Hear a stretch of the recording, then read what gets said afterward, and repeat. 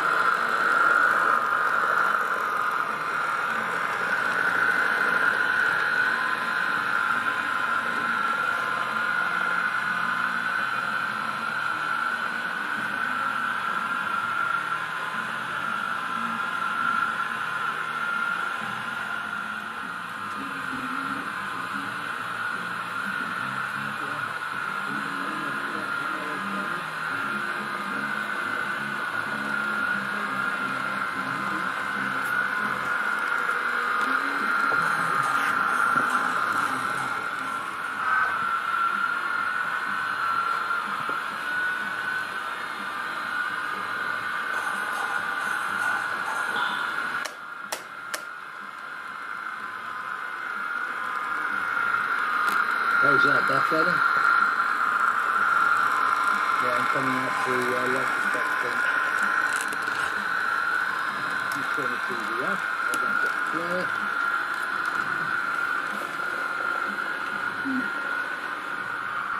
Not much I can do about that.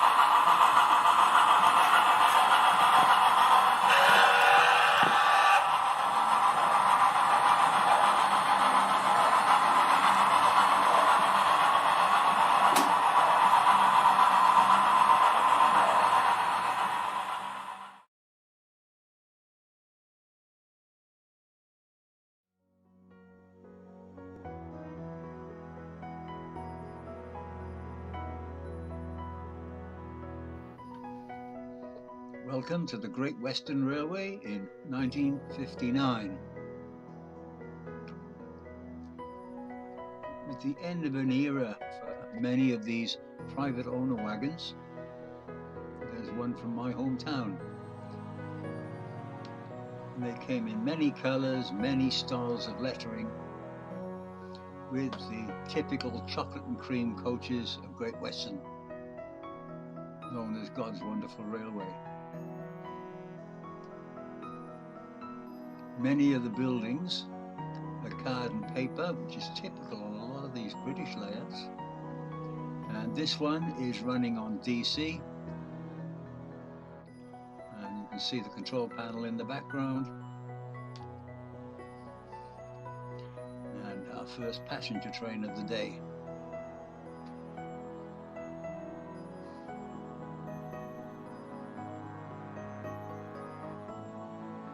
Plenty of industries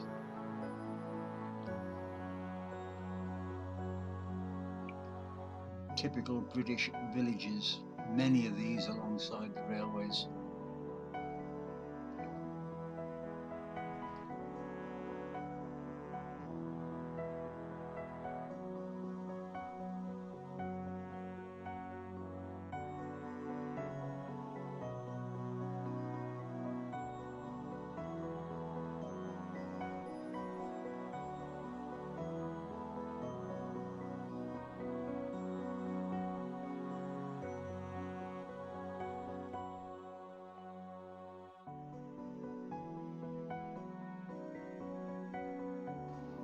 Passenger trains did run quite quickly back in those days.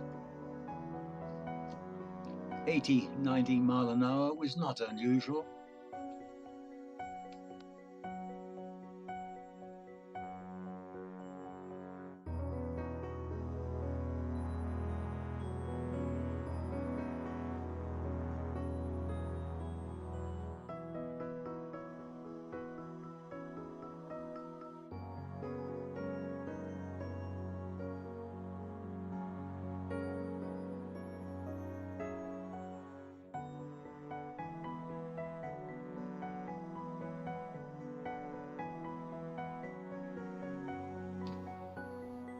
Here we'll see a demonstration of the uncouplers on this layout.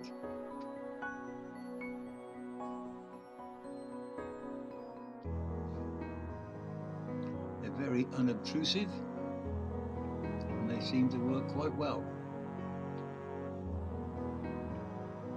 And the uncoupler went back down. They look like short check rails just before the turnout.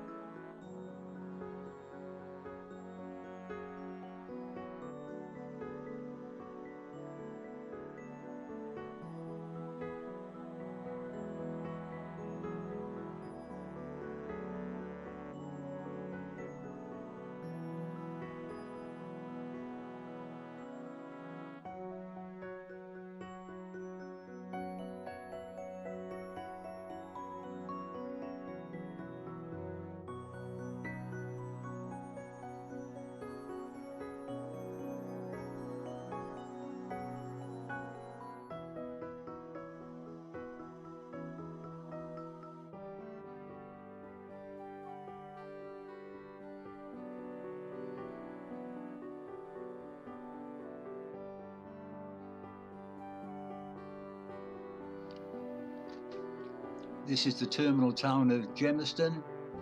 Change here for an alternative train going up another branch line.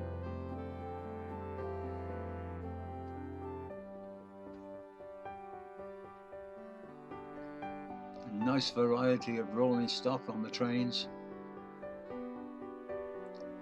and brightened by the occasional private owner wagon.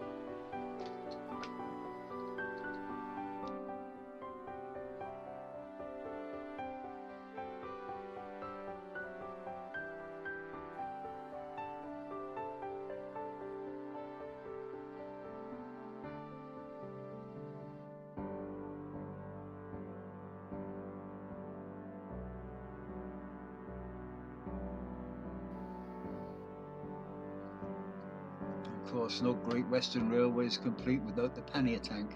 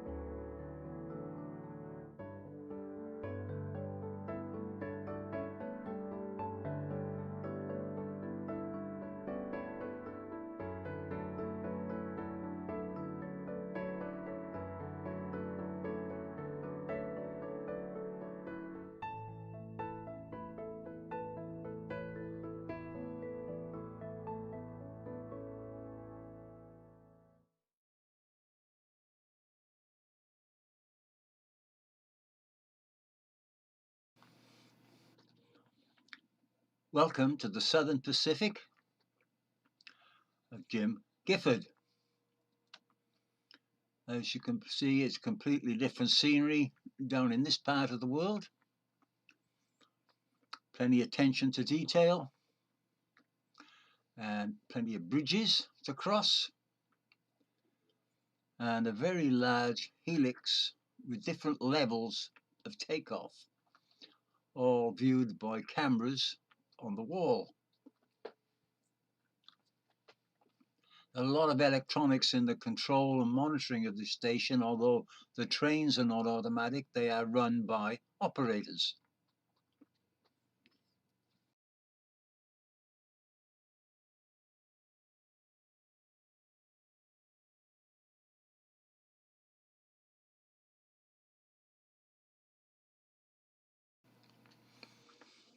As I said, plenty of attention to detail, as long as you don't look too close, of course.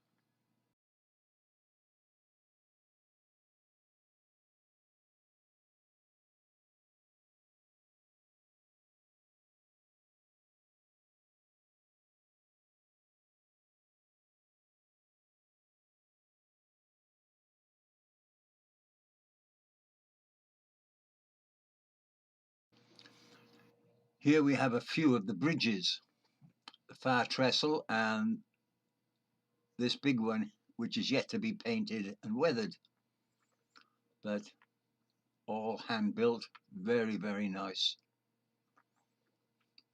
The camera showing the different parts of the helix and the staging,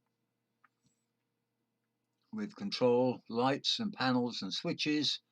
All detection circuits are in the track to give the correct indication of which track is which.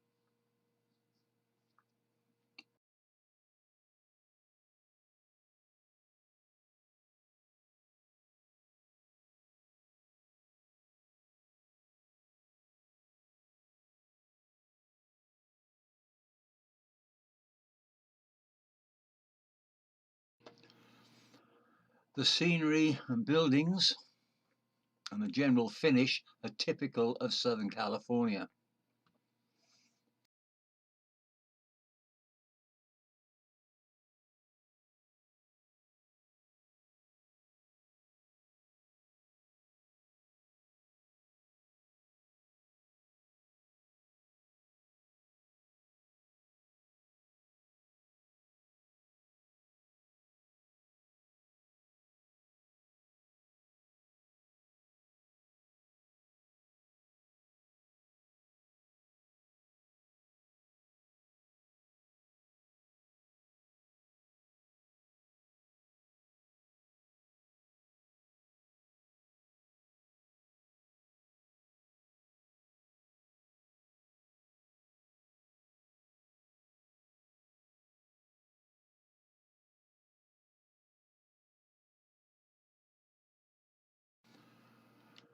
I'm told we're expecting a pair of locos, and here they come.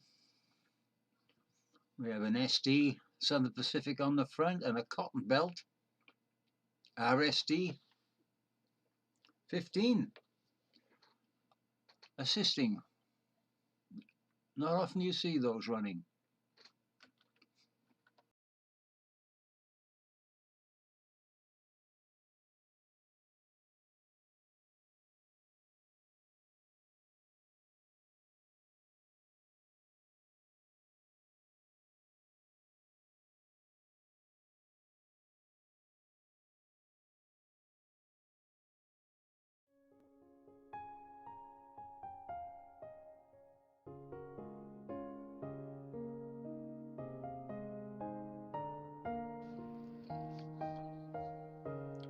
Welcome to the N-scale layout of Jeff Lee, MMR. A beautiful layout, which unfortunately no longer exists. He's taken it all down and rebuilt a new one. I'm looking forward to videotaping the new one.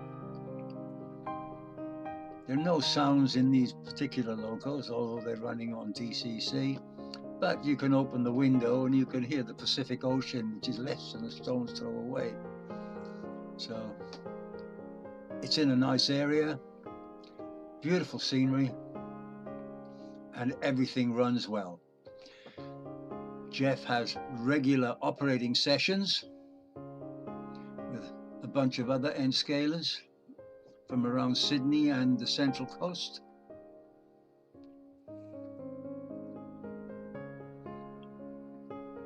And unusual for some end scalers is running it at a good speed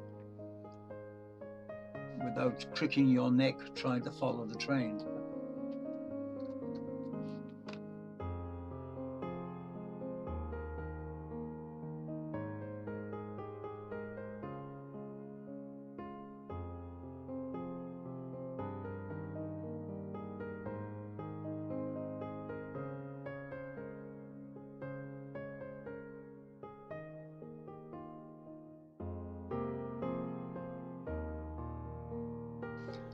A variety of lighting effects and some animation brings the whole layout to life besides just the logos.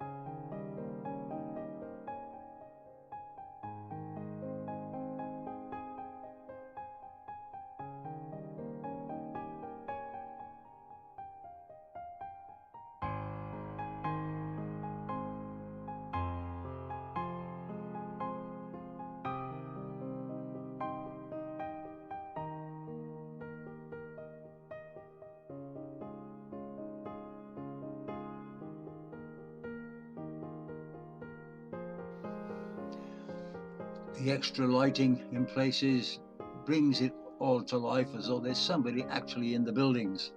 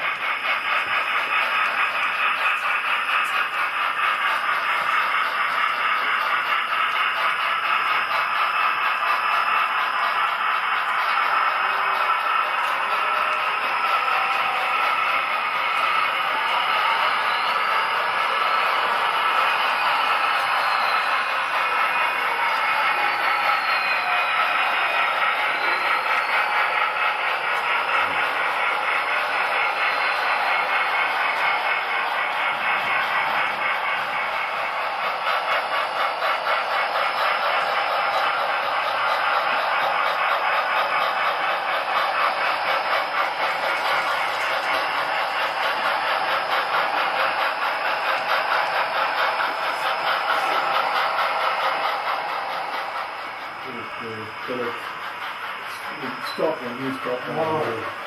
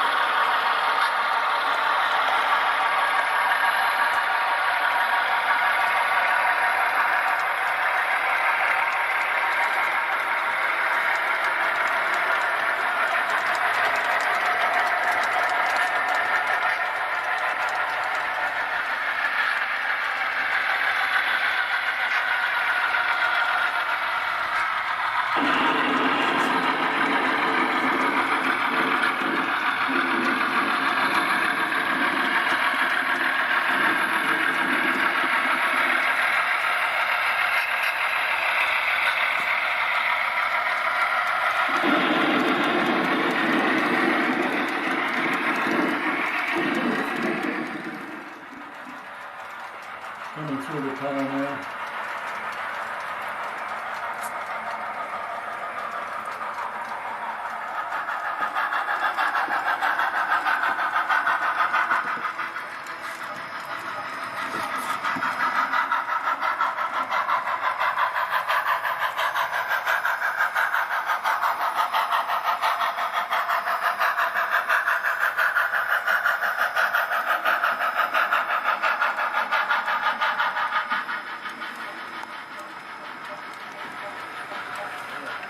Stop it for the station.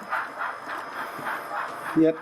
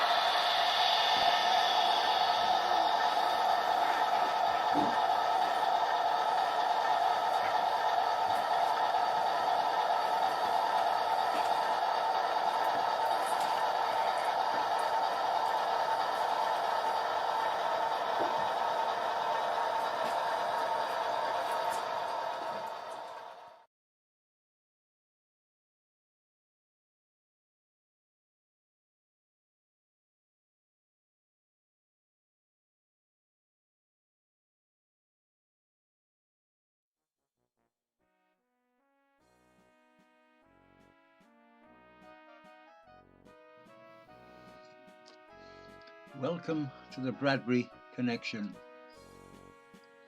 This is a British layout in the Southern Highlands, south of Sydney. It runs on DC.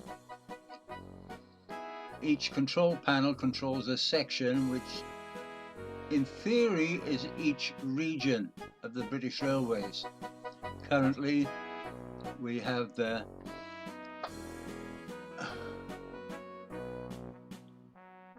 Prime Minister at the time, looking diesel, pulling the chocolate and cream coaches. There's plenty of detail on the layout besides looking at the size of it. You start at one end, you take a cut lunch with you to make sure you survive. All but one of the buildings on the layout are card and paper. There's one small building which is a European plastic kit. All the locos run very well. The drivers are pretty good. They don't try to have race cars with them. You can have a crew of 6 or 8 people for a full operating session. Each operator would operate one section and pass it to the next section as the train goes across the layout.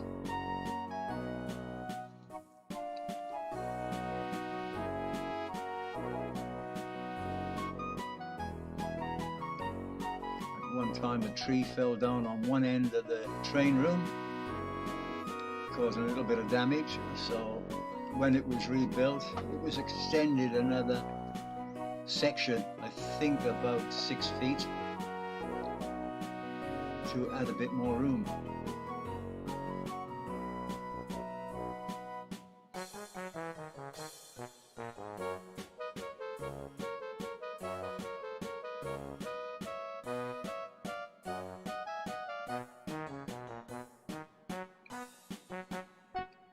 You can see the sheer size of the room.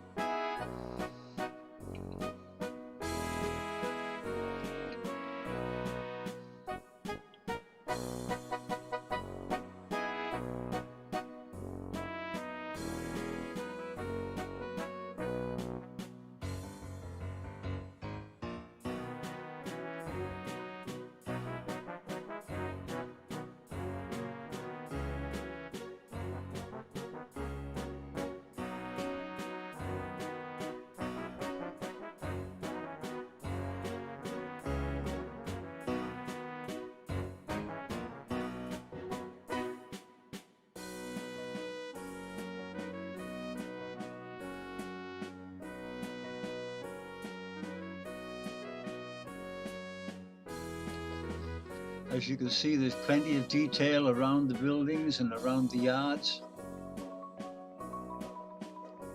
Very clean and very well looked after.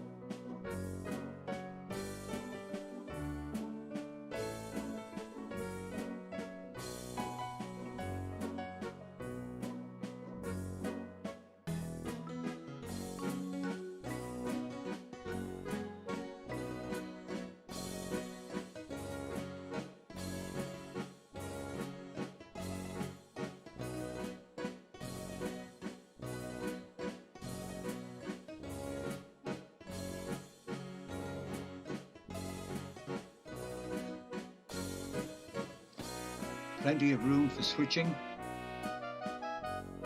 and plenty of industries to be switched.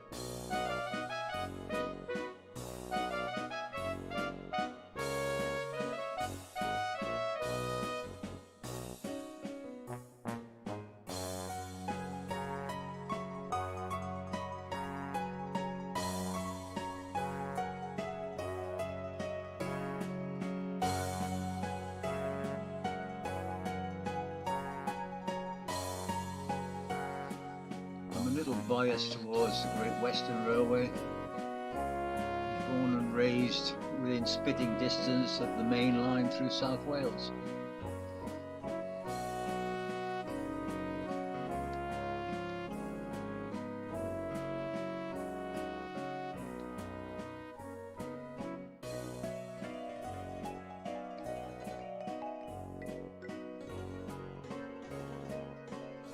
Thank you to the crew at the Branbury Connection for giving us a good run around the layout.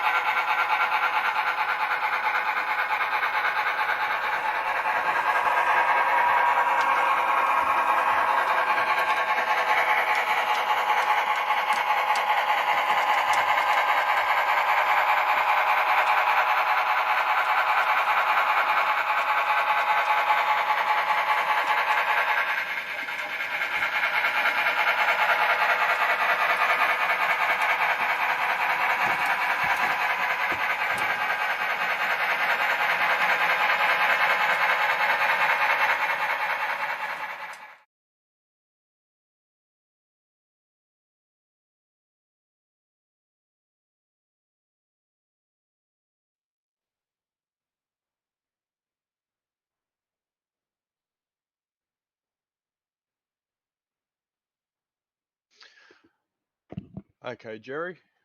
Great range of videos there again. We'll quickly go through some of the questions that have come up here on Facebook and YouTube. And I see you have been over there and answered a couple, but Dave and Robert asked, what software do you use to edit your videos? I use the Corel Video Studio. It used to be ULead. That was taken over by Corel. It's what I've been using for about 20 years.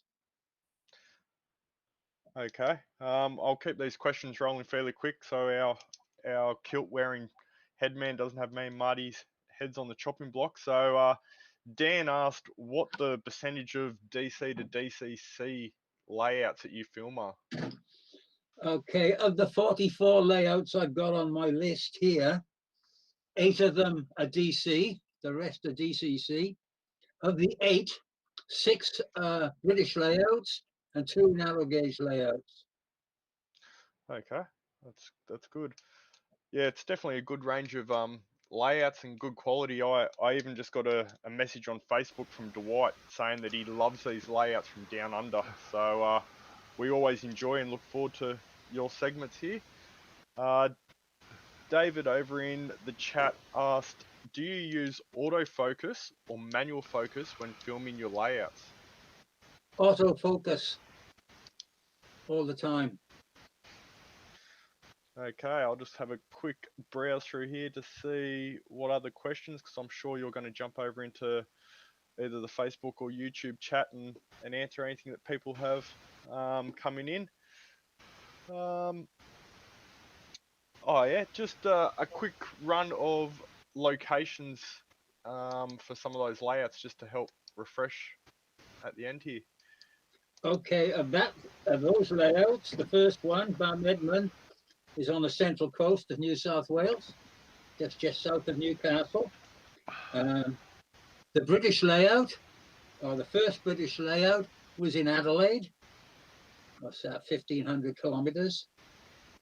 Southern Pacific was also in Adelaide. The N-scale layout was about 90 k's south of here, on the waterfront in Sydney. Short north, that again is about half an hour north of me here on the central coast. The other British layout was in the Southern Highlands. That's about 200 kilometres from here on the south side of Sydney. Cedar Valley, that's on the central coast as well. Perfect. And the next set of videos, we've got Sydney, Brisbane, Dorrigo, and Melbourne. So yeah, they're from all around the place. Perfect. I think you've got a stash of videos that would nearly put Netflix to shame. So we look forward to it, and I think it's about that time of night again, Martin.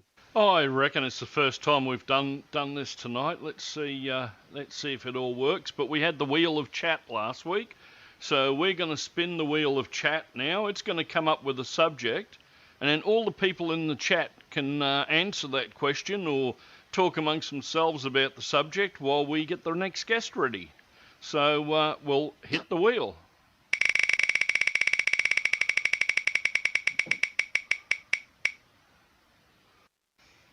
And the question is N-scale lost in the hobby? So, well, there should be a few colourful replies from that. So we'll head over to here, get Adam set up, and thanks very much, Jerry. My pleasure. See you next time.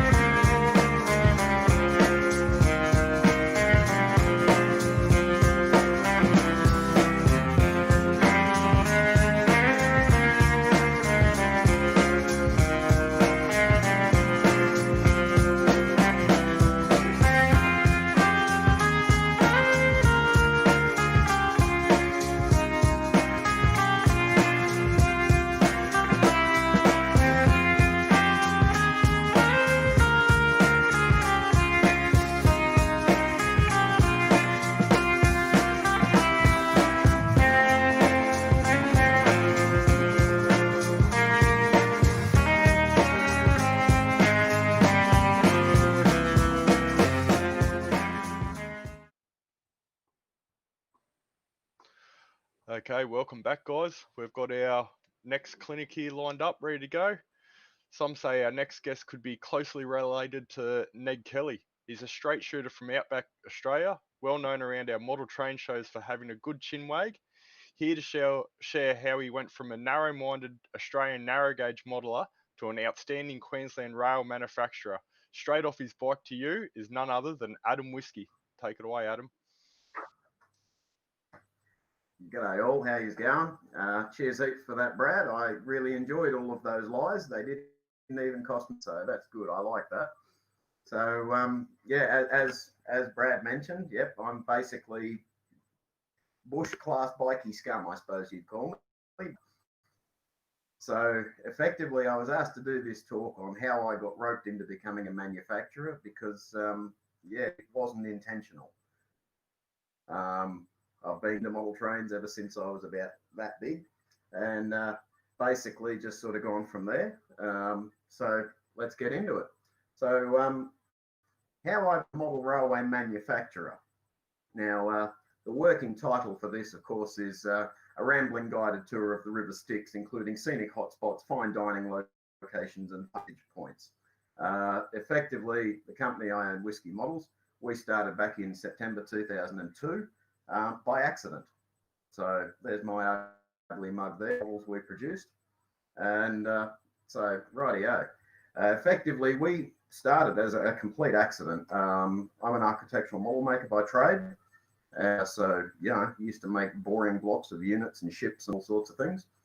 And I was approached by a gentleman named Bert Kingston, whom those of you who are familiar with the motorcycle racing world would know him from, he was the world champion in speedway racing back in the 60s and early 70s. And he approached me to make some models of a little butter wagon for him. And I took a trip out to the Workshops Rail Museum at Ipswich, just west of Brisbane, to try and get some photographs of the prototype so I could model it. And that was all fine. As soon as I asked the people at the gate where the butter wagon was located these days, and they found out I was trying to make models, they bribed me with coffee and pulled me aside to bend my ear and have a chin wag and started asking me if I could make models for them. So effectively what happened was that I was left in a position where the amount of models needed was far and away more than I could make when everything was being made from scratch. So what we did was we approached quite a few different local manufacturers with interesting reactions. And we went from there, and in the end we approached one, which was Rusty Smith, formerly of Hannibal Model Casting. And he turned around and said, mate, I'll supply you, but if you're interested, do you want to buy the business? And at the time he had some Queensland stuff and some New South Wales stuff, about 100 kits in all. And I flat out just said, well, I'm not interested in that New South Wales garbage because I don't know anything about it. I'm not passionate about it. And I'll effectively can't do it anything except a disservice. So I sort of got roped into the Queensland side, and it went from there. So what we took over Rusty from Hannibal was around 100 polyurethane kits of locomotives, wagons, coaches, buildings, four-wheel wagons, detail parts, lots of things, all of which were handmade patterns. Now, I should point out that the Queensland market, when we started, consisted of 48 modelers. On the planet, I had all of them's name, address, and telephone number. So it was a really booming market, you know. Effectively, what happened was that because Queensland Rail is narrow gauge, we run 3'6", and we run the largest narrow gauge network on the planet, with some of the biggest trains in the world. But that's a story. So when we're modelling, we run with HO scale. We run HON 3.5 or HON 42, as some people call it, or the Europeans call it HOM. But it's basically the old TT gauge. 12 millimeters is the track gauge. So effectively, where it was at when we started was there was a very limited availability of basic things like axles. Your bogies had to be made. So effectively what you used to do, we used to make a little spacer out of polyurethane, which was a new bolster. And so you'd have to cut the old bolster out in standard HO gauge and glue the new ones in, which was a bit, how's your father, shall we say? So effect happened was it was supposed to be a part-time business. It just never was, just because the minute we took it over, the phone started ringing and it didn't stop, and well, it hasn't stopped for 8 years. So we effectively just kept working and working and working and didn't sleep. So, you know, that's a couple of the kits we did, a very small selection, and away we went from there. So we got to a stage where we had about 330, I think it was, products. And it was at a stage, business was kind of stable. We were never going to make a mint out of it, but you get that. It was just something that, it was an honest living. It was something we enjoyed doing. It was something I was passionate about. And it was something that, it was just a nice sort of casual, if not cheap lifestyle. So basically, in the end, we got to a stage where the business got to a point where if I was personally casting the items, there was not enough hours in the day for me to keep up with the orders, particularly the wholesale side of it with the shops. So we outsourced the casting to a lovely bloke in New Zealand who passed away about 6 months ago. And then we ended up that we got to a stage where we started playing around with this newfangled system called rapid prototyping. This was not the sort of fancy your home-based machines that you can get now, like your FDM machines and all of that. These were the early forms of SLA printers that you could buy, and they usually had a starting price in Australian dollars of 300,000. So they weren't exactly cheap nor pocket-sized. But from that, what we found was that we could sit down and lock ourselves away and ignore the phone and carrier pigeons and all of that, and produce a drawing from scratch within sort of around about a week to 2 weeks, have a pattern or a master come back within another fortnight. And so within a month of deciding, hey, let's give this a go, we'd have something that we could work on. And in a few weeks of that, we could release it as a kit. So it really opened us up to, we could produce more things. And once we really started growing the number of products made, the market started to steadily grow. We pushed ourselves through anybody who looked even remotely like a shop. So, you know, it was one of those that we figured the more we could promote it and the more we could get it out there, particularly within Queensland, that the more it would grow. And so therefore it would mean the more we could produce. So that was the idea. But the one thing we loved about the rapid prototyping was when you're hand making patterns, you know, there's only so far you can with your little eyeballs, but with rapid prototyping you can zoom in infinitely. So, you know, doing things that are 0.1 of a millimeter and all of that is not a great hassle. You can actually have. So these are a couple of the things, just as an example of what we did. I mean, these are just screenshots from AutoCAD. Up in the top left there, that's an OS 1502 class. That's one of, there was 3 different classes that QR had that were basically similar. And that was one of our more popular kits that we, and then the one on the right is a Queensland Railways A-class wagon, which these date back in some form to around 1865, and different variations of them lasted right up until about 1989. So they got a fair old run out of them, because in Queensland we never like to throw anything away. So, and again, I mean, the top photo there that's from Arthur Hayes. That's a photo of our, on the left is the DF open wagon, and on the right is a standard single door F wagon. And these are all 4-wheel wagons that we would produce with rapid prototype patterns. The sole bars, or the sides where the axle boxes are mounted to, that was actually done using low pressure injection molding, which was something that we played around and experimented with, just because the Queensland market is such that at the time there wasn't enough finances in the industry to justify spending $10,000 on making a high pressure injection molded tool.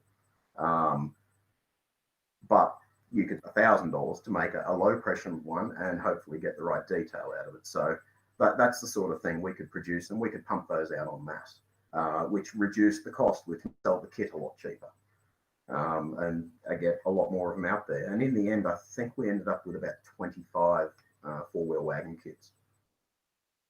So On the bottom there, close up showing some detail. That's part of a Rhodesian Railways, it was Zimbabwe now, 33 class, which we were commissioned to do for a bloke over in Africa, and just showing some of the details. So if you look on the exhaust there, those little vents on the exhaust, they're actually 0.15 meter across. So the beautiful part about rapid prototyping with these unbelievably expensive machines was that the resolution you could get was just, and using silicon rubber molds to reproduce them on a commercial scale, using the right rubbers and the right resins and things like that, you could actually produce unbelievable detail. I mean, if you weren't careful, some of these things would even reproduce a fingerprint. So yeah, Masters was one of those things that was never handled. So in 2010, we took a gamble on producing our first steam loco kit.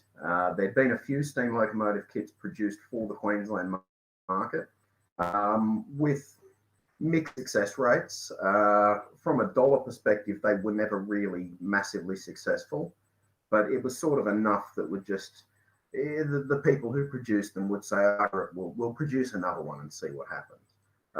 But it was never something that was really going to take off as a long-term venture.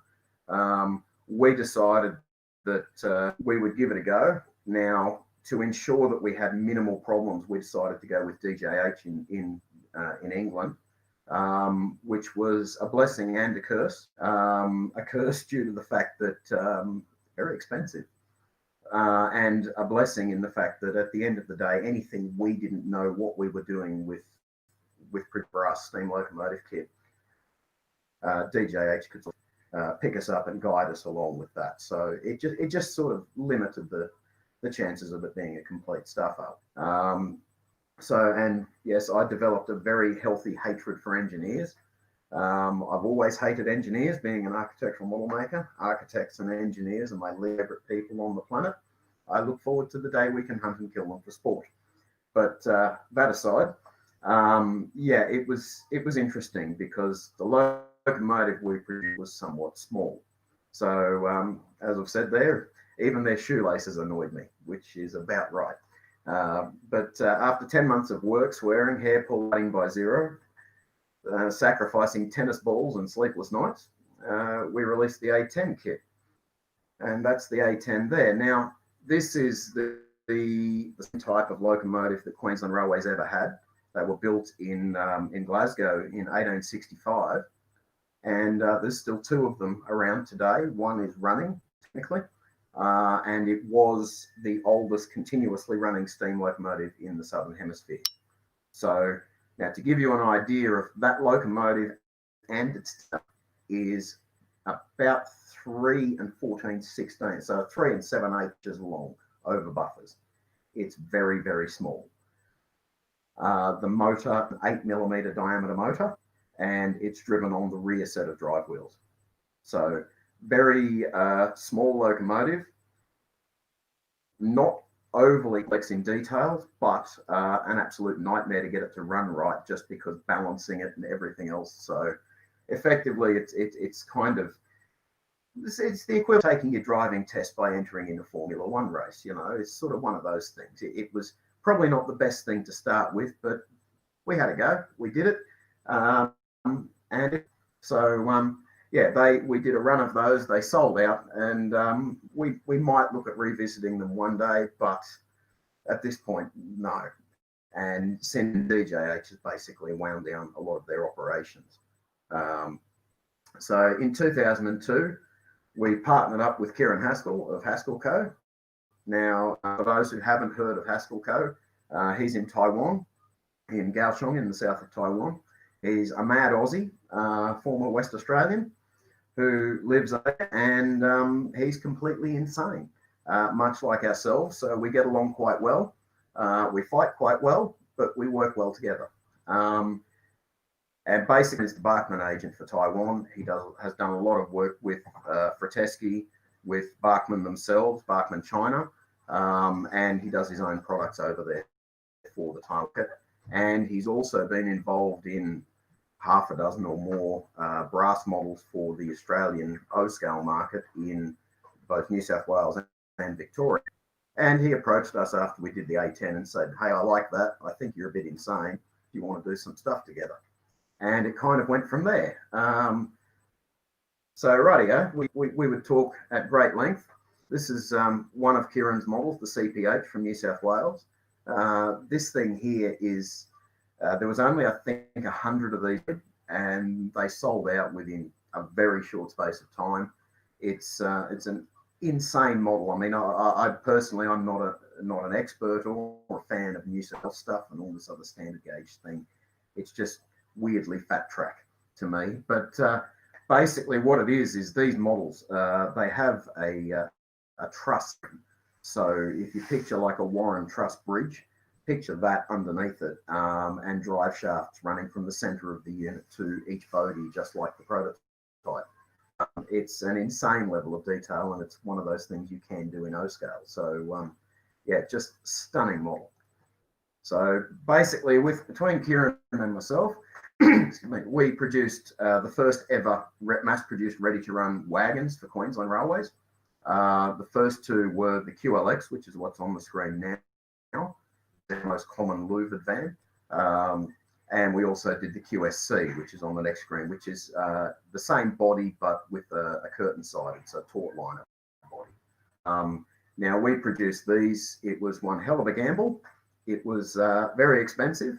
And it's one of those things that, you know, as a customer or a modeler, we tend to look at our models and we think, oh, wow, these are great. And detail, I love this, and I love all these little bolt heads and all of that. Well, allow me to tell you, as a manufacturer, when you're doing the first one ever for the market and you have no idea if it's going to work, when you're paying that final bill and you're doing the transfer online, looking at that bill and seeing that it's actually more than what you owe on your house, I don't care how good the model is, it's just a toy. When it comes out that particular minute, it's just a toy. But we did it. They were very well received. People loved them. We sold out of the first run. The second run very nearly sold out, and the same goes with the QSC taut liners. The second run of those is nearly sold out, and they've been very well received by the public, and the market has really grown as a result. So we did those, and then after that, due to insanity and lack of sleep and lack of knowledge, we actually produced this from the minute where I said to Kieran, hey, what do you reckon we do a wagon? To the day we released was 3.5 months. It was 3 months and 11 days from the day we started until the day we released, which apparently is a record that no one else has done. And yeah, there's very good reasons why no one else did, because yeah, that was 3 and a bit months of no sleep. But we did it. It's a feather in our cap, I suppose you'd call it. But we've done it. The market is growing. So effectively, straight after that, we released the KOJX cattle wagons. Queensland is the only state that's still sent by rail, and it's one of those very iconic things.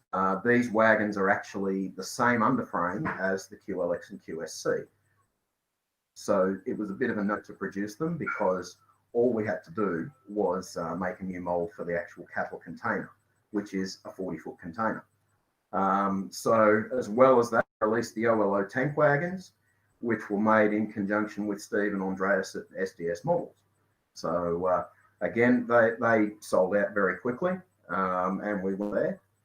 But the KOJX cattle wagons are also on their second run. So in all, we released 4 ready-to-run wagons within 7 months.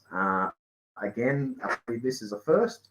And, well, I can say honestly, now we know why it's a first. It was insane, but we did it.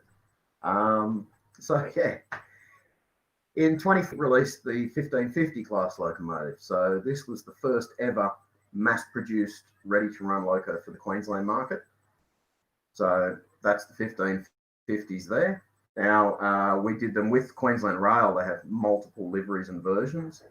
So the above livery in the blue there, that's the original livery. Modified nose, hence the D means driver only on the running number there, which was a modification they did in the early 90s. And then on the bottom right, that's what they call the corporate. sometimes called Broncos after our local football team. The image on the bottom left, if you look at that, what that is every manufacturer would be familiar with these. That's your Tampo print sheet, so, or your color sheet. What that has is a list of every single color, and if they're using masks, Tampo pads for printing, it lists every single color with the Pantone numbers, which is the global standard for coloring. So that way there can be no confusion when you're producing it between what color goes where and what shade or anything like that. So just the design side of it, which I did myself, took about months for the 1550s, and just the coloring for getting that bottom left image, that in itself took about another month and a half. So there's a fair bit that goes into these things that most people don't see. It's not quite as easy as just, you know, here's some money, make this for us. So pretty much straight after that, within a few months, we released the 2400 class, which was effectively a 1550, just at 4 modifications. And yeah, so that's it there in the corporate livery, but that's got the original high nose. So, and then with that, we also did the bicentennial. Back in 1988, for the bicentenary of Australia, Queensland Rail painted 3 locomotives, one of the 2400 class, one of the 1720 class we've also done, and one of the big 3100 class electric locos that run up in central Queensland on the coal trains, were painted in this rather interesting livery to celebrate the bicentenary of Australia. So we released this one. We only made 100 of them, and they actually sold out in 3.5 hours. It was just under a day. So basically straight after that, we turned around. Effectively what we've done is we've just worked non-stop. So our attitude is that we'd rather build the market and build on more models, and effectively, hopefully, fingers crossed, touch wood, everything allowing, we might make a profit. Our attitude is we plow everything back into the business so that we can grow it. Now, with the 1550s, by the time we released the 24s, we've already done the artwork for the 1720s, which is these ones here. Now, in the top there, the artwork you can see, that was the design that we did here in-house. You see the artwork that you quite often see in magazines and things. What a lot of people don't know is all the weird and wonderful colours. Basically, every colour is a different component. So sometimes you'll see where there's groups of colours, and that indicates all the parts from a specific mould. So that's basically just a quick explanation of how it all works. But here you can see photos of them in production. So there's, as you can see, there's multiple versions, and all of that as per usual. So, but this is how it works. And then once we'd gotten those out, within about another 4 months, we released the 2100 and then eventually the 2470 class, which is very similar to the 1550s and 24s we'd done earlier on. So basically got us up to that point where we decided, right, we've got that in control, let's have a go at something a bit more fun. So Bridget, my darling and long suffering wife, and I decided effectively we'd give this manufacturing joke a go here in Australia, which, yeah, why not? How hard can that be? So we started into it, and it's something we've been talking about for years. With the variations in the US dollar, with the variations of the political systems and else, it makes it very hard to actually work out what something's going to cost you. Between today and tomorrow, it could change quite dramatically. So we always thought, well, why can't we do this here in Australia? And so we took our first steps at having a crack at that. And thus far, it's all sort of ticking along. So it turned out, though, that it could be diabolically hard. So, yeah.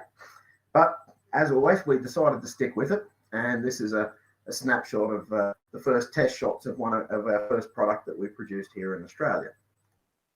So the tooling design was done here in this house, and then we are going over to China. So the molds we get made in China simply because you can't get anyone in Australia to do them. Effectively, in Australia, we are, if you want to get an ice cream tub, green container, or a flower pot made, no problems. But anything smaller or more intricate, you're stuffed. So basically, we had to go to China for that, and then we bring back to Australia and we get them injected with plastic locally. So this mold here, that's for our brake rigging tool, which I'll show you in a minute. So all up, there's about 303, I think it is, if I remember correctly, pieces in that mold, and that produces one sprue that's about 6 inches by 3 inches. So yeah, and that mold is about 18 inches cube, and it weighs about 350 pounds.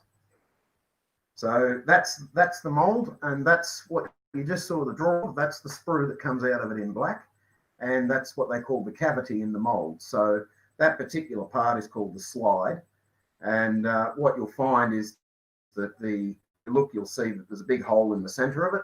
That's the injection port. Okay, so the tool post will slide into that, and the plastic will be squirted through the center. It's usually clamped at about 250 tons of pressure, and the plastic is injected at about 225 ton. And the plastic is always injected at a slightly pressure than the clamping, so that otherwise you end up, it tries to split the mold, and that will give you flashing between the parts. Okay, and also thicken them up. These parts are incredibly small. If you look, if I can find my cursor, it's there. Okay, these are what they call door bangs. Our open wagons, or gondolas as you call them in the States, have drop-down doors that open on the sides. And so to avoid a shunter dropping those doors open, bashing out the axle boxes or the brake rigging or anything else, they have these little metal stirrups that hang down, and they're 0.6 meter wide and 0.3 of a millimeter thick. So effectively, they're a very, very small item. They've got 2 little bolt heads on them, which you can't really see there, but they are there. But they come up nicely once they're painted. So then, of course, there's the brake rigging, and you've got the handbrake lever right here. So things of that nature. So this is the HJS when it's built. That's the open wagon. So right here, you can see these door bangs I was mentioning. Okay, and then that's the 3D artwork that we did to design the mold. And again, it's the same as what you saw on the 1720. Every color is a different piece. So this here is the first produced, ready-to-run wagon to be made in Australia since the 1970s. So it was a very big gamble. It was a lot of work. A lot of very, very sleepless and terrified nights, but we got there. And you know, I mean, the orange component you can see in the middle here, that's the metal.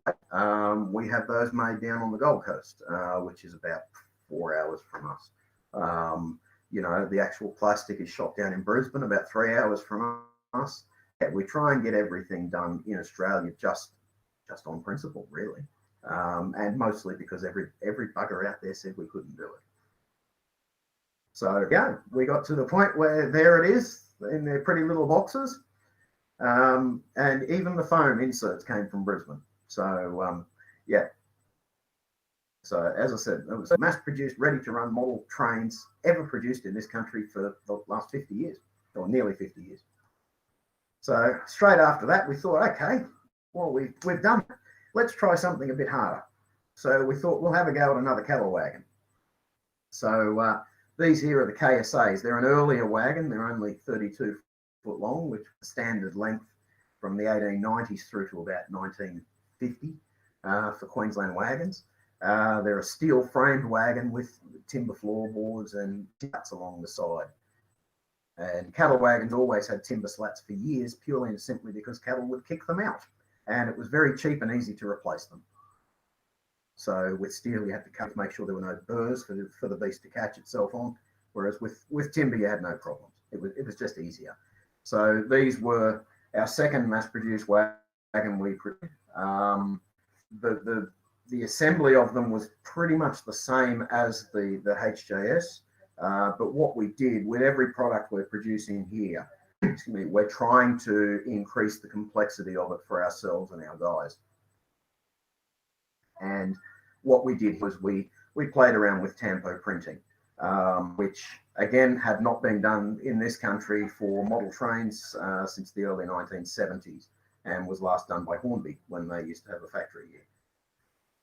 So that was an interesting exercise, but we did it. A lot of very, very steep learning about inks and different viscosities and everything else.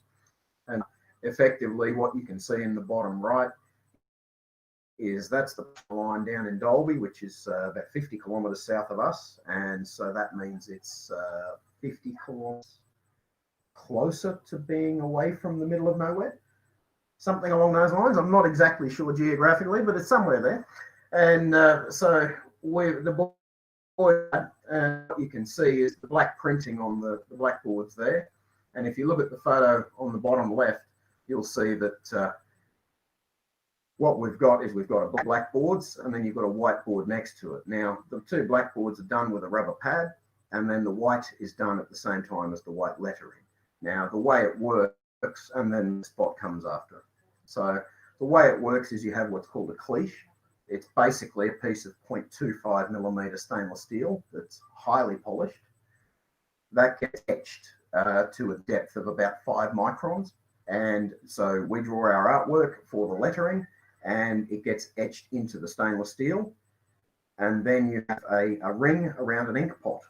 And if you're familiar with screen printing, it's kind of an inverse version of that, where the ink pot will slide over the impression, the etched surface, and then it will slide back, and the little ring around it will remove all the excess ink, and just leave what's been deposited in the ink or the cliche. And then after that, a pneumatically powered rubber pad will press down on it at about 80 psi, and then it will pick up, move forward, and then down on the model. And then the model just sits on a jig that we make up, but it's nice and handy so that the boys can just put it on, take it off. And the difference between this and, for instance, is that decaling for this, you'd have, 3 different decals that we'd need to apply. We could go multicolour, but we'd have 3 separate decals. So that'd probably about, at best, 2 minutes each side. So 4 minutes per wagon and everything else. Where, excuse me, the biggest thing we wanted to demonstrate was that we could product here for the exact same price as what we can do it in China, which might have been slightly insane looking back on it, but we've done it and continue to do it. So what's actually happened there by doing the printing, the last time I looked at the screen on the machine, I think one of the boys who was doing the printing was up to 80 prints per hour. So it's a little bit quicker. And so that's the beauty of this system. The downside is that it's a 20,000 machine and all of that. So, and then because it's 2020, someone left the tap running. So with where we live, we basically get no rain for about 11 months, and then we get about 5 years worth of rain in a couple of hours. So yeah, now that's actually that photo is taken probably 100 feet behind me over this way, and that came right in downstairs where we had the office and the shop and everything else and all of our wear, and that came in through there, and that was just lovely. So to get up to that height, the water had to rise 8 feet, which it did in 15 minutes, which that was interesting. But effectively, we got over that. And so, yeah, our factory is no longer here. We don't have production. We've outsourced that to Dalby, and we're actually in the process of building something a little bit bigger and better to continue as a full-on model train factory out here on the Darling Downs in Queensland. So effectively, there's a lot of new things we're working on. There's a lot more bogie to produce. We've got doors and windows that we've announced very recently. They should be getting released in the next couple of weeks. Australian-made paint starter sets just to try and get people into QR without busting the bank. You know, the grey thing over on the right there, you can see that's a Queensland cement bin. that they ran around for about 4 years on our system on a multitude of different wagons. And so, yeah, there's all up, I think we've got about 25 projects in the works right now. But we've got, touch wood, we'll have between 2 and 3 new wagons that are produced here in Queensland being released this year. And then another 2 to 3 following that next year. But there's always plenty going on here. We're always sort of snowed under with everything, but that's all right. So we just keep plodding along and trying to make the best models we can. And as I've said, if we can do it here, we will. So, but as I always say, is we shall see how we go. So I'll hand it back to Brad, and hopefully you guys enjoyed it. If you've got any questions, feel free to ask. Right, thanks, Adam. Great insight to how you do your manufacturing. I've got one quick question. As you know, I'm a keen HO modeler, a normal modeler, and I've got one of your narrow gauge things in a bucket of warm water down here, and it's not growing to fit onto the layout. Can you tell me what I'm doing wrong?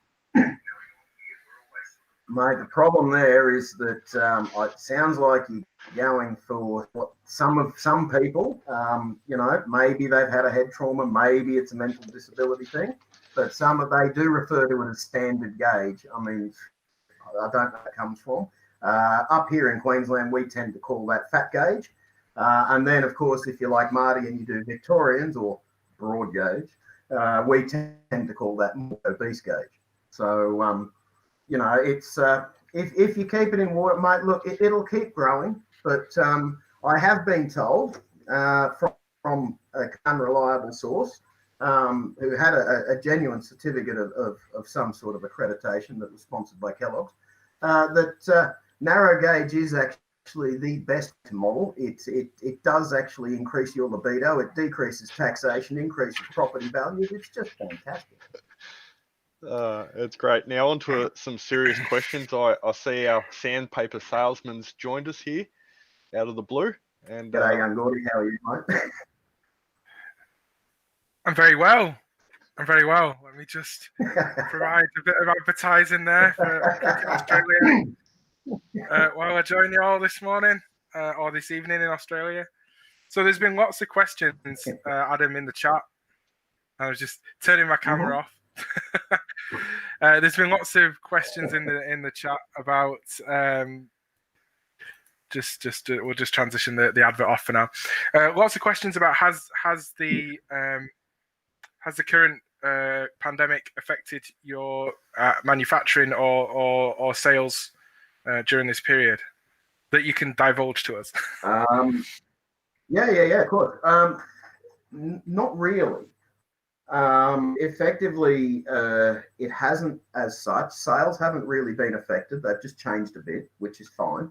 So that, you know, I mean, every man and their dog's got a bit more time than everything else. So let's be honest, you've got two options. You can either go to the pub, except they're closed, or you can go and spend time with that strange creature we all call the wife. You can go to the layout room. So the layout room it is. So we've all got time on our hands, so let's get some models done. Seems to be the attitude. So far as the manufacturing side of it, this is one of the advantages we've got with doing the manufacturing in-house and doing it here and having our guys literally half an hour's drive from us, is that it's all nice and close, so we're not really affected by much out here. But I know that within the industry and within China itself, there's a lot of problems. I know that there's at least 3 or 4 tooling makers, as in mold manufacturers, that have gone bankrupt. There's a lot of shipping. Shipping is insane at the moment.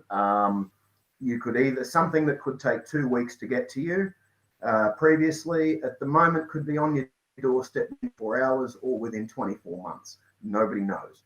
It's literally just luck of the draw. So shipping is one of those really insane things at the moment. There is a lot of financial problems going on for not so much the manufacturers, but the guys before all of that who do the tooling design and that. So it's really hit them hard. And so if people outside of Australia wanted to get a hold of your models and maybe you've inspired them to start modeling things that fall off the track. I mean, narrow gauge. If you've inspired them to model narrow gauge, and in particular, have a model of a kangaroo, which I'm sure our friends at miniprints.ca, our NMRAx sponsors and NMRA partners, could provide you with a 3D printed kangaroo.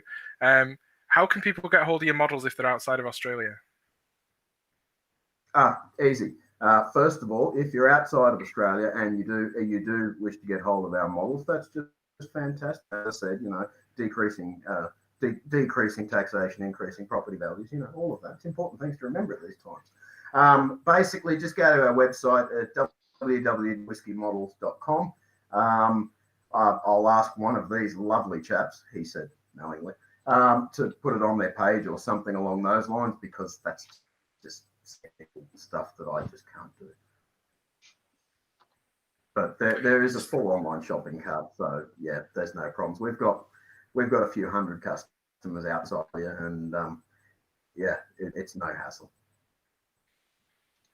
So do you see yourselves as a manufacturer? You literally do HO scale. I know that you do standard gauge and narrow gauge stuff for people that want to run 16.5 narrow gauge stuff on 16.5 mil wide track, which is a bit mental. But anyway, do you see yourselves expanding into other scales, or because there's a lot of narrow gauge modelers in the North America that model O scale? Do you see yourselves expanding into different scales? Well, it's funny you should say that, because I mean, the O scale market is something that I've actually looked at a little bit. We're one of the only companies in Australia that doesn't pre-sell our models or do pre-orders and all of that. I don't believe in it. Nothing against the other companies that do, but so far as my thoughts, it's theft. I don't like it. I don't agree with it. Right? That's just me. I'm very old-fashioned and stupid. So when we made the QLXs and other things like that, you're talking 5 to 6 figure bills for doing that. So, to earn the money to do it and everything, I spent most of my time sitting on CAD patterns and masters for most of the kit manufacturers in this country and a few others. And most of those were in O scale. So it was quite interesting for me to look just what sort of interest there is in it. And I can't see us getting into other scales within the next sort of decade. But who knows? I mean, there's just, and the only reason I say the next decade is there's just too many things we've got on the books that we want to do, both personally and as a business. So that's the only thing. But eventually, yeah, I'd like to. So without giving away any IP, what do you see as being the next big leap forward in model railroading manufacturing? As in the next big thing that everybody's going to have as part of their ready-to-run models? Realistically, that's hard to say. I mean, I think that the thing that people are going to have as part of their model over the next decade, I think, without any shadow of doubt, is going to be rapid prototypers and 3D printers. I mean, just due to the whole cluster manufacturing within China and everything else, the prices are through the floor. I mean, we bought one of those Anycubic photons. We actually bought two of them, just because when they came out, I looked at it and I thought, bugger, mate, it can't be that good. So I thought, stuff it, let's buy it and have a go. And we bought it. Now, the quality of prints coming out on it, on a machine that has now been far surpassed by other machines, that's a machine I can go onto eBay or anywhere right now and buy for $300, which is nothing. The quality coming out of it is as good as the products I was paying $1,000 for a patent for 10 years ago on a $300,000 machine. It's insane. And you can do that with a machine. You can hop on the internet right now and have it on your doorstep in 48 hours. And that honestly blows my mind. So where the hobby's going to go, it's going to go further and further along those lines. And the only thing that's really lacking in that is the average person having the skill to do 3D drawings, which even that's changing. Now you've got Tinkercad and all of these, and SketchUp and all of these other 3D software programs that you can get for next to nothing or free. And they will get you, okay, they're not quite up there with AutoCAD or SolidWorks or something like that, but by God, they're close. And, you know, more than sufficient for what we as average modelers will ever use. And, you know, the more people practice and all of that, there's some insane models being made on free software and then dumped out on a $300 printer. It honestly blows my mind. Well, Craig Mackey has asked a question that's very relevant to this, because I've noticed that when things come off a 3D printer, they need cleaning up. So he asks, do you use sandpaper on your models when they come out of the 3D printer? Now, Craig asked that question completely independently, did he, Gordy? He asked the question, that is the question. Do you use sandpaper at all on your models? Gordy wants to know. Nothing to do with Gordy. No. No, well, effectively, we on the early prints we used needed cleaning up, like the ones we got on these $300,000 machines. You'd have to actually sit there and hand polish them and clean them up so that they were ready for casting. The stuff that's coming out on them now, that, as I said, cost nothing, they don't need any real cleanup. And if they do, try reorient the machine.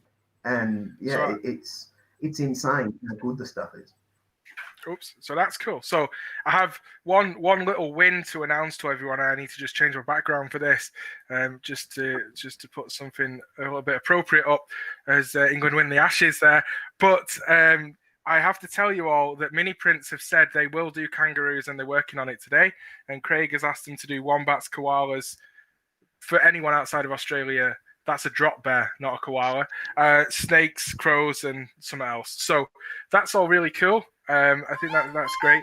So kind of, I had one more question. I'm just going to get rid of England before Martin kicks me out the room. So I have one more question for you, and that is, recently in the world and in the hobby, we've seen a significant amount of digital transformation. You've mentioned a lot about rapid prototyping, people doing models at home, having more access to 3D printers, which the skill level becomes more on the electronic side and the CAD drawing side than it does potentially on what you could have never probably been able to make as quickly in the past, even if a print takes 12 hours to print. But how do you see the recent digital transformation? Of course, you now speaking to the whole world about your models and stuff. How do you see that impacting the hobby? What are your thoughts as a manufacturer? I think from a manufacturer's perspective, I think, to be honest, that there's some manufacturers, no one's going to like this comment, but anyway, there's some manufacturers that I think will be severely hurt by it, and probably some that'll fall off the perch as a result. But at the end of the day, if we chose to be in this industry, and if we're not smart enough or whatever to keep up with it and keep abreast of it and listen to our customers, then what are we doing in it? Right? It's something that at the end of the day, I see that the change that's happening with the digital side, I think, is brilliant. You know, the same as I think that this side here with the web streaming and all that, I also think is brilliant. It's another thing for growing the hobby. The days of traditional modeling are still well and truly there. There's a lot of people that say, oh no, it's all going 3D and all that garbage. But I think that the two can run together concurrently and quite harmoniously. And some of the stuff that I've seen is insane. It is simply mind-boggling, some of the stuff that's being produced now, both by hand and by 3D. And it will impact the industry. But so what? So did DCC, so did going to rail. You know, all of these things impact the industry. It's our job to just move along with it. Cool. I think that's pretty much all the questions that were there that I saw. Was there any questions on YouTube? No? Okay, cool. So for kind of final question, Adam, is that you have a lovely wife, Bridget, who supports you and is all over your website. She's always doing things, whether that's threatening you with an axe or helping you at a model train show. Do you think that being a model train manufacturer is a good way of persuading somebody to move to where there's loads of snakes and stuff? Do you think everyone should get into manufacturing? No. What I've found is being a really ugly, dopey bloke with a stupid mustache and an even dopier ponytail, that seems to be the one thing. The fact that she's just as insane as me kind of helps as well. So, yes, my beautiful wife did move from the other side of the planet from it was a 25-hour flight, moved to a place where, yes, all of the nasty snakes you see that they have in Australia, yet they're actually here in this town, bar one, I think. And yeah, so effectively within a cooey of this place, you've got all the snakes, all the roos, drop bears are a common, and it's just something that we have to deal with. So anyway, but yeah, it's. So on the last bit, what's the population of Jandowie? For you've talked about Jandowie and in your presentation, and we've got a few people from all around the world. So what'll be the population on a good day? Last I heard, it used to be about 1,000, but it's now down around 860. And I believe, based on the last census, that's 860 people spread over 6.3 million hectares. Okay, so it's a fair. There's not many people there. There's a lot of land. The average block of land, we're in the town, but the average block of land units in any direction of us is between 10 and 100,000 acres. Cool. Well, I think that's a lot of cattle, a lot of snakes. Adam, we're up on our time, and that was fantastic. Thank you so much for coming, taking part. Our first actual manufacture of things that go on wheels and run on the track. I hope we can get you back, because I know you've got loads more to talk about, and I'm sure you can kickstart the worldwide interest in narrow gauge Queensland rail stuff with our support from Mini Prints to be able to get your HO scale kangaroos and whatever else. But thank you. I think the only thing that's left to do is that Martin needs to get you to spin the wheel of chat. Yes, we're going to do another wheel of chat, so we'll see what happens here. We'll hit the button and off it goes. And what's the question going to be this time? How long have you been modelling? So all the people in the chat, start putting how many years in you've been modelling. This could be a bit of an eye-opener, and we'll come back later on and see what the answers are, and we'll have our next presenter ready. So thanks a million, Adam. Not a worry. Thanks heaps, guys. Hope you've enjoyed it and hope you could understand it. Have a good one, eh? See you, buddy.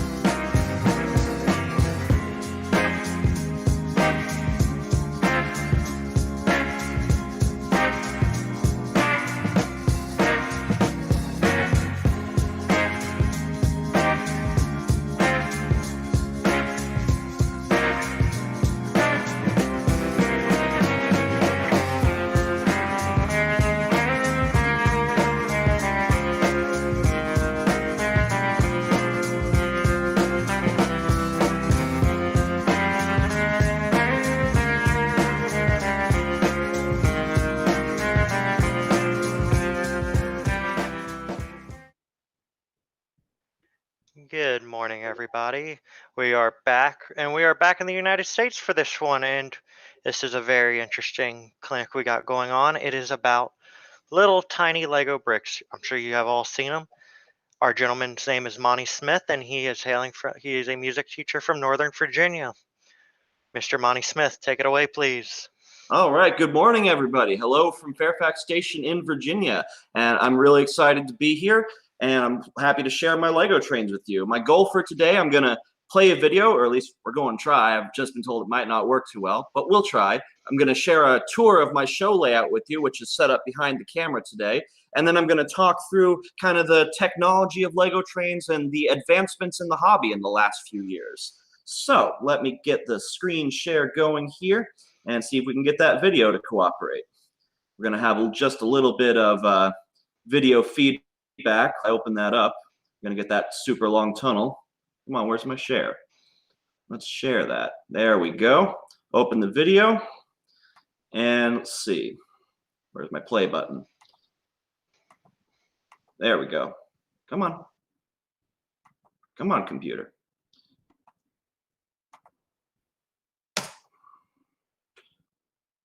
I apologize. The screen share button is right in the way of the play button. There we go.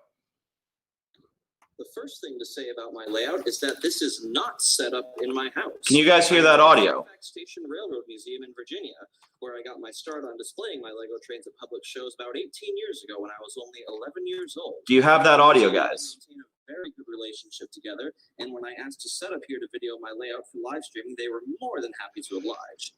We do. Okay, good. From its spot at the bottom of the hill next to the Washington-Atlanta main line and reassembled piece by piece on a donated plot of land at the top of the hill in the late 1980s. Donated by Norfolk Southern in the early 1990s, and keen observers will note that it's actually a Norfolk and Western caboose with a bit of modeler's license for the Southern paint scheme. I've actually built a model of this exact caboose, but before we talk about it, layout excellent in order, so let's head back inside. So this is my traveling show layout, and as you can see, it is built entirely out of Lego bricks. My show layout varies in size based on the space available for me in a given venue, but it usually runs around 300 square feet, including the dead space in the middle. Because I use sectional track and scenery, I have the luxury, or curse, of redesigning my layout for different shows. Typically, I'll have a general plan for a season that I will modify slightly by venue. I'll run that layout in the same general configuration for a few shows, then take a break for a couple months and come up with 8 or 10 shows. Okay.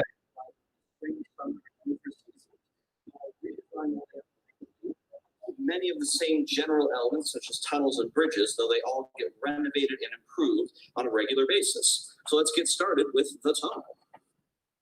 Now, a tunnel is something that I think is a must-have for public display layouts because kids love tunnels. On a previous run of shows, I managed to set up a loop inside the mountain so a long train would disappear entirely from view in a tunnel that appeared to be shorter than the train. Right now, I'm trying something a little different. I have a switch from the outside main line leading into a hidden staging area where I have a long loop to store my ore train, as well as a shorter stub end siding for another train. I've never used hidden staging on my show layouts before, so this is an experiment. Another thing I haven't used before in a show layout are these backdrops, which are 3 16-inch thick foam core poster boards in a sky blue color. They are secured to each other with gaffer tape, and they are secured to the display with Lego-built mounts, which ended up being the easiest mounting option, as directly mounting to the tables would be difficult with the tablecloth in the way. Speaking of, the tablecloths are new as well. I used green ones for many years, then I switched to gray ones about 2 years ago. I thought the gray would look more professional, but it was actually rather dull and made empty spaces stand out too much. So now I've got these black ones, which are sized to serve as both the tabletop cloth and the skirting. When I used separate skirting, it required a lot of time to cut up strips of Velcro, stick them around the layout edges, and then I would have to take them back off the tables after the show because I used venue tables. Or at least I used to use venue tables. This layout is about half venue tables and half my tables. I've been buying 30 by 60 inch plastic folding tables, some of which are height adjustable so I can make some hills and valleys. I also used cuts of MDF board, as you can see here, to create different elevations on the same table. Some might say this method is a bit haphazard, but it's important to note that this needs to be easy to assemble and disassemble. And the smaller and flatter it is, the more of it I can fit in the back of my truck. The reason I've been buying my own tables is twofold. One, because I'm sick and tired of venue tables being in terrible condition. And two, for easier layout collaboration with other Lego train modelers via the L-Gauge Modular Standard. The L-Gauge Modular Standard, or LGMS, was introduced in 2019, setting up a framework so that Lego train enthusiasts could meet up and, regardless of club affiliation, easily assemble a modular layout together, much in the same way that NMRAx or Freemode folks do. I was very pleased this last February when I served as the layout coordinator for the second ever LGMS display at the Great Scale Model Train Show in Timonium, Maryland. A standard straight module size for LGMS is a 30 by 30 inch square, which is the amount of space that this bridge scene takes up. So a single 30 by 60 folding table will therefore support 2 straight modules. This tunnel is actually one of my LGMS models, and I'll point out a couple more as we move around the layout. On the opposite side of the tunnel, we come to a Y, which leads to the freight yard. In years past, my freight yards have been sort of in line with the rectangle of the whole layout, spread out alongside the main lines. But for this show, I decided to try a yard on a peninsula. Because I have the luxury, or curse, of redesigning my layout for different shows, I can try out these different things since my scenery isn't glued down and my track is sectional. This sort of flexibility does make it easier to cooperate with show organizers, as I can fit my layout into an odd corner or stretch and squeeze it as needed to fit the available floor space. So the tail of the Y comes together and leads to the arrival departure tracks and the yard lead. So the yellow engine there is sitting on the yard lead, and the orange caboose is on one of the arrival departure tracks. The switch between those two takes us to the engine house, which is missing most of its roof, so folks can peer inside and see the locomotives getting repaired. I currently roster 12 locomotives and over 60 freight cars. I like to build up long trains for shows, and it's no fun having to switch them by hand, or worse, having to take them out of the boxes to set them up, then take them off and put them away before I can get out another train. So whenever I can, I set up a layout with at least some storage sidings, if not a full yard, to spare myself the fuss of moving trains in and out of boxes all weekend.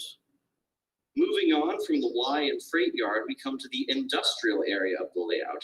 This section is still under development, but it currently includes my cold storage warehouse flat and my orange warehouse, which is based on a prototype building in Richmond, Virginia. Following the industrial area is a small bit of town. We have a fire station, there's a train station a little further down, and this concert hall with working lights. It is lovingly named after the long-gone Jack's nightclub, which was in Springfield, Virginia.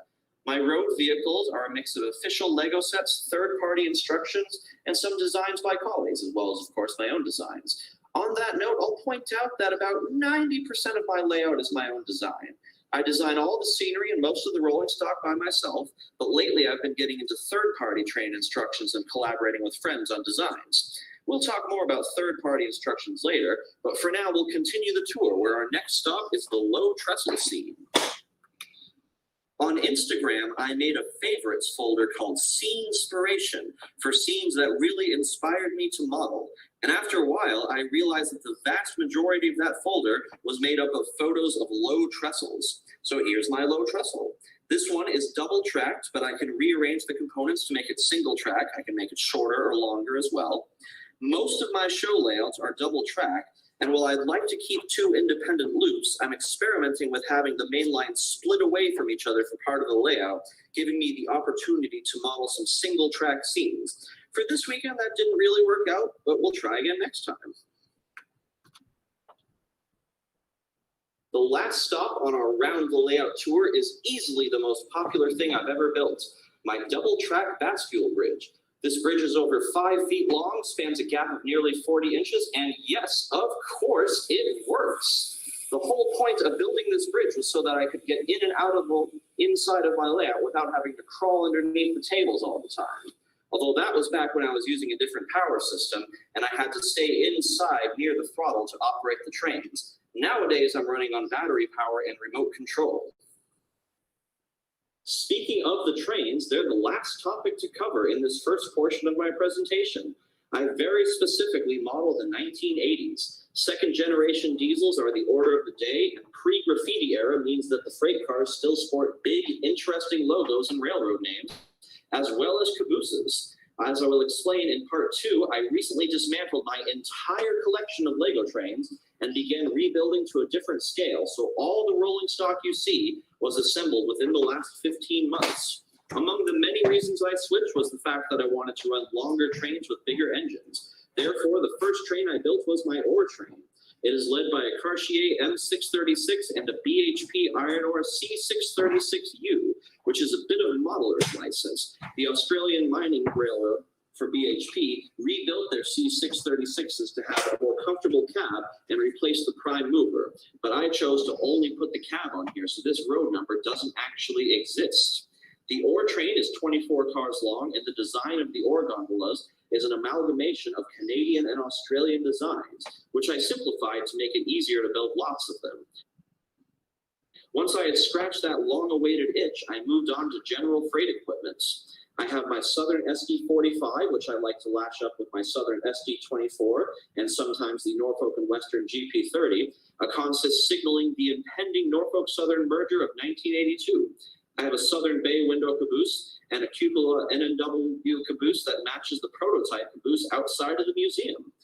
I also have an LLPX Leaser GP40X, an Apache Railway C420, an LTV Mining RS11 that sometimes pulls ore train duty, a Lego-themed SF30C, and finally my Alco T6 and MT4 Slug yard switching team.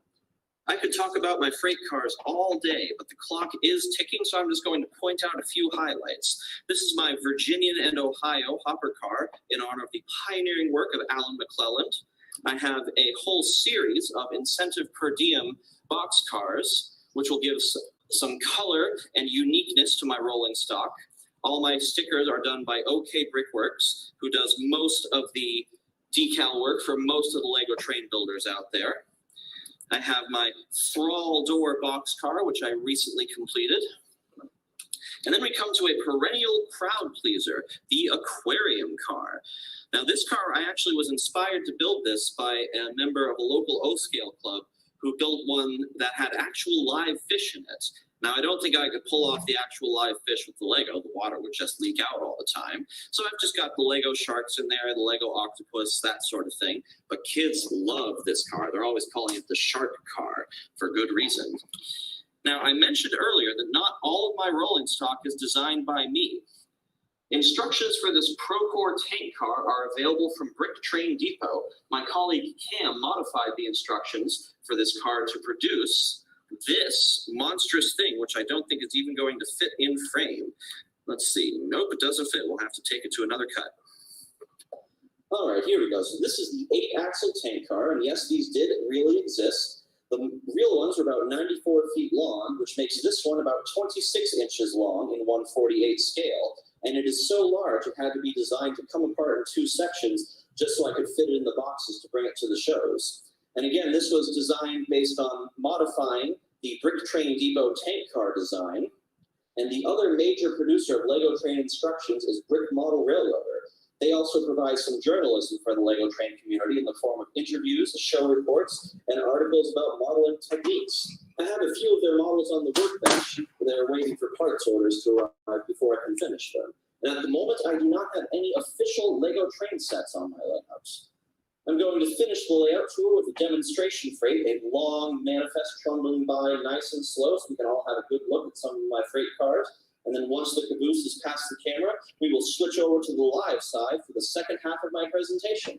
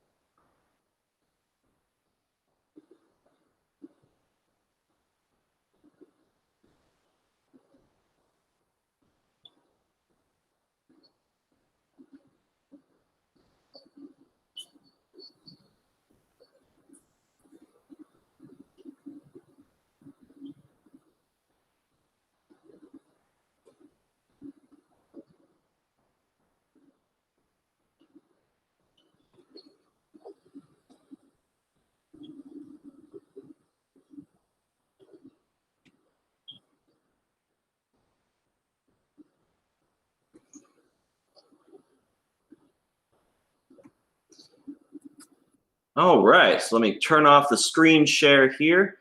Where do we stop doing that? There's the button to stop doing that. All right, and we're still live, yeah?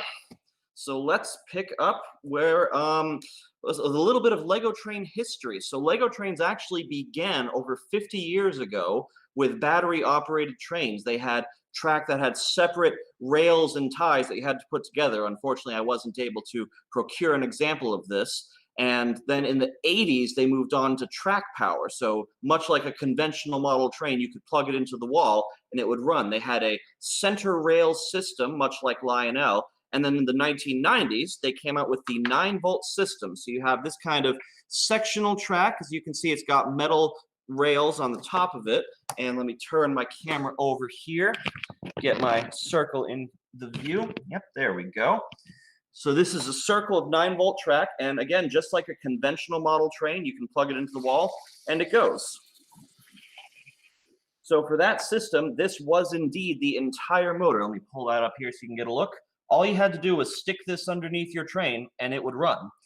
But in the early 2000s, the European Union came back to Lego, and they effectively said, if you're making toys that plug into the wall, then you are a model train company and you have to follow model train company rules. And the Lego company said, we're not a model train company. So they switched over to battery powered trains and plastic tracks. So if we compare our two pieces of track, let me get my camera back in the middle here. Here's the 9-volt track with the metal tipped rails, and here's the all plastic sectional track. So if you're going to build a Lego train today, this is what you would end up with a starter kit. So this system is called power functions. The idea of power functions was for Lego to bring all their automated motorization, all that kind of stuff under sort of one big umbrella so that whatever Lego thing you bought, the motorized parts would be compatible. So this has a train motor, much the same size as the 9-volt one we just saw.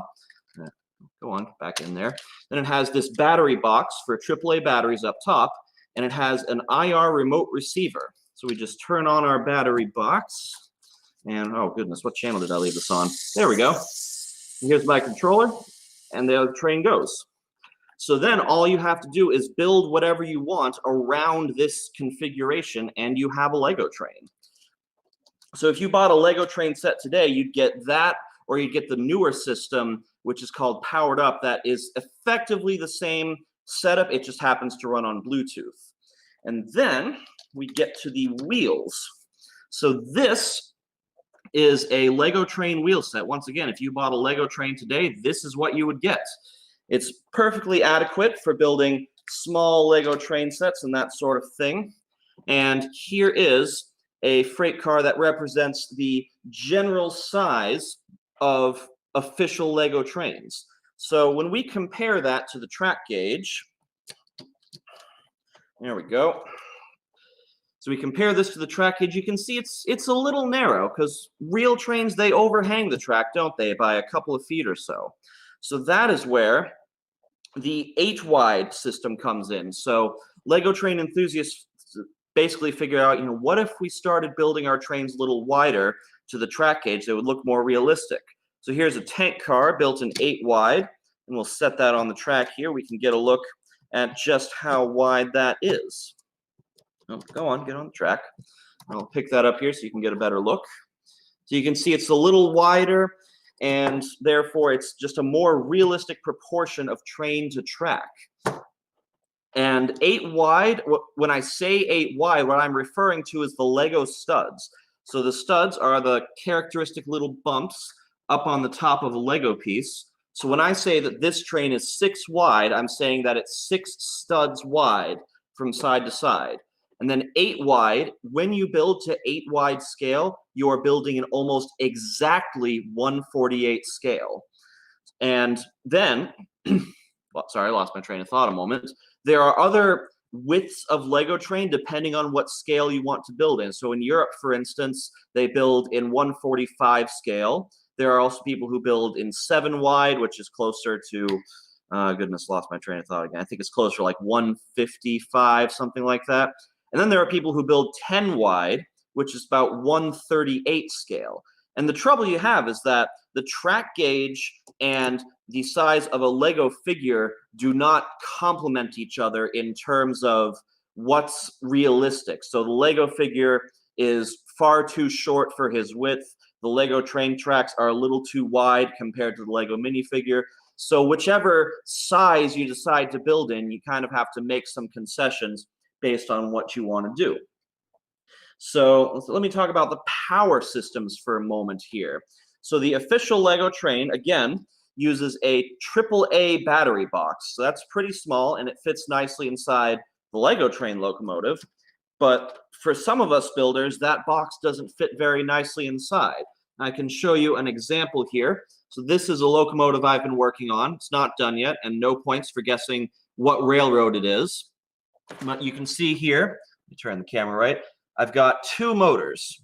I've got two motors in there and the IR receiver, but the battery box is just a little too big to fit in there. And there's also the problem of the battery box, you know, the AAA batteries, when you have batteries in a toy, you know how it gets when the batteries are starting to drain and the toy starts slowing down and not working as well. And it's not fun. It's not satisfying. So some of us Lego train enthusiasts have started looking for other solutions, and I found mine in the form of LiPo batteries. So this is the kind of battery you would find in, you know, say a remote control car or maybe a drone, something like that. And what I had to do is I had to solder a cable so I can get the JST battery lead and connect that to the Lego Power Functions plug. But once I have that, I can plug this battery in to any of my trains and they will run. And the thing about these batteries is they give out constant power. So even when the battery is starting to drain, the train does not slow down. And I will caution people, if you're looking to get into LiPo batteries, just make sure you're careful. The basic rule comes down to don't ever leave them unattended while charging. Keep them in a safe, you know, an environment that doesn't have a lot of temperature changes, that sort of thing. You know, they're perfectly safe as long as you care for them properly. So let's see, what's next? Let's talk about track for a minute. So again, I talked about this Lego train track has the metal tips on it, but they don't produce that track anymore. They produce all plastic track. So once again, I'm going to turn my camera over here. Let's see. Actually, you know what? Let's just pick up the whole thing so we're not at a weird angle. There we go. Get these out of the way. So Lego train track currently comes in 5 official pieces. So you have the straight section, you have the curved section, you have this flexible section. You see it's got a little bit of wiggle to it. And then you have I'm going to get this wrong because I'm backwards, a left switch and a right switch. And they are turned by flipping these yellow levers. So another problem us Lego train enthusiasts had to overcome was this super tight radius. So this is an appreciable radius in model railroading terms of about 12 inches or about 40 Lego studs.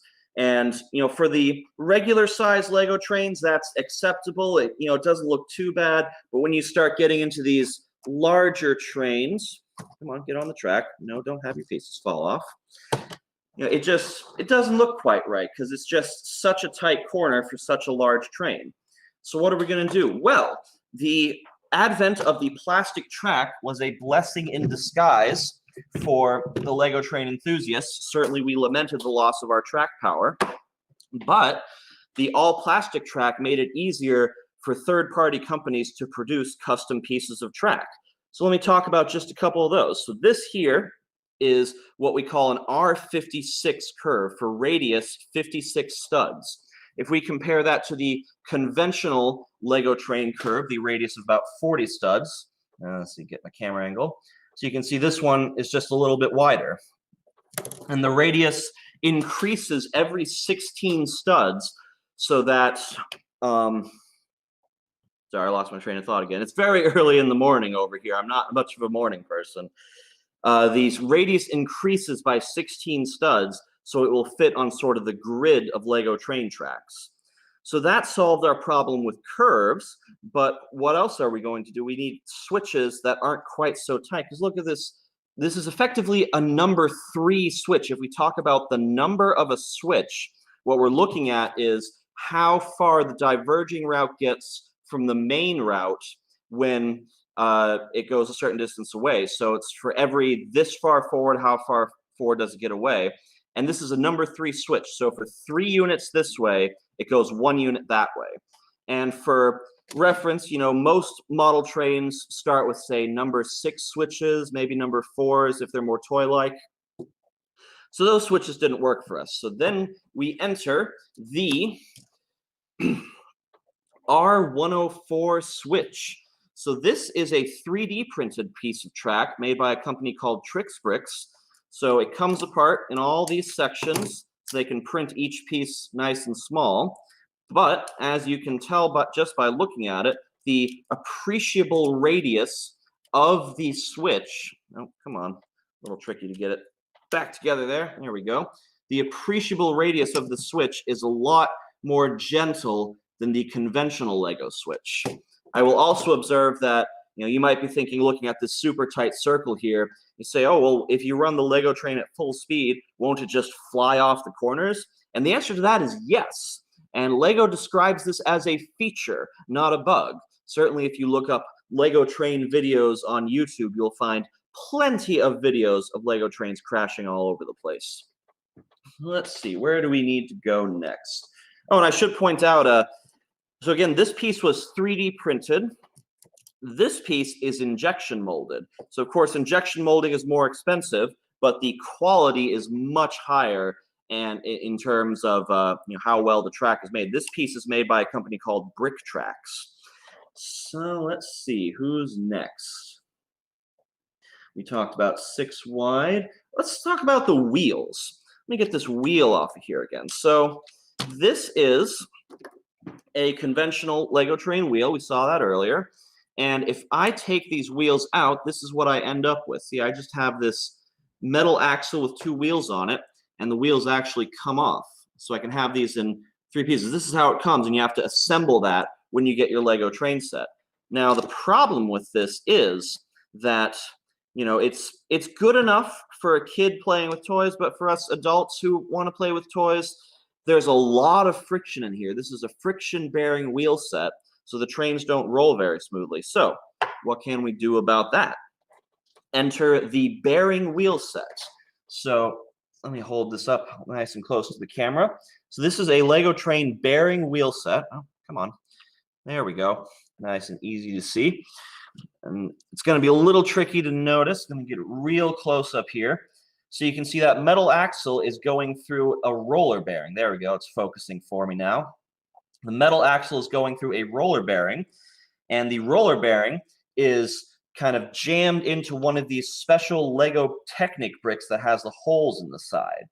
So what does that mean in terms of Lego train performance? Well, we're going to move the camera around for a minute here. Let me get my camera set up just how we want it for this demonstration.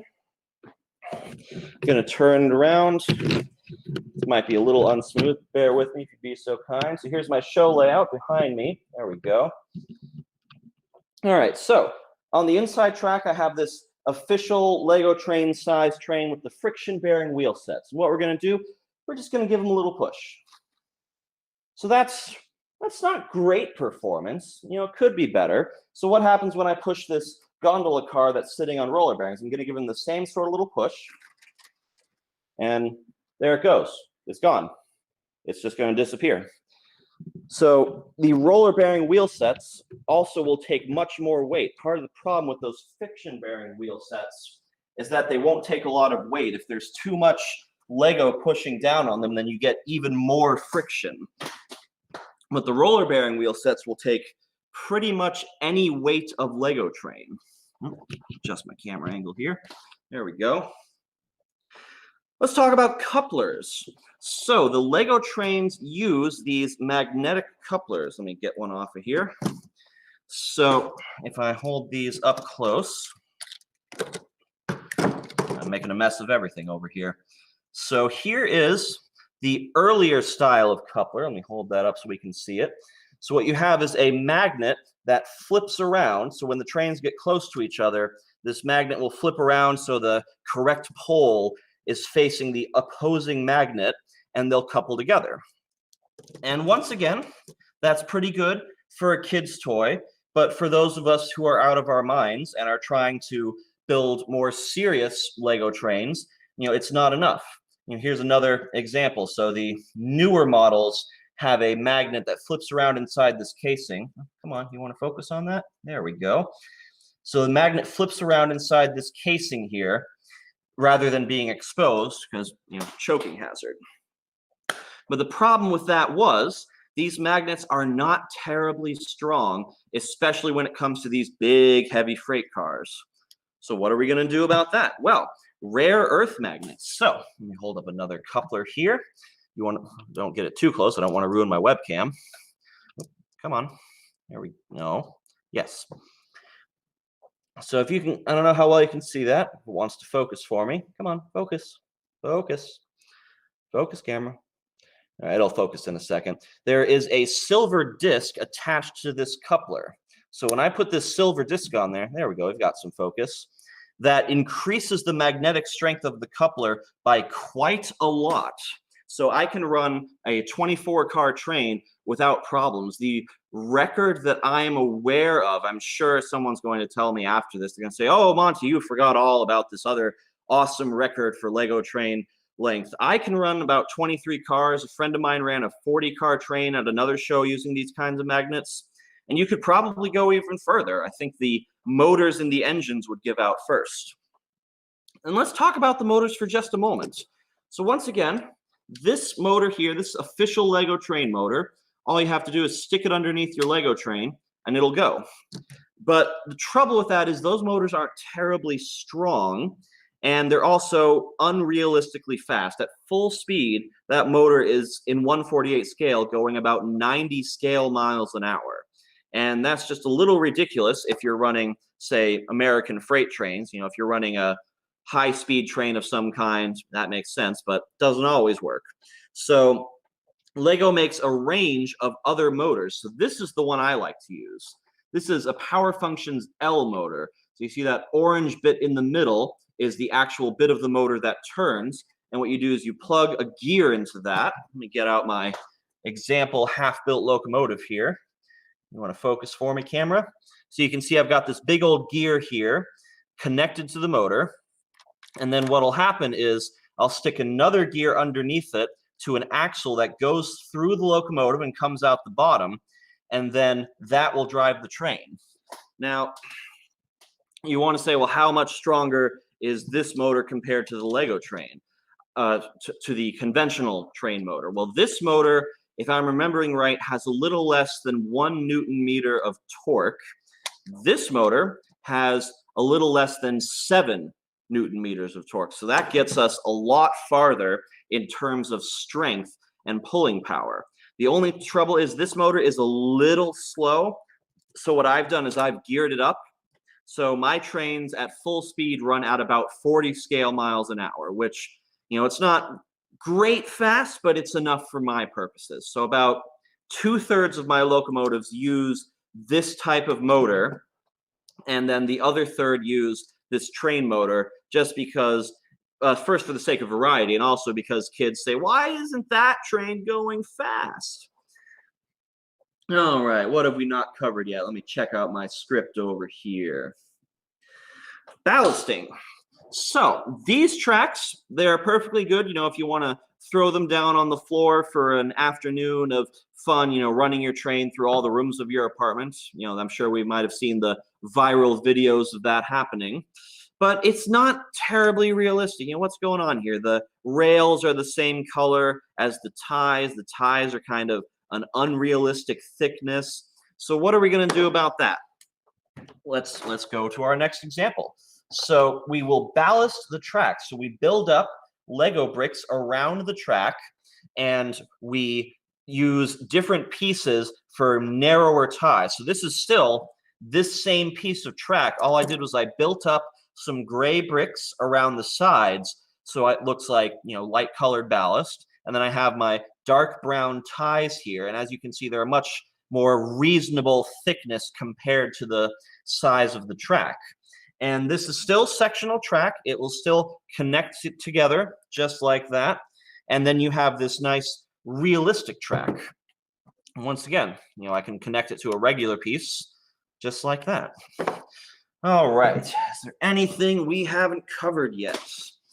Let's see, we talked about the wheel sets, we talked about the track, we talked about the power, we talked about the batteries and the custom sized trains. Oh, a little more about these custom sized trains. So as I mentioned in the first half of my presentation, this car was not designed by me. This was designed by the folks at Brick Train Depot. So what happens is if you order Lego train instructions, what you will get is a set of instructions and a parts list. So that parts list, what you do is you plug it into a Lego parts buying website. Brick Link is the most popular. There's also Brick Owl. And you will buy the parts that you need to build this car. And then all the parts orders arrive. You might have to order from a few different sellers depending on what you need. And then once all your parts orders have arrived, you follow the instructions and you build the car just like a regular Lego set. Because some of the struggle for us is that Lego as a company is not strictly interested in trains. Now, I say that at the moment, and I've been feeling that for many years, but the truth is that they're actually coming out with a very realistic train set very soon. They've designed a Swiss crocodile locomotive that will be released on July 1st. So, we want to say, oh, Lego doesn't care about the Lego train hobbyists. They just want to make kids' toys, which for most of the time has been true. But now suddenly they're making this realistic train, which has caught a lot of us by surprise. They also made the Disney train, which came out recently. I look forward to acquiring an example of that. But that one was also more realistic, because the thing is, there aren't a lot of Lego train enthusiasts in the world. If you look at a given Lego club, the number of people in that club out of, let's say, 60 people, the number of people in that club who are going to be seriously interested in trains, it's probably going to be less than 5 people. The rest of the people in that Lego club, they like Lego Star Wars, they like Lego Mindstorms, the robotics programming. And what happens is the Lego train people reach out to hobby shows and say, oh, we'd like to bring a Lego train setup. So they have all the Lego people come and we all build different things for the setup. And then we just put a circle of track around the outside. So let's see, what else do we want to cover? I think I went a little off the rails for a second there. So I think that's about the point where I'm going to start winding down. We're going to get to questions in a minute here. But I think the main question is on everyone's mind is, why are we going to all this trouble to make these super complicated Lego trains? Why are we 3D printing track and modifying parts and, designing these crazy extra large cars? And you're certainly right. There's a lot of fuss here. And some people would say, are you getting the gain out of it? I certainly am. I think a lot of other people are. And you say, well, why not conventional model trains? Well, a lot of us Lego train hobbyists, we also collect conventional model trains. But, it comes down to the nostalgia, I think. You think about a lot of model railroaders now. You say to them, what got you started? Why did you start building a model train layout? And they say, well, I had a Lionel set around the Christmas tree when I was a kid, or my dad and I built an American Flyer set in the basement. And for us, it's the same thing. We grew up on Lego. The Lego has been the most popular building toy in the world for decades. So we just have this nostalgic connection. We have this kind of just this kindred understanding of Lego parts, and we want to build our trains out of Lego because of that. That's what we're doing, because we're trying to kind of it's modeling in a different medium, I will say. You use plastic and foam and paint and that sort of thing, and we're doing the same thing. We're building a model train layout. We're just using a different medium to do so. And I think that covers all the bits I want to talk about. So can we open the floor for questions? Where'd everybody go? We got Martin and Jordan. There we go. Let's open the floor for questions if we can. Well, I do have a couple. How Please. long did your how did how long did it take you to design and build the bascule bridge you had? Oh, good heavens. That took, I would say 4 months, but what happened was it actually sat on a shelf. Here, let me get my camera back up here so you can see me as I talk with all my beautiful hair. So it was about 4 months to build it total, but what happened was I got to the point where I had to design. In fact, the bascule bridge is right behind us. Let's just look over at the bridge for a second. After all, it is my most popular piece. Let me make sure it's nicely in frame. Is that good? A little bit this way. A little bit this way. There we go. So I managed to build this triangle piece right here, and I had the gear design. The bit I was having trouble with was this superstructure up here.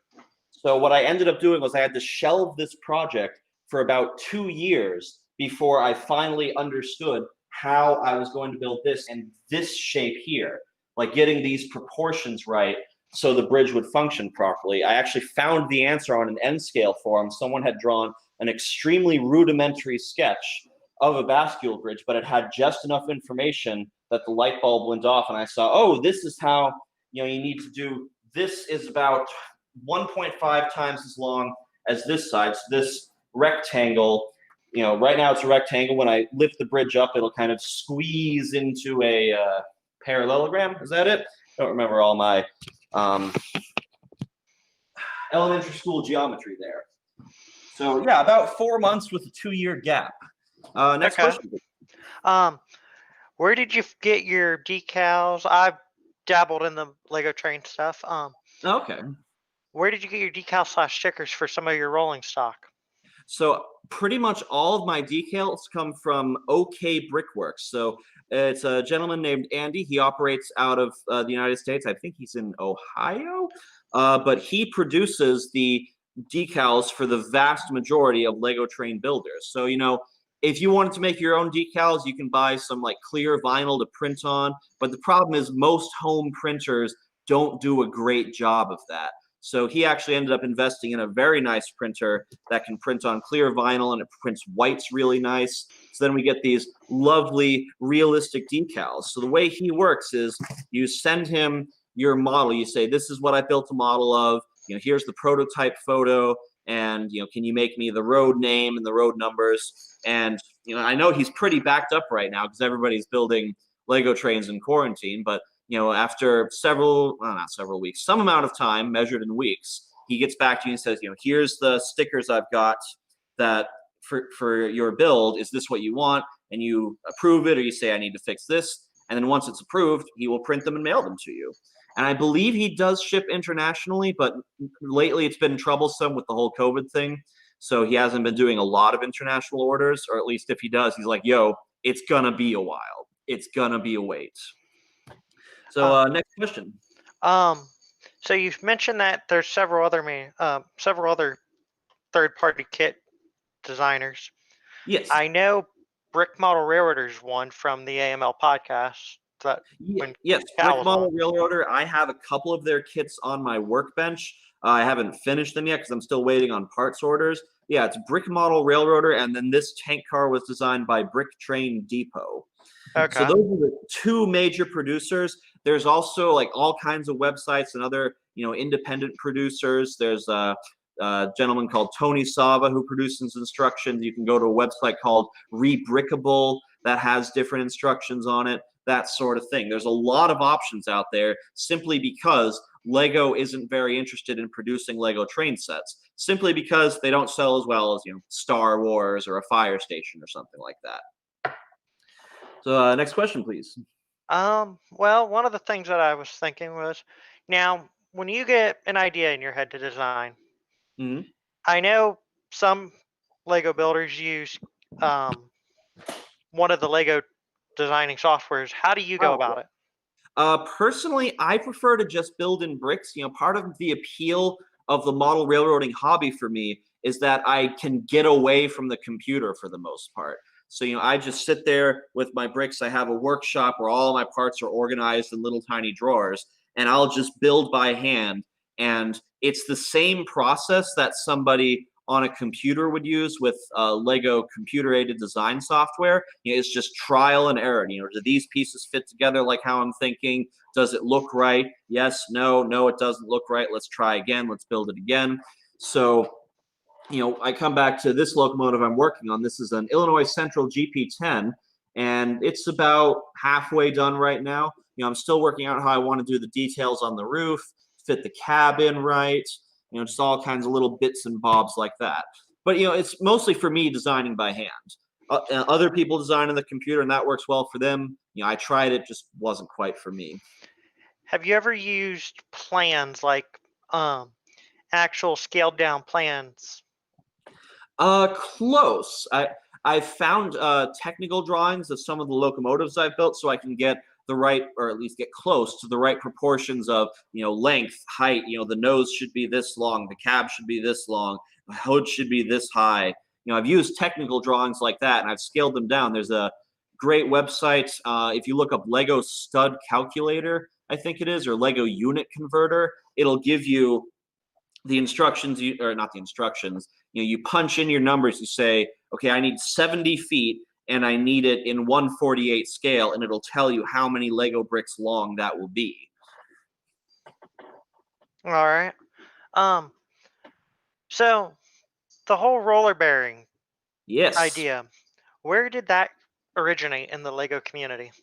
That actually came from the same chap who did OK Brickworks, who does the decals. If I'm remembering my story correctly, I'm sure someone will message me and say, "Oh no, you've got it all wrong." But basically, he's a printer tech, if I'm remembering correctly. Andy, I'm sorry if I'm butchering this story, but he had to order a tiny roller bearing piece for a printer, and then he said, "I wonder how small you can get these roller bearings in." And he found out that there was a size of roller bearing that fits almost perfectly in the Lego Technic hole, and it would fit a Lego train axle. And so he put those together with the glued wheels, and then we ended up with these roller bearing wheel sets that everybody was using. Before that, people tried brass tubing. So if I take apart the wheel set again here, so we have the metal axle, and before we had roller bearings, what people did was they had brass tubing that you could, again, stick through these tiny holes in the side of the brick, and then that would be fairly frictionless. It was an improvement over the existing Lego train wheel sets. It just wasn't the end-all, be-all answer just yet. Because what you have to remember is that a lot of these developments we're looking at only came up in the last few years. Like the wider radius curves, we've only had that for maybe 5 or 6 years at this point.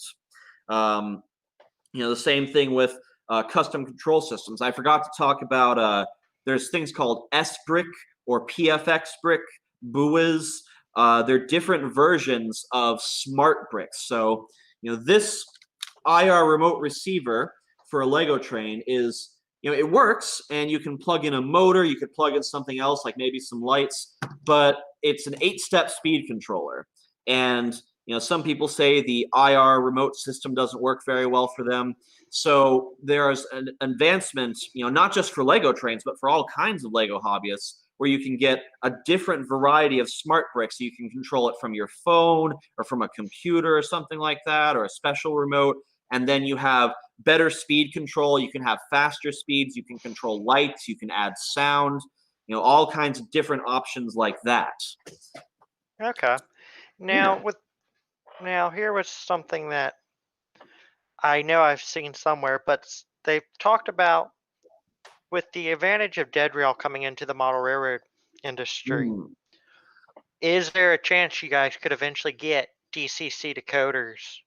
Oh, that's already been done. Oh, it has. Yeah, so let's go back to 9-volt for a second. So 9-volt, again, it runs on track power with the metal rails. And here's my entire motor. And I'm going to regret doing this because I'm going to mess it all up. I'm going to open the motor here, which Lego would rather you didn't do, but it is entirely possible. So let me hold this up to the camera.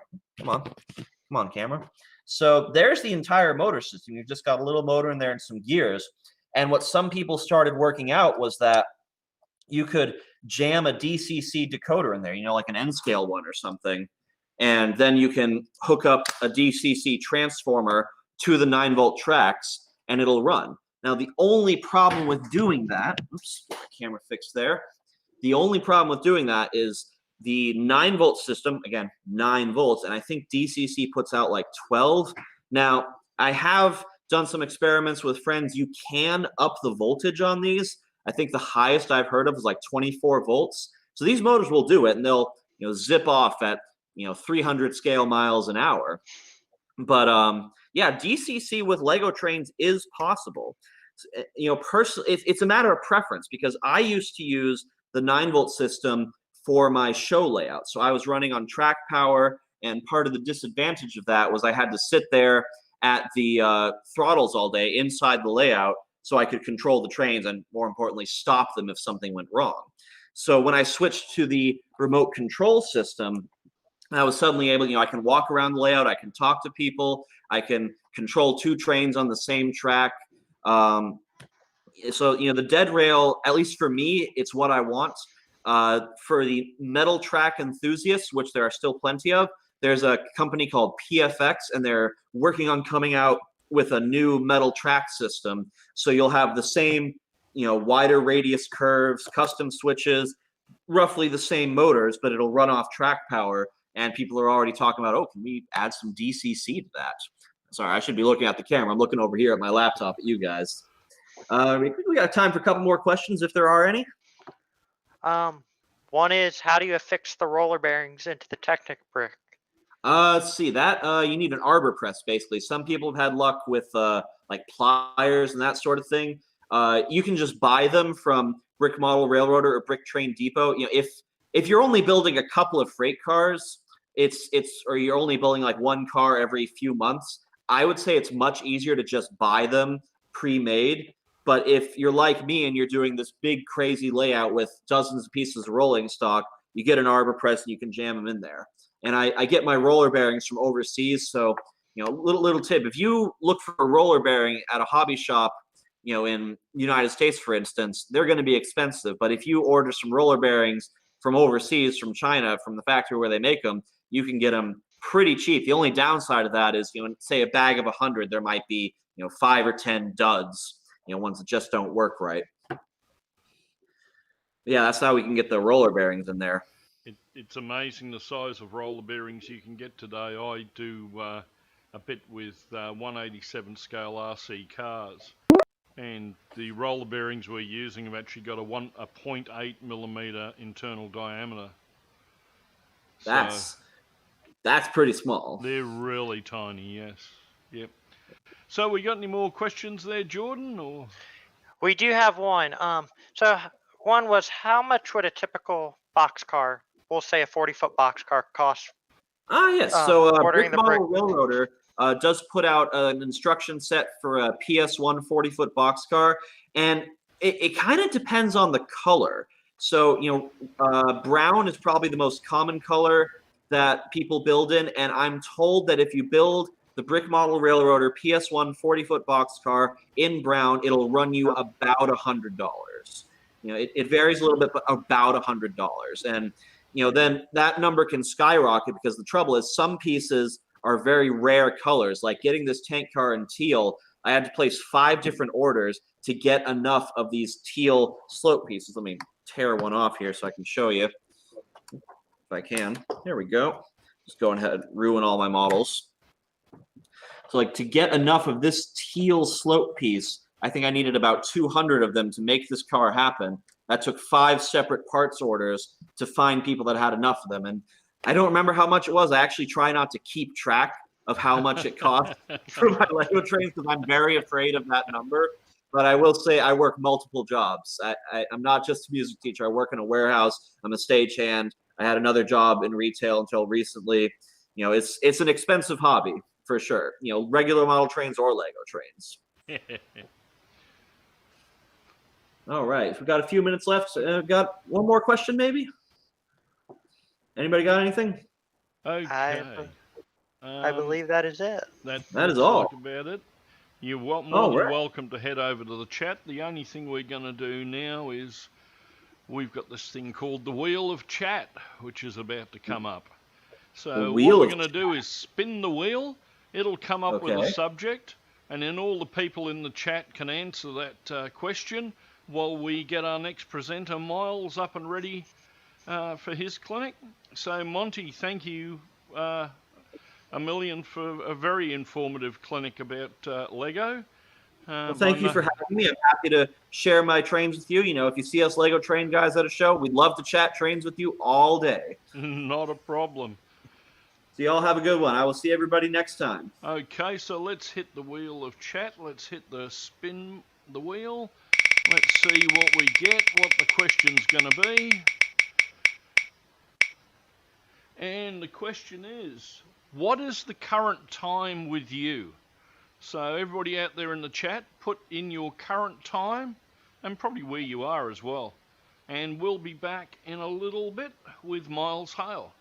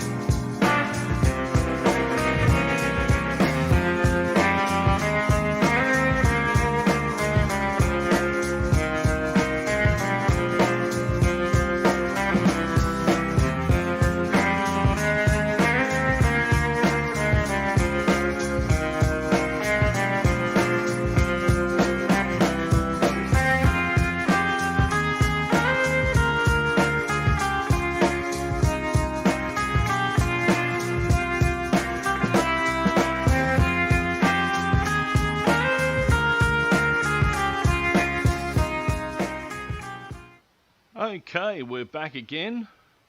It's now 11 p.m. Saturday night here in Australia, and we've got Miles Hale. Now, Miles's layout is spectacular. I can say that.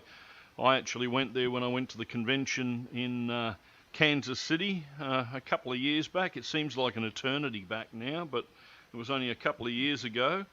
And yes, I ended up taking 3 trips out to Miles's place. Not only do you get a spectacular O30 layout inside, but there's a big G-gauge layout outside, plus a ride-on railway that you can go around the backyard. So, yeah, a lot of fun was had, and it's great to see you again, Miles. So I'll hand it over to you, and you can entertain the masses.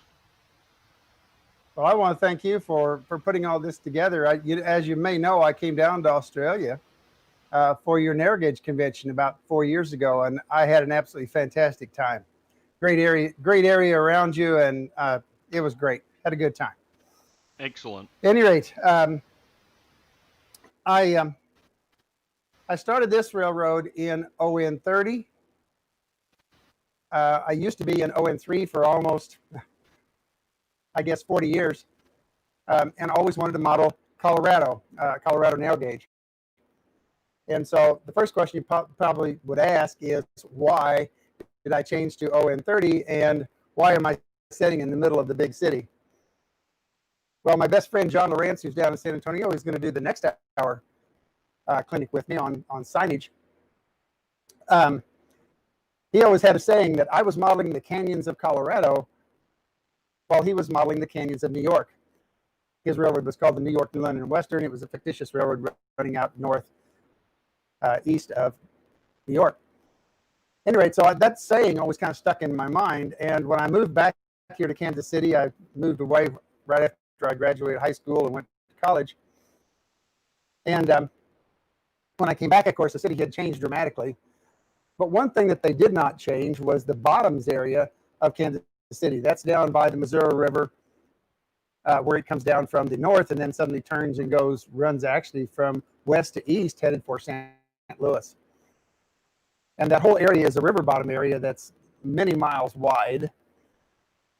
And it is filled with buildings like the ones behind me here that are still there. It's a little microcosm of history from the turn of the century all the way up to, well, now, of course, because they're preserved. But most of those buildings were built from 1900 probably to around 1940 or so.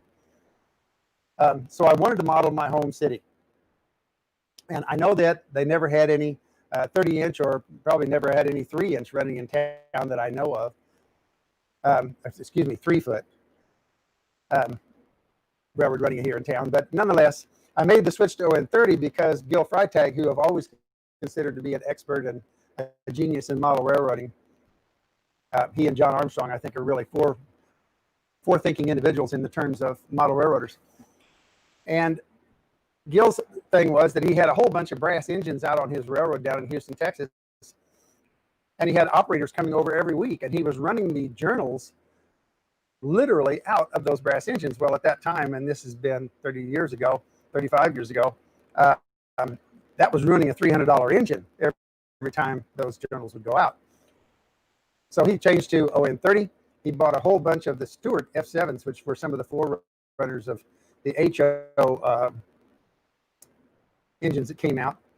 And I thought, wow, that's kind of interesting. About that same time, Bachmann, well, not that same time, about 15 years ago, I guess, Bachmann became extremely popular in ON30. And that was just before I moved back here to town. I've been here back home about 10 years. And I thought, well, that's kind of silly for me to put out ON3 engines that were at that time running anywhere from $500 to $1,000. And I can put a Bachmann engine on here for $100 or less and accomplish the same thing because I just want to move cars for my operating crews. I actually wound up, I have a whole lot of S-scale equipment here on the railroad, both rolling stock and engines. I have a bunch of S-helper SW9s. There's one right beside me right now. I have some other engines that I picked up along the way that are full O-scale. But I'll kind of show them if we have some time as we go around. So anyway, that's kind of the history. I wanted to model my hometown, and that's what I have. Stewart Hall is one of the buildings that's down in more or less the bottoms area.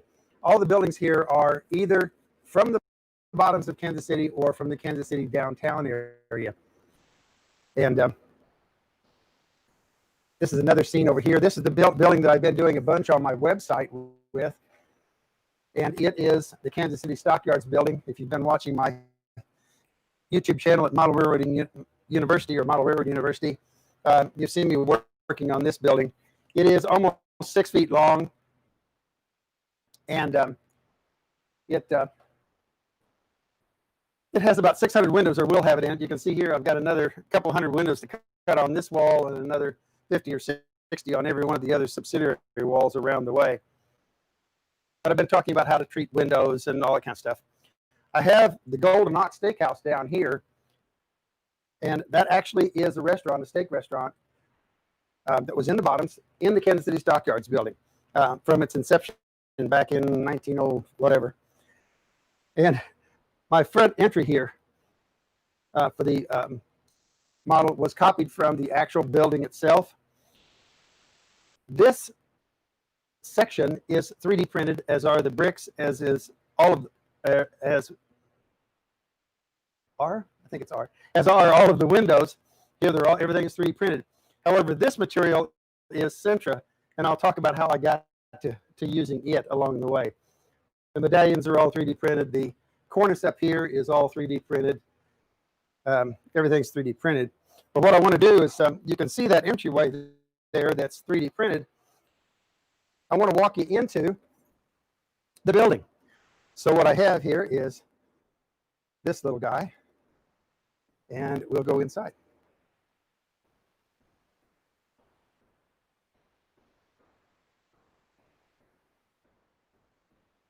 The statue is of the wrangler that used to work in the stockyards. His kind of half broken down horse, and he's had a hard day. And that's the monument that is actually in the lobby of the building itself. This, of course, is the model. If you're wondering how I did that photograph, I have a new lens, which if we have time and somebody asks about it, I'll show you it. But it's absolutely fantastic. That whole shot was done without any helicon focus or anything else. It was all strictly worked by the lens itself, which is absolutely a phenomenal lens. I do want to turn the camera here. I'll do one thing. I'll give you a shot over at the other building while I turn cameras so you're not dizzied by what I'm doing here, hopefully.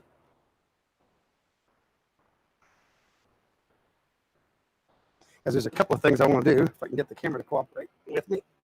And it's tight. There we go.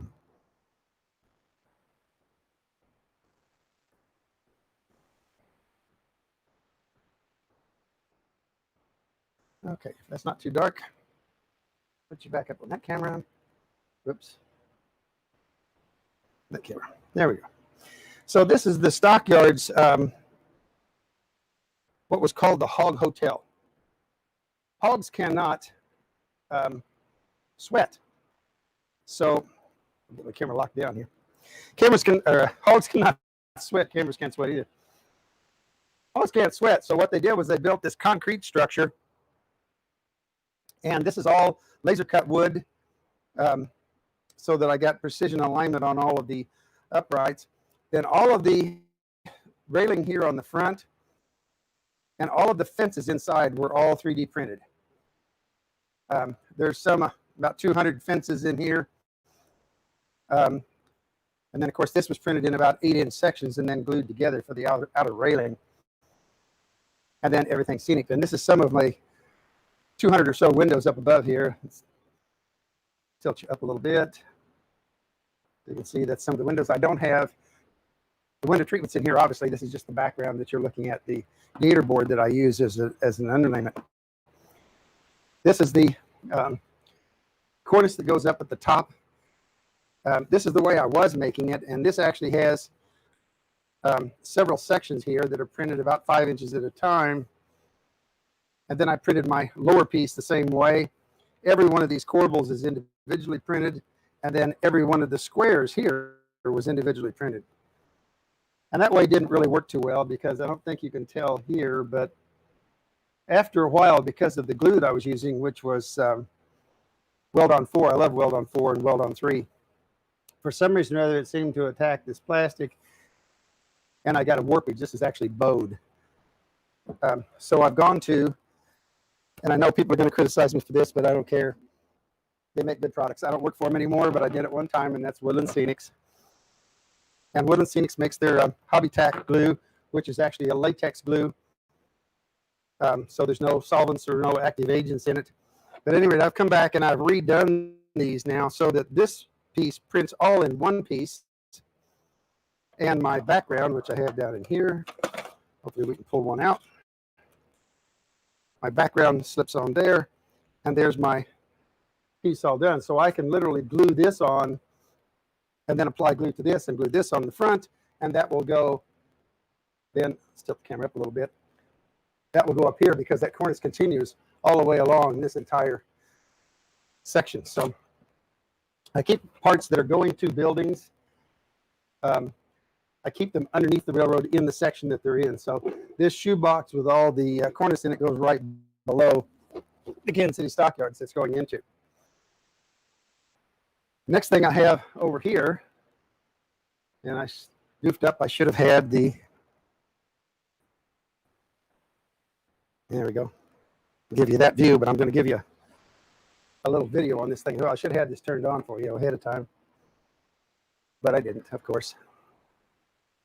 So there's that guy, and he's on, so I'll turn that off. Hopefully my camera will pick it up. Maybe not. Why am I not picking it up? All right, we'll turn the lights back on. I'm sure that camera will be open enough to do it. Okay. Well, anyway, sorry. It's narrow aisles through here, so I'm going to bump you a little bit. Okay, so that's the Western Auto, and I'll see if I can't bring up a graphic here for you to watch. Yep.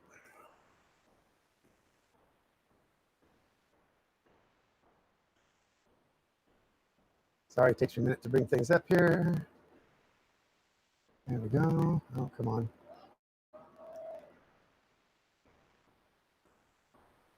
Okay. There's the sign as I had it. And we'll play that and it'll go, hopefully. The Western Auto sign, when it was first put on top of the building in actually downtown Kansas City, had a sequencing to it where the arrow would build, arrow would go off, and then the arrow would come on, and each letter would go individually. Everything off, everything on, and then it starts again. So one thing that I wanted to do was to duplicate that sequencing. And that took a little bit of doing because nowadays, now that they've adjusted and changed the sign, they've actually refurbished it. Thank goodness they brought it back to life. But in doing so, they actually made the thing solid so that the Western Auto are in neon and they're on all the time. And you don't have any sequencing to it other than the arrow itself builds. So I wanted to build it back to the original form. And the only way I could figure out to do that was with relays. I'm not an Arduino guy. I haven't gone in. You'll see as we go along here. It's a little dark. Let's get this thing a little lighter. As we've gone along here, I have about 50 million projects, and one of them is I have not taken time to learn how to program an Arduino yet. So I have to make do with what I have, and what I have is some knowledge of relays. So again, I went back to my 3D printer. I love that thing. It's a Prusa, by the way. And I just got a Prusa Mini, so I have two of them now, but one larger, one smaller. Doesn't mean I printed discs, and they had tabs on. They were cams, off-center cams. And those cams activate a micro switch. And each one of those segments of the sign, let's do it again for you as we talk about it here. If I can find it, there we go. Open. There we go. As each one of those segments goes, that is a micro switch being triggered by a separate disk. So I think I have something like 27 or so disks on that reel rod, and a micro switch below each one of those disks that turns the sign so that it works. So at any rate, little mechanical work, which is actually, ironically, how the real sign actually worked. I want to take you around some of the rest of the railroad, and so I'm going to change plugs out here in a second, but I'll give you camera 4 to look at here real quick. It's kind of neat. Hope we didn't lose everything. Nope. And find my other camera plug. There we go. So what you're looking at now is the Western Auto building from the other side, the what I would call the front side, actually, of the real building. How did I lose that? There we go. Sorry, I keep track of my plugs. Okay. So that's the back side of the building. And the Western Auto building is on, I believe, your left. My picture's reversed. The yard that I use is on your right. And I have a whole string of Woodland Scenics and Menards buildings. Let me pick you up here and move. And I have a whole street represented here, all the way from Western Ottawa all the way down here. Most of those are lit. Unfortunately, I don't think my cameras are opening up enough to show it, but we'll see here in a minute. I'll see if I can get it for you. I don't know why it didn't show up before. We'll try it one more time and turn the lights off. Because it really is, I think, one of the key elements to having a railroad that's a city is that you have the ability, well, it's just not going to show up, is it? Because you have the ability to get that glow of the city. And so, yeah, it's just not going to do it. My cameras don't open up enough to show what's going on. But at any rate, trust me, in the room, there's a whole glow from the city. And as I add more and more buildings, I try to add lights absolutely everywhere. Just to enhance that feeling, the glow of the city. I used to come back from college. I went down in Enid, Oklahoma, to a little school that's now bankrupt called Phillips. And see which camera I got on. Yep, this one, okay. As I would come back, I would see this ambiance of the city lights hitting the sky, and it was just kind of neat to somebody coming home that had been gone for a while. I want to do one other thing, so let me turn another camera here, and I'll show you another feature of the railroad that a lot of people tend to talk about, and you probably need to take a look at. Get this camera turned around again, hopefully.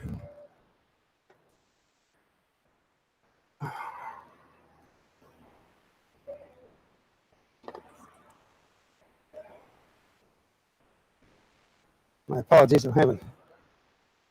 This is Murphy's Law. The railroad's working well, but the cameras are giving me a hard time. In this case, it was a tripod. Okay, let's turn this guy around.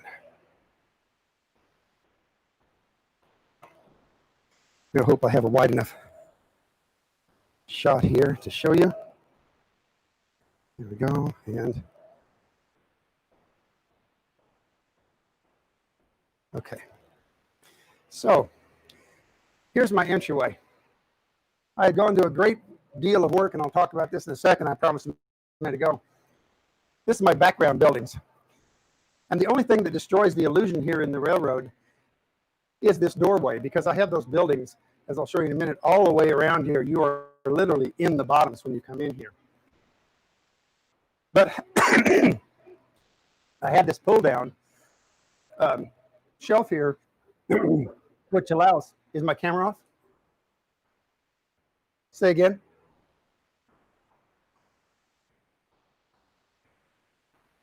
Are we okay? It's showing. Oh, here. There we go. Okay. Now how we get it? Okay. So I have this doorway here and I have all these buildings that go all the way around the room on both sides. And I had to have some way to, well, this destroyed the illusion that I wanted that you were in the bottoms. So being a model maker, I made a model of this. Here's my, this is my grain elevator that you see over there on the right. This is my door. These are my buildings over here, my layout. And what I decided was this represents my fold down here. If I took a fence and put it on the sliding bar here, I could move that grain elevator and hide my door. So if you watch, because this happens pretty quick, as I let this down, you can see my fence here pulling that. And when it drops into place, we have city now all the way 360 around the room. And I have the ability here, I actually have a switch on the turnout, which works very well, by the way. Here, that is part of my Y, so I can turn cars here on this thing. My track at the back is my runaround track that goes all the way around. There is a closet door hanger, one of the sliding door hangers that's mounted on the wall over here, just behind my other elevator, so you can't see it. And part of it then, of course, is on this elevator, which allows it to slide. It is totally free hanging up here. So the Sentra actually supports itself. It's about an 18-inch thick, and it's actually pretty stiff. And my mechanism here, the fence is attached on this end to a bracket on the back side. And on the other end here, it's attached to the bottom of this grain elevator. So as it moves, it shoves that center print of that grain elevator back out of the way. While we're talking about Sentra, I'll talk about how I got to that. This is a paper print of a building, again from Kansas City. It's put on a piece of gator board, and this is how I started to make a lot of the buildings that you see around here on the background. The problem with this one is done really pretty well. If you feel it, it does have some ripple to it. Paper doesn't do too well, even when it's sealed very, very well, and I wasn't very happy with it. So a friend of mine who happened to own an advertising agency, happened to be the agency for the Chiefs at the time. Chiefs are the world champions, by the way. Just had to stick that in. He said, well, why don't you go down and talk to Tom? Because Tom down at Heartland Graphics, he'll print all this stuff on Sentra. It was the best suggestion that I've had in this railroad. It was an absolutely fantastic idea. The Western Auto Building that you see over here to the right, I'll try and move if I can get this tripod to hold up and quit collapsing on me. What my problem is here. Sorry. My tripod is trying to collapse, and I cannot seem to keep it solid. I'll tighten them up a little more. At any rate, now if you can see the Western Auto Building, let this thing down so you can get a better view. The Western Auto Building actually wraps around, and I built a wooden frame that was actually curved, and it duplicates the Western Auto Building the way it actually sets. It is a circular building, and the tracks did follow it. I can't change the focal length on this lens, so we'll just drop down a bit. There we go. You can see the tracks coming around. If I get this building out of the way, it'll look a little bit better. And so anyway, I want to talk a little bit about building construction. First of all, that horse statue that you saw, wow, that's white. I don't know if you're going to be able to see that or not.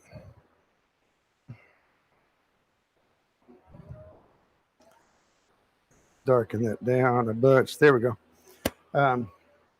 You can see it or not, but that's how the horse started off.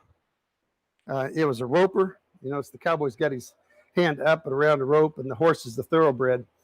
I found that on 3D prints, you can take a soldering iron, and if you heat it, you can actually play sculpture with it, and it will actually change the shape of it. I'll back up a little bit here. This is the main aisle where you first come in, so there's a lot of stuff here. This was a building that Laurel Joyner built and had in the NMRA bulletin, I believe, years and years ago. This building is kind of unique because it's only an inch thick. That loading dock is the total thickness of the building. Those dock doors are against the wall that's on the other side of the building. So you can see here, I've got a track that comes in here, actually here, and a track over here. And these two tracks are only about 4 inches apart. You can't tell it in real life because this big end of the building comes in, and this track goes underneath. And on the other end, of course, the track comes in and dies, and there's another chunk of building on this end. So if you're looking from this end, it looks good. If you're looking from this end, it looks good. It looks full thickness and not foreshortened. I'm also going to do a feature that was in the bottoms. Sorry for the swing. And they had all kinds of what I call crossovers. Buildings had places where you could go from one building to another. And I have a track running back in there behind for switching. Lock that down again. We'll go talk about something else. There, I got some notes here. Keep me on track. I started off with the standard construction, what I would call standard construction, contest construction. That's how the Sunshine building that I just showed you was done. Sunshine Biscuit was actually located here in Kansas City. And then I discovered Chooch, Michael O'Connell, who owns Chooch. He started making these beautiful 3D printed, well, actually they were laser cut. He would cut these on the laser. I don't know why this has gone dark on me again, so we'll lighten it up. There we go. He would cut these out, individual pieces on the laser, glue them up, then make a mold out of them, and cast these. And so I have several of these out on buildings on the fronts, because that's all he sold was the fronts. And then I've used the Centra brick around the rest of the building. That's my evolved method of making. And once I did that, then I decided, well, I could take the bricks on Centra and I'll cut the windows out, which is what I did on the Kansas City Stockyards building. The problem there, as you probably heard earlier, is that I have 600 some odd windows to cut. And to me, that's a lot of work. And that's a monumental task that I really didn't want to try to tackle. I really would rather have them pre-printed like they were on the Western Auto building.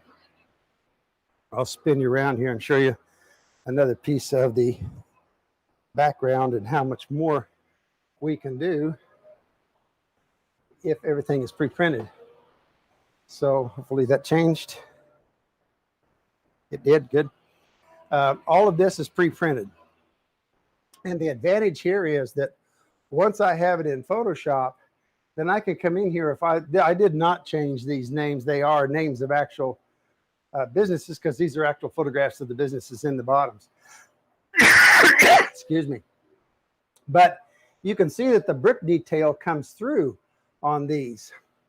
So let me walk over here for a second. I'll leave you on that view so you don't see me messing around here. But there's a couple of them that I have done that are a little bit different. If I can get them to show up. Since the next hour is on signs, we'll talk about signs a little bit here. That is camera 2, maybe? Camera 2, yeah, it should be 2. There we go, yep. So here you can see a bunch of signs that I have worked on in a bunch of buildings. And this building, use my finger to point because I can't get around there.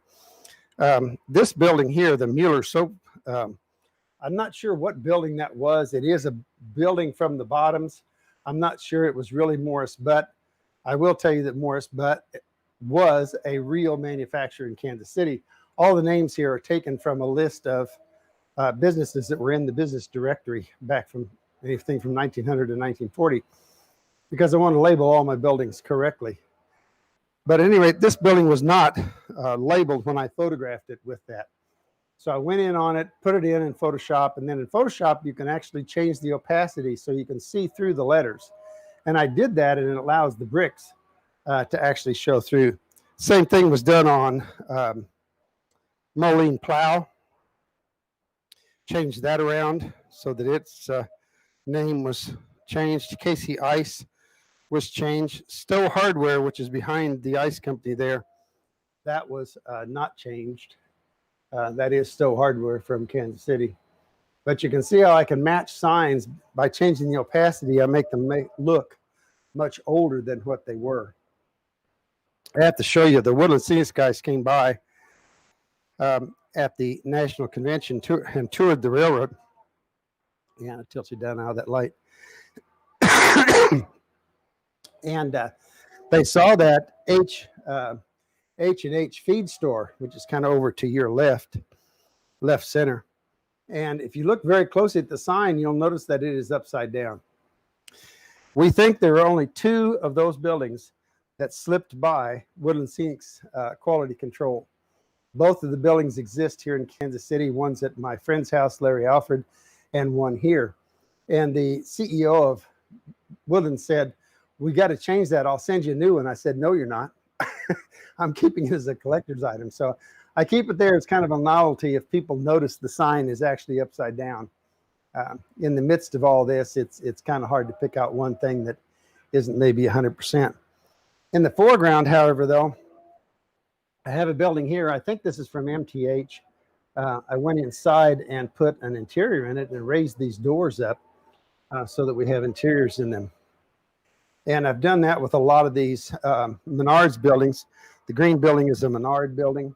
I took out the lights that they had and put LED lights in, just because the LED lights seem to light up much better. Same thing with the brewery and with Sherwin-Williams. If you've watched John and I do our cloud clinic very often, you know that we use Sherwin-Williams a lot. I don't get any kickbacks from them, but man, I sure like their paint. I do mock-ups. That's a mock-up of the Associated Grocers building, which was also part of the Bottoms area. It's over by the Santa Fe yards. And we're going to put it in eventually too. Come down here and give you a different view. I do have a hobo area, and we'll pan for that. There's my hobos down by the tree. The white cards that are laying around everywhere are my operating cards. I'm trying to separate for operation sessions right now. Have a loading dock. The forklift is 3D printed. Done a lot of details on 3D printing. Bursting Appleby is an electronics company here in town. They provide a lot of my electronics for the stuff that I use for the broadcast for Model Railroad University on YouTube. And the Kansas City skyline was shot from the Confluence Park, where the Kansas and Missouri River come together, which is on the west side of downtown Kansas City. And then I took that photograph in Photoshop and massaged it a little bit. That print is almost 8 feet long. It runs along the entire back of the city. And if I move a camera here, I think give you a little different view. Fresh boom.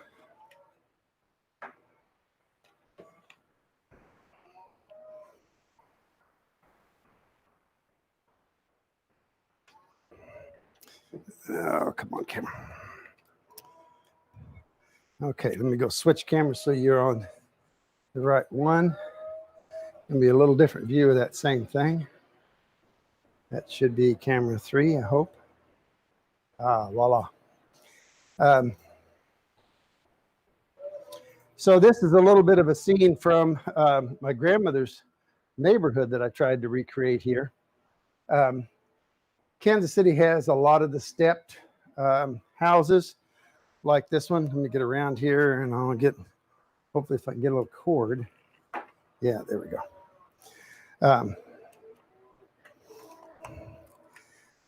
It has the stepped neighborhood. That's kind of a, I don't know, given for some river town type neighborhoods. Doesn't have a subway. I'm sorry, I put one in because I needed it for the track the way it goes. I do have a cemetery off to the side over here. All of the buildings there, I think you may be able to tell, have TVs in them that are glowing. I did a whole episode on my channel on putting TVs into it because in the 50s, everybody had a flickering tube type TV. My grandfather worked for Seal Test, so that's the Seal Test truck up there with the delivery guy. And anyway, it's just, I thought it was just a pretty good representation of the neighborhood where I grew up. This downtown area over here is a representation of just a typical kind of suburban, not so downtown area of Kansas City. And the Kansas City background, of course, back behind that.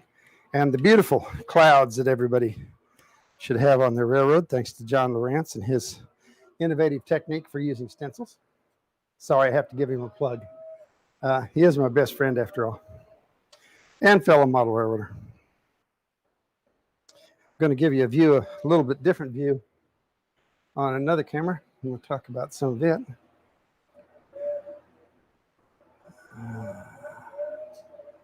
I think that's right. How about that? Got the right camera. Tried to create again the city. If we get the operating cards out of the way, look a little bit better. Want a little bit of a view of downtown kind of things moving through. Plus the 50 Highway Motel was famous. It was out in Raytown, which is a suburb of Kansas City out towards the east. I actually grew up in Lee Summit, a little bit further out than Raytown even. But that's the Walters Highway Motel. I think they had it labeled 66 or something. But anyway, I came in on the printer and printed a Highway 50 logo because that's what the motel was actually labeled, and scraped off the one that was there for Walters and put the Highway 50 on. So this one mimics or looks like, I hope, the 50 Highway Motel that I remember driving by all the time, because I would have to drive along 50 Highway to get from Lee Summit into Kansas City. The other project that I've been going on, I have to flip this camera to get it. This locomotive is a model of number 13 on the Kansas City Stockyards Railroad. They had their own railroad.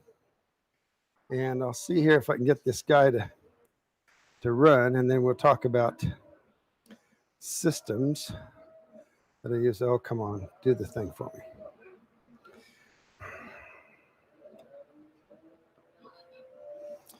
Okay, there we go. Oops, come on, baby. He wants to move, I hope. Why did we go off? Loco 13. Come on.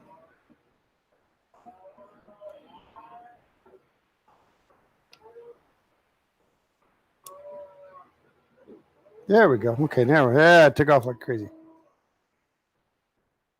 He will crawl.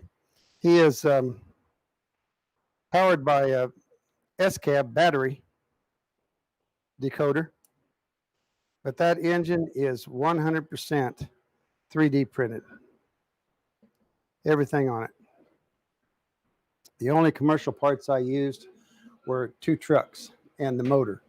All the universals, all the rest of the drive system, frames, everything else, all 3D printed to represent the number 13, which was the switch engine for the Kansas City Stockyards. And then I had a photograph of an actual auction taking place. So you can see back here in the back is my auctioneer and some of the guys auctioning. They actually walked on top of the planks. You can see the 2 guys up there. And they had platforms on top where they put the straw or the hay so that they could drop it down into the feedlots to feed the cattle as they awaited purchase. We won't say what comes after purchase. Might be some kids watching. But at any rate, that's a representation. They actually had some 600 plus acres of pens all over the Stockyards area. It was a huge, huge area. Second only to Chicago. So, forgot to change my camera. You can't see me. Not that that's important. Let's flip it around anyway, just in case you might want to. There we go. I'm operating 3 different systems, I think. I may have to count as we go because I'm not sure. I've kind of lost track. As a part of Model Railroad University, I always tried, when I did my clinics at the NMRA, regionals and nationals, and out at other jamboree type shows or whatever, I tried to have as many of the systems for operating trains as possible.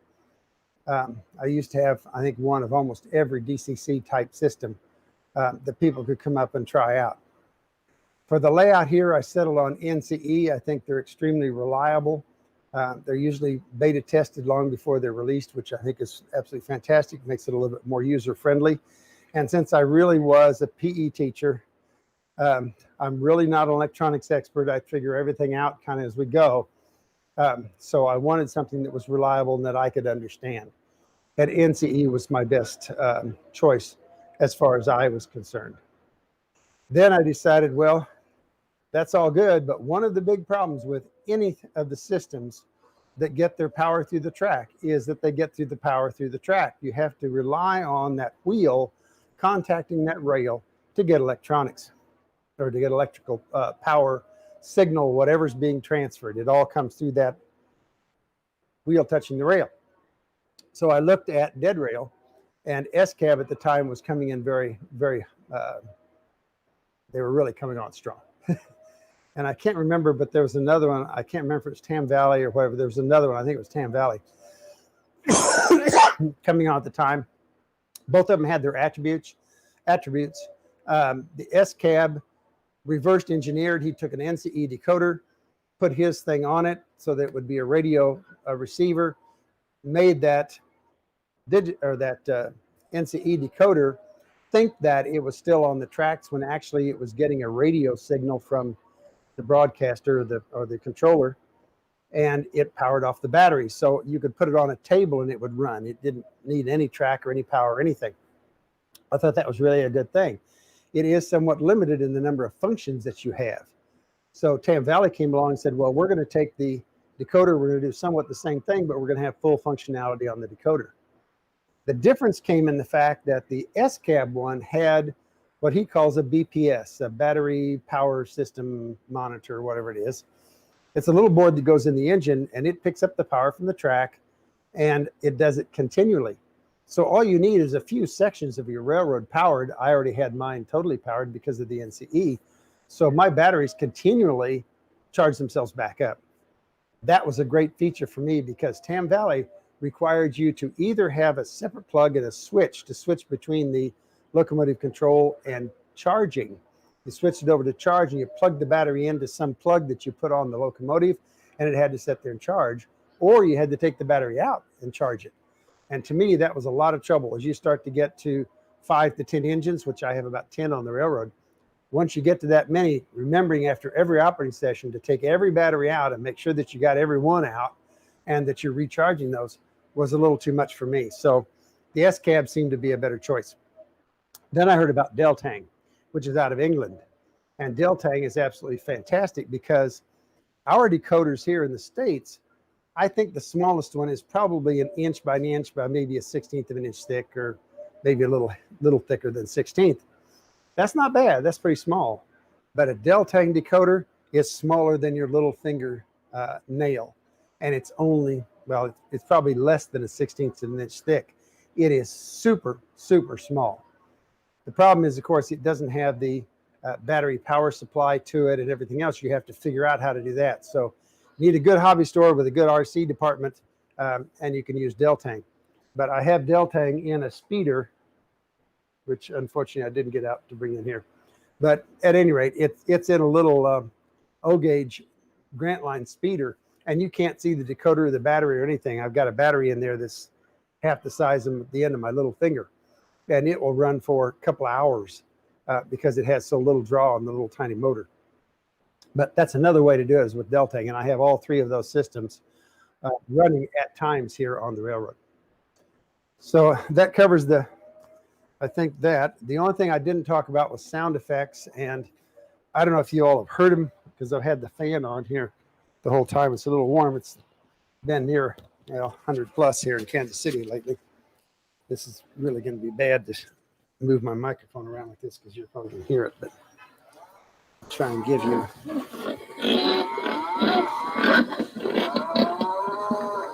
Can you hear that at all?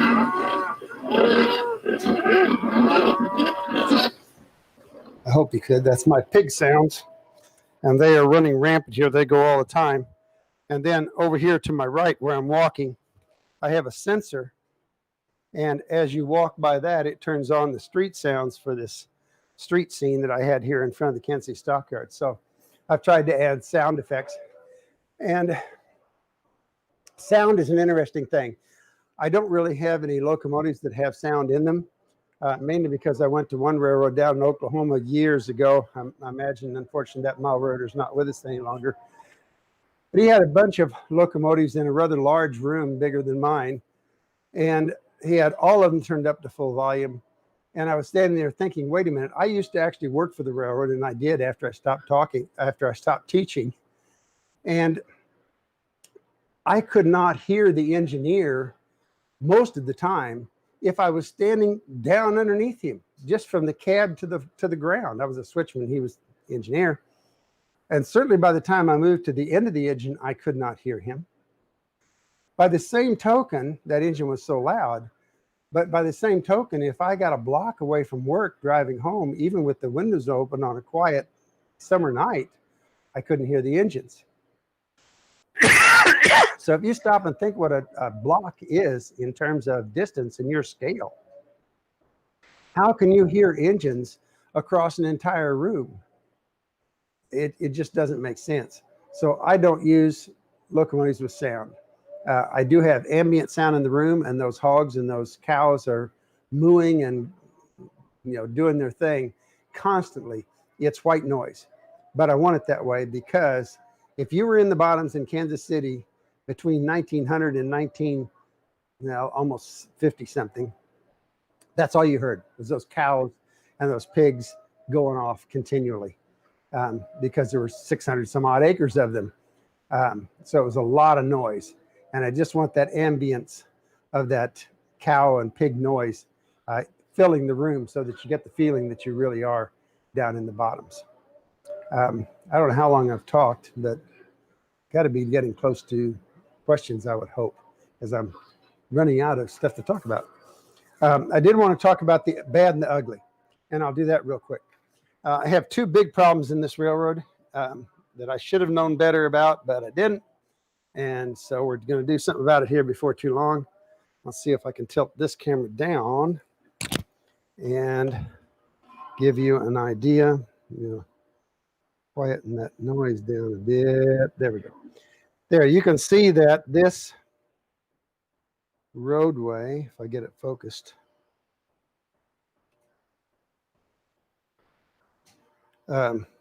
this roadway is terrible. It has warped. It's gone absolutely crazy on me. Up here, I have this sidewalk's totally coming up. This one is totally warped. I couldn't run a train through there if I wanted to. And that was all done because I used goo, Walther's goo, to hold down my street. That was a big mistake. I did it because of all this unevenness along here, trying to glue to the rocks. But in actuality, goo has all those aromatic solvents in it, and it attacked the styrene, which I use for my roads. I love styrene for roads, but nonetheless, I should have found something else. So again, I have, and that is Wood and Scenic Hobby Tack. I put another road down that's on the far end down that way, and it's working great. So is the road across the street. It's here. I'll get my camera to loosen up. The roadway over here is down and tight and shows no signs of the warping that I got from using the goo. That's all down with double stick tape. The other problem I have, and this one's going to be really hard to show because of the nature of it, but I'm going to darken you way down because this has to do with my lights of all things.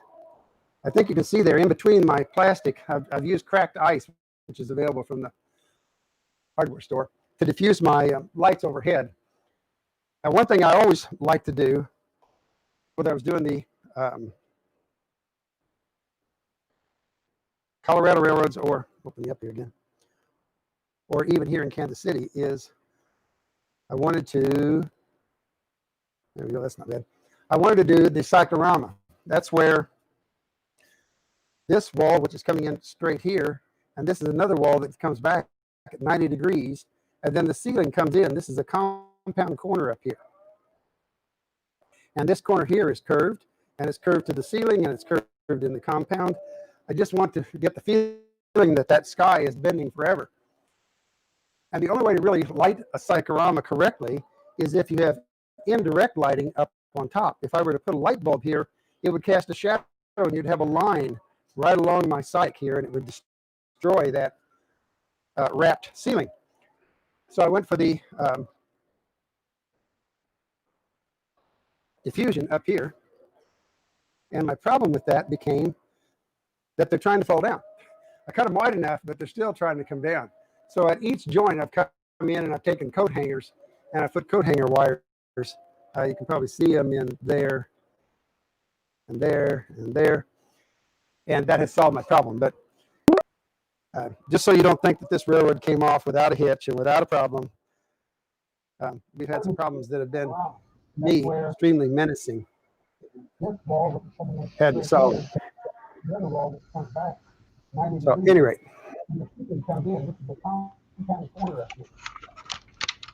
am I off already?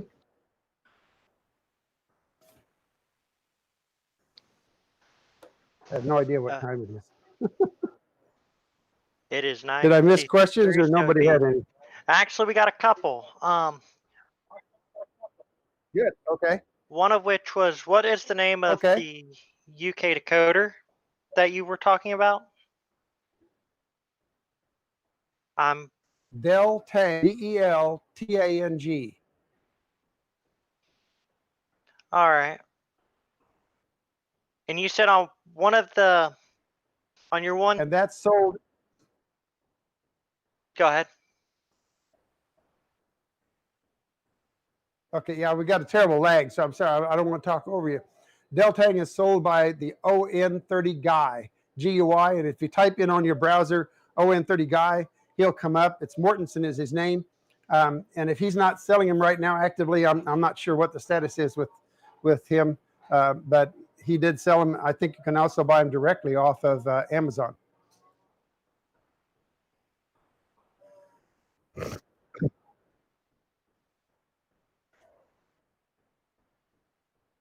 Yeah.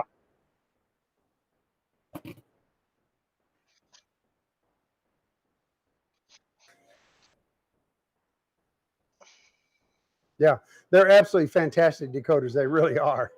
Motor control is great. And Miles, I don't know if you mentioned it, but when did you start construction on this layout?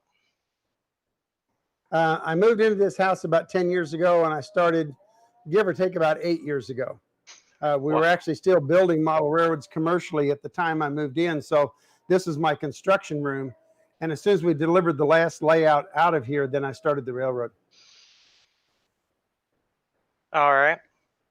And one of the things is somebody asked, they said that they believe that your layout is ON30. I know you mentioned it earlier. Yes, it is. It's ON30. Okay. And how, I know you were talking about the warpage of the road. So what are you planning on doing to fix that? Or have you not come across an idea yet? Well, the only way to fix it is to take it totally out. I'll rebuild those sections of the railroad that are warped and looking bad, and then glue them back down again. But this time I'll use the Woodland Scenics Hobby Tack instead of the goo. But really, once that plastic is that warped and the goo gone, or the goo is still on the back side of it, you're not going to get rid of that outgassing without just throwing them away and starting again. So that's why it hasn't been done yet. It's another one of my projects that needs to be done. All right. And that appears to be the end of the questions that we have.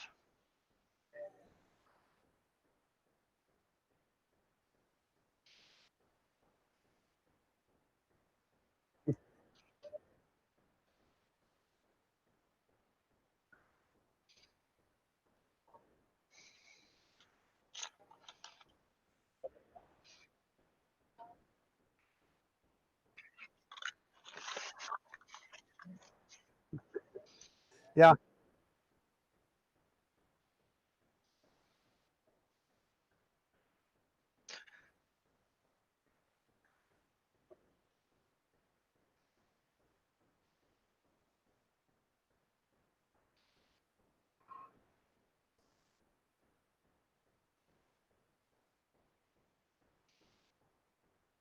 Oh yeah, definitely.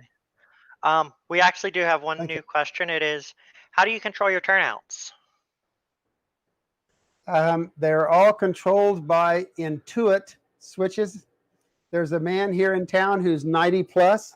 He's a retired electrical engineer, and I don't know if you can see him back here behind me. This is one. They stick on the fascia. They have a little micro circuit on here, and I don't know if you can see it change or not, but it changes to green on the normal route or on the reverse. And I'm using tortoise switch machines to actually do the throwing, but the Intuit switches are my controls out on the front of the layout. And I've matched, there's a graphic on the front of that you can buy any configuration, and he will custom make configurations for you, and you can control them. Absolutely fantastic controller, not just because he's in Kansas City, but because it gives you a graphic, it gives you control, it gives you everything. And I'd support any model railroader who's 90 and still thinking enough to be able to do this kind of stuff. He's a pretty amazing model railroader. His mind is way ahead of most of us.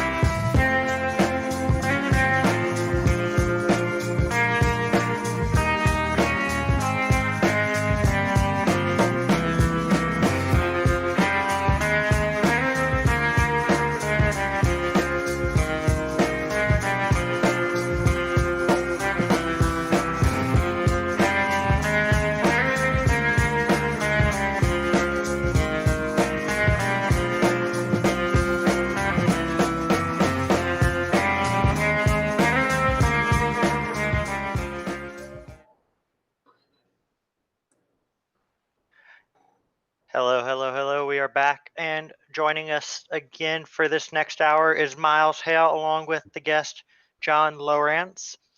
They have both been doing entertaining for over 35 years, entertaining models with their tips and techniques for building better model railroads. Their presentations at clinics, YouTubes, and on the Working on the Railroad television series on DYI network have been seen by hundreds and thousands of viewers, and today they will be sharing tips for making the signs on your model railroad look correct for the time era you are modeling. Take it away, guys. Hi to everybody. Hello. So you all understand we're going to do kind of this in two segments. Each one of us is going to talk about a segment of how signs apply to your model railroad. I've made several signs over the past couple of months with my 3D printer and sent them off to people. And one of the problems with that is that when they go to print or when they go to put those letters onto a sign, like my Stewart Hall sign back up here over my head, then they call me up and they start asking questions about type. So I'm going to talk about the technicalities of type. Then I'm going to turn it over to John, and John's going to talk about the era of type and how signs change their visual look from time to time throughout history. So without any further ado, hopefully we'll come up here. There we go. We're going to see type clearly, hopefully by the time we're done here. There are basically two types of type. The one on top is a serif type. Now, serif type has little extensions sticking up and down on it, whereas a sans serif type is very straightforward. The Greeks, when they carved into stone, whatever, sans serif is a very old face because it was easier to chisel out the nice square shapes of type. So we'll talk about the parts of type. One is the X height. That's the height of the smaller letters. Otherwise, we're talking about the full height of the capitals.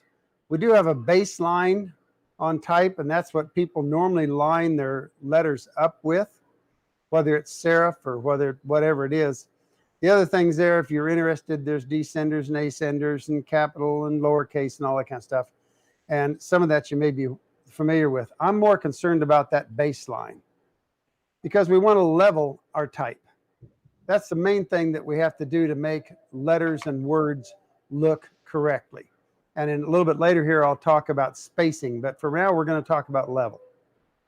Seeing type, to me, that letter and that word, the letters on that word look correct. But if I apply a red line, notice that the red line touches the base of the I and the N because they have flat bottoms. But when we go to seeing the S, the E letters, they're actually below that red line. What they have done is I've split between the height of the full height of the letter. If I should have had an I or a T or something in here, and you can see a top line there. That S is extending above the top of the letter and below the top of the baseline, exactly the same. Here in enlargement, you can see that the S, the E, and the E are actually below the baseline. The reason for this is that letters that have swooping curves to them don't look right if they're all lined up, if everything was actually flat. So when typographers, the people who make type or create typefaces, when they make faces, they actually make the letters with the circles, S's, E's, anything like that, O's. They're all made where they extend down below that baseline. Here you can see the E next to the I, and it's actually a little bit lower. So what about the top? Well, same thing. We split. Here's the I, and you can see I've added the top line, and we have the E, and I've split that E between the top and the bottom of the upper and the lower. Topo, same way here. You see the O's are down below and about half and half. It's a little bit lower and a little bit higher, but it's about 50-50 between the actual height of the T and the P. Next thing is spacing of letters. And now I want to talk to you about something called squinting. Sometimes you squint when you couldn't see something or couldn't get it in focus. Well, that's an excellent way to determine the spacing of letters. Notice here that if you squint on this screen, that it looks right. But if you look at it with open eyes, you'll see that the space between the L and the E is larger than the space between the E and the T. And the space between the two T's is even smaller yet. Yet when we get to the end of the letters, after the T, the E space is bigger, the R is bigger, and the S is a little bit crowded over. It's almost on top of the descender of the R. And that's an important thing to learn, is to squint the letters to get them to space out correctly. Different spacings we just talked about. How does it apply to your railroad? And I think that's when I turn it over to John. Okay. Thank you, Miles. Let me bring up my PowerPoint here. I just have to remember all the lessons Gert taught me yesterday on that. I've got this, and then I'm going to want to share application window. All right. Well, Miles didn't take very long. He usually talks a lot longer than that. But so here we go. It's great fun. Well, signs. For a long, long time, I've been saying that one of the key things that any model railroader needs to do is to pick some time pick a date and say, this is when this railroad is. I'm modeling this date at this point in time. And the reason you do that, a couple of things. One, it keeps you from buying a whole lot of equipment that you wouldn't otherwise buy. You know, you don't need to, if you're modeling 1955, you sure don't need all those dash something or other diesels. It saves you a lot of money. But anyway, the real thing is it keeps your railroad real looking. And this is an important concept. And what people don't realize is time determines your choices for so many things.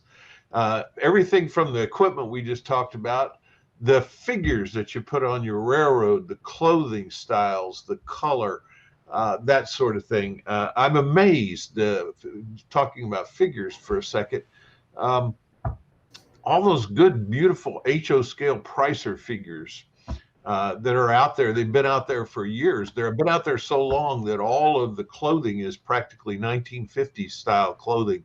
The women have on aprons and the men have on suits and ties and things. Except today they paint the shirt pink and if you go back and you put correct colors on those things, they will look correct for the era that you're modeling, especially if you're modeling 50s and in that time period, that steam diesel transition era that so many of us like. Your vehicles on your railroad, the signs in your vehicles are the two biggest things that will give your railroad away in a heartbeat. And just as an estimate, I always say 80% of your vehicles on the railroad are within 5 years old. It's okay to have a Model T on there, and depending on what era you're actually modeling, because there's always a carryover. Same is true for architecture. There's always a carryover in your buildings, and we're going to talk more about that in a few minutes. But what people sometimes just don't realize is how much that the era that you've picked affects your signs, as well as structures and a lot of other things. The The other thing that is a huge effect, of course, is the technology that was available at the time that you're modeling. For example, if I'm going to model the turn of the century, the thing to remember is we didn't have roads then. So most of the placement of my signs, who's going to read it? Well, it was from coming in on ships, water vessels, or it was from railroads, so that you actually saw a lot of the advertising signage and so on. Here's the Henderson's white pills pointing to the railroad or to the waterway, not to a road, because roads didn't exist. And the whole concept of inner city travel by road was a later thing. It didn't really get going well until the 20s and 30s. Miles has already talked a little bit about fonts and mentioned fonts. One of the things that we forget so often, I probably have 200 fonts on my computer here as I sit. And the thing about those fonts is 90% of them did not exist until the computer age. I have a brother-in-law who's in the design business, and one of his complaints is he's constantly having to buy new fonts because they're creating them so fast. But when they were actually using typesetters, and a typesetter had to go to a drawer and pick out a physical piece of lead as a font, they just didn't have that many. So one of the biggest mistakes I think a lot of model railroaders use when they go to their signs is they go to that computer and they pick some computer modern, I think that they would be calling them fantasy fonts that just didn't exist. And then they print a railroad and put it on their station or whatever, and it just doesn't look, real. Now, the other thing about that is we can make a lot of mistakes on our railroad, but you would kind of reach a threshold point where if all of your signs start looking wrong, your railroad is not going to portray the era that you intended for it to portray. Technology-wise, the other thing that we're looking at is the lighting. And I think most of us need to think about that. We're going to talk more about that in a minute. Another item is just you can't get away from, and that's what is the fad? What's cool? When I did this Lone Star sign, for example, I'm modeling the 50s here. Well, the word aggregates was the common word that was used for gravel and sand and those kinds of things.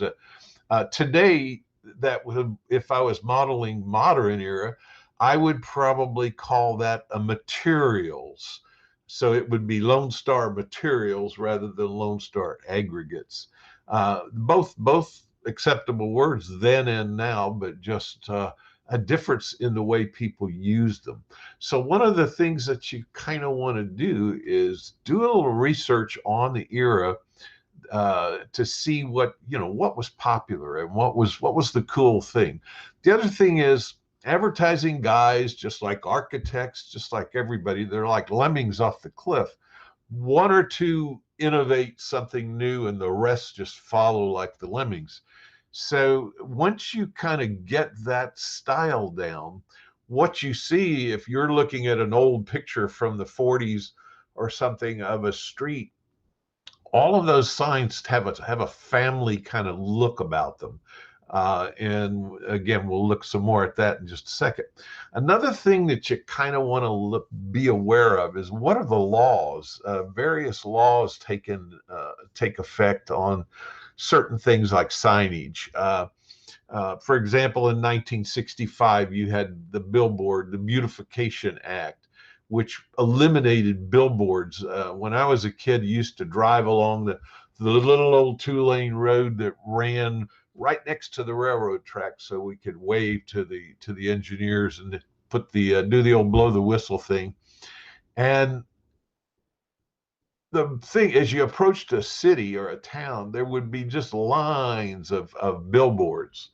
1965, most of those went away because of the Highway Beautification Act that Lady Bird Johnson brought with her.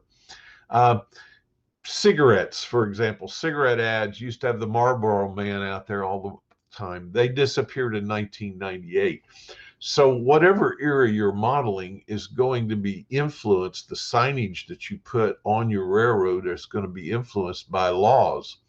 Then the final thing is, I call it guessing and faking.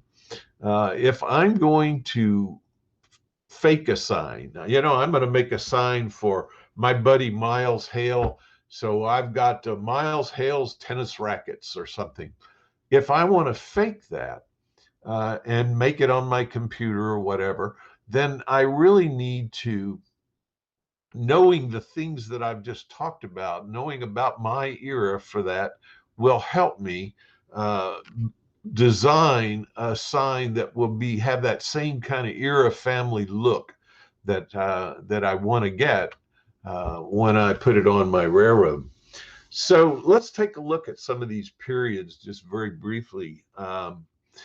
If we look at the early model railroading time, if some of you are modeling Civil War era and that sort of thing, well, you didn't have lights on signs. You might not have had, if you're modeling far enough back, in the places you were modeling, there may not have even had electricity in some of those towns yet.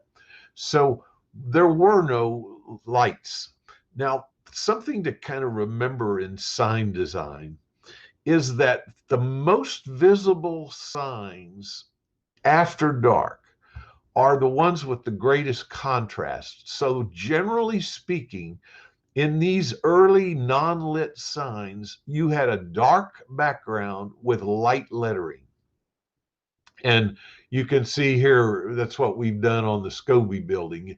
And so instead of just painting those letters right on the bricks like they might today, what they would do, the sign painter would paint and start with some kind of a border or some kind of a black box.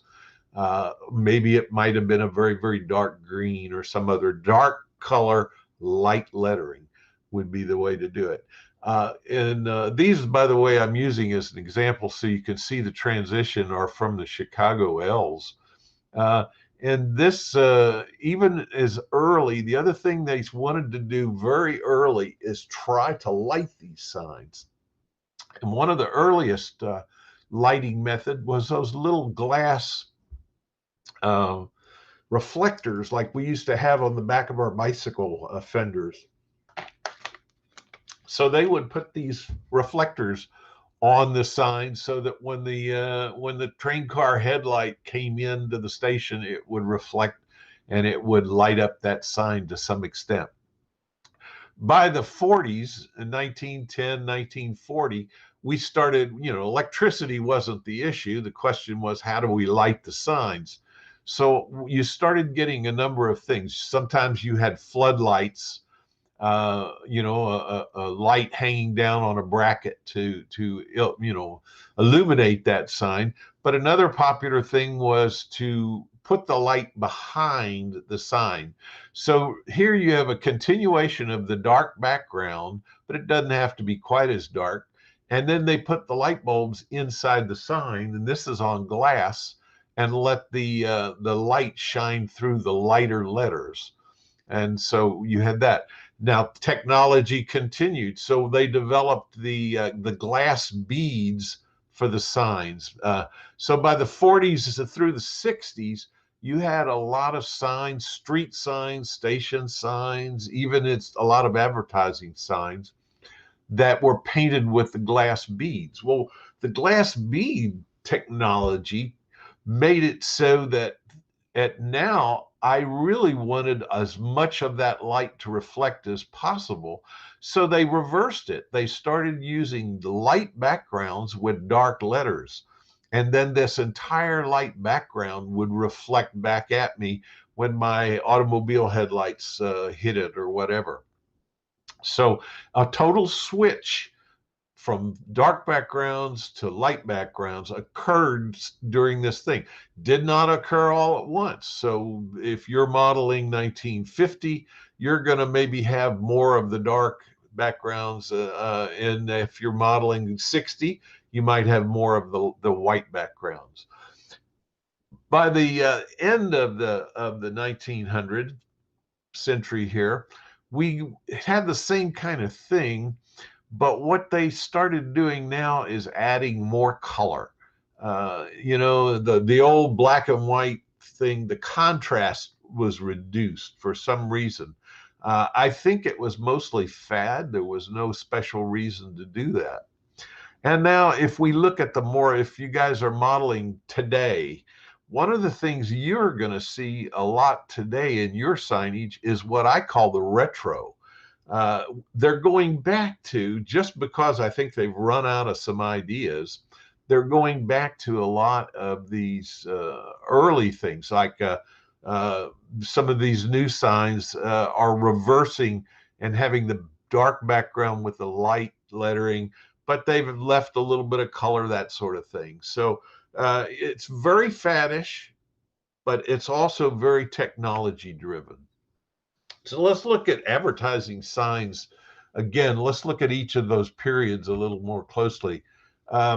If you look at that early period again, dark backgrounds, even on billboards and on signs. Remember back then, most of the signage was painted on the side of buildings.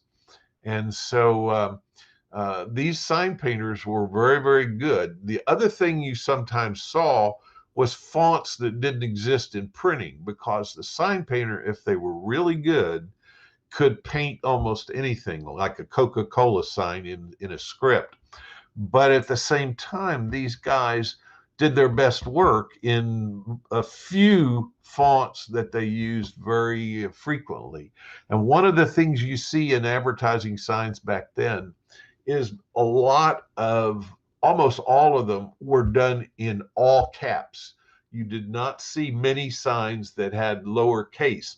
So if I'm modeling, and that extended clear up into probably into the 80s, when they started putting more lowercase letters in signage. So these early signs are going to be mostly dark backgrounds. They're going to have lighter lettering. They're going to, another thing that was very faddish, but all of your logos for the most part were enclosed. Even if I painted a Coca-Cola sign, or I painted a sign for Moxie,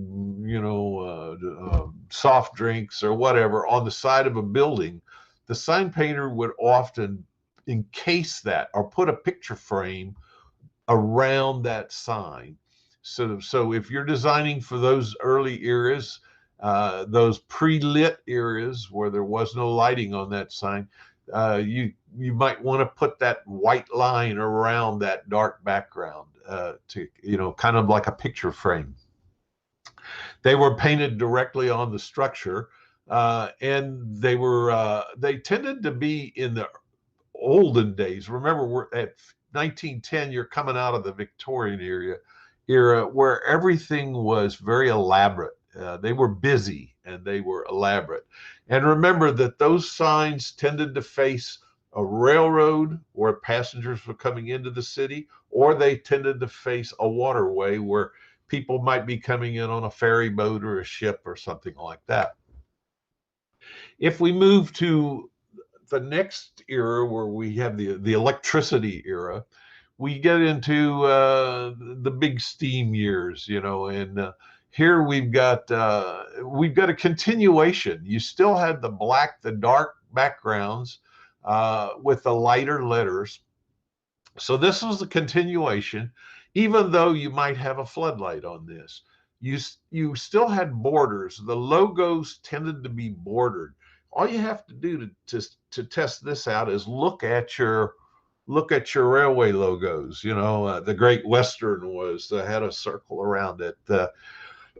Each of the railroads tended to put their logo inside something. the Katy, you know, every one of them has almost, there were no freestanding logos for the most part. Some of this had to do with badging for printing on their stationery and that sort of thing. It just made it easier. And even for embossing, which they used to do on their stationery, where they would actually emboss that logo, it gave them a border to follow to do that. You started to see a lot of signs hanging on buildings. In this case, you've got a combination of the paint as well as a piece of neon inside the letters on the old Crest building here. So neon was something that started coming around and started to become a fad. More signs now started to face roadways and the automobiles, because the automobiles by the 30s were huge. So we had developed, and we were doing the interstate or intercity highways, not interstate yet, but intercity highways were developing. And so we had the billboards, we had all of those kinds of things going on during that period. Another thing that if you're modeling that period, that big steam years period, is don't forget the Art Deco thing that came along in the United States, at least in the 20s. And what you tended to see here was the letters hung on the building, maybe standing out or on little stanchions, so that they would be maybe 4, 5, 6 inches off the building. And then what they would frequently do is sometimes they might run a neon light along in behind some kind of a molding of some sort. Sometimes they would put a light bulb behind each of the letters, so that behind the letter was reflected and lit, and the letter then would appear dark. Sometimes these letters were actually standing on top of these canopies, or maybe sometimes on top of the building. Another thing that was very popular was to put the letters onto a frame that would sit on top of a building, that sort of thing. Backlit glass was still very popular during this period of time, but it had a limitation on how big you could really make the sign, so it wasn't quite as popular as it became later, and we'll look at. You had all kinds of lighting, including bulbs, spotlights, neon lighting, and they still continued sometimes to use the reflector, the little individual reflectors in here. When we moved a little to this, we're getting into now the steam diesel transition era, which people really is very popular here in the United States. And what you're seeing now is a transition in the signage as well. The dark backgrounds and light backgrounds continued, but what we're starting to see is a little bit some combinations of the two coming in. They were borders around things continued, but notice here that we're getting more color in the Lucky Strike package here. They kept that border around the logo, but now the package is white with a darker logo in there. You're starting to see more signs on poles and freestanding, and the reason for this is because of cars. Now the signs are by the roadway or out in front of a motel, or they're out by the street saying come in here, pull in here, and eat here, sleep here, whatever. So these signs on poles started to become more popular than painting signs on the side of buildings. The other thing you started to get was more elaborate signs with neon and chase lights, the moving lights, that spun around the light. I love those movie theater entry lights. They are kind of the epitome of signage of the day. That it's almost like a spider trying to get you to come in there. It was so attractive and so eye appealing. Now here is a start of a game changer for model railroaders. If you're modeling this era, this was the very start of plastic signs. And this would be probably later in here, but really we're talking mostly late 50s and into the 60s. But those signs, this is where they would extrude plastic and they would literally print the entire sign out of one big sheet of plastic. This allowed them to put color in the sign, and then they would put neon bulbs behind the sign. So you would have old Colonel Sanders here on both sides of a sign out in front of a chicken store. And then he would, those neon bulbs would illuminate the entire sign, colored. And now you can put his face in there, or you can put a logo in there. You can do different things with that plastic. Of course, this tended to knock neon and kind of put the neon guys out of business because you were able to get the same kind of effects without all of the neon, the expense of the neon. Plus, when those bulbs burned out, you had a constant maintenance problem. On this, you just pop the front off the sign and replace neon tube light bulbs. So it was a whole lot easier to do. The logos were loosed from the borders.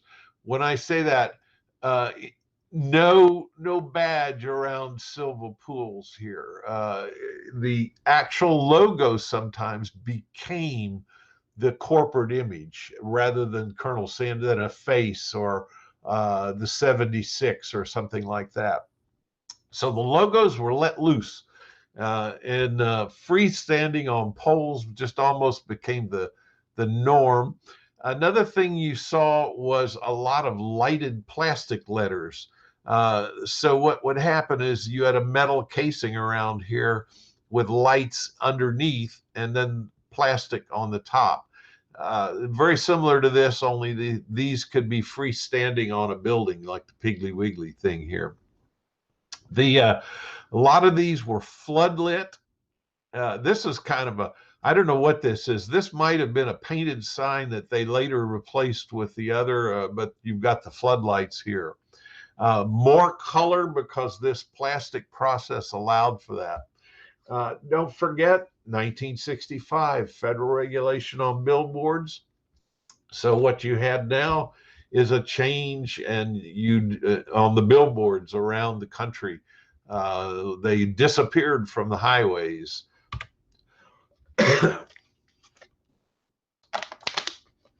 So by 1980, to the more modern era, what we're left with is continuation of this plastic sign. It's been a boon to advertisers. We have the logos continuing as without borders. Here Sony's logo, his name is his logo, and that sort of stuff. What we have that's kind of new here is what I call the retro style is starting to show. So here we've got light backgrounds with dark letters combined with the dark background and the light letters. Same thing here. It's the same kind of thing. Also, you're having a revival of neon. Neon is coming back and is becoming popular again simply because it's different. It's totally. It's like, oh, a new thing here that we just discovered. The 30-something guy at the advertising agency wasn't around when it was popular way back when. On all your billboards, digital vinyl replaced hand-painted billboards. So now they go out there like wallpaper and lay this stuff on these the digital billboards, and now you're getting the actual digital billboard that is, they can change it. So you're driving down the road and that billboard goes bloop, and all of a sudden it's a whole different set of stuff because it's really a TV screen. And instead of a fixed media. The other great thing about that is also a change in the lighting technology, because again, we're lighting from behind and lighting from within. So that billboard can move, it can turn into a video at any moment. And so more and more we're seeing that. Those are still very expensive. 1972, you had tobacco legislation. So if you're modeling this modern era, you're not going to have the Marlboro Man out there on a billboard or painted on the side of a building unless it's left over from an earlier era, because it just didn't do it. The last thing in this era is the plastic letters on the building, like here, and just like before. These sometimes are on little stanchions. They may be 4 or 5 inches off the surface of the building, but they are lit from within, and they are plastic in that sense. Now, always in this sign thing, you're going to have some extension and carryover. What you're in, because you're transitioning from old to new, and buildings last a long time.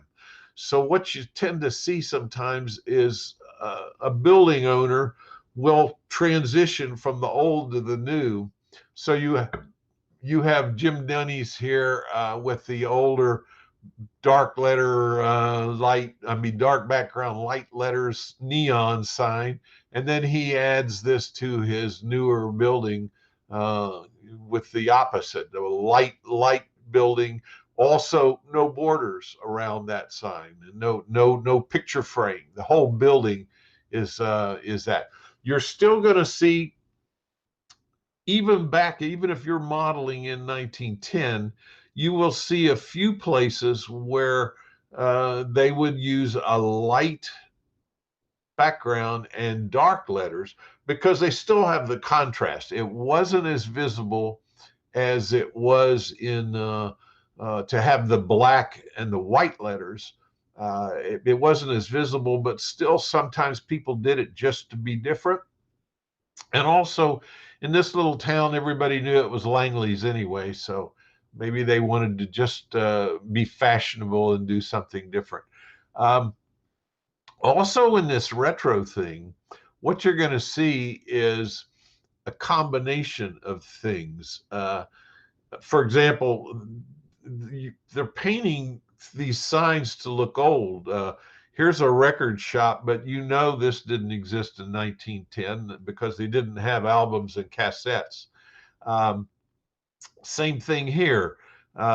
This is a town that does on Highway 66 that everybody's painting their buildings to try to look like it's a very, very old place.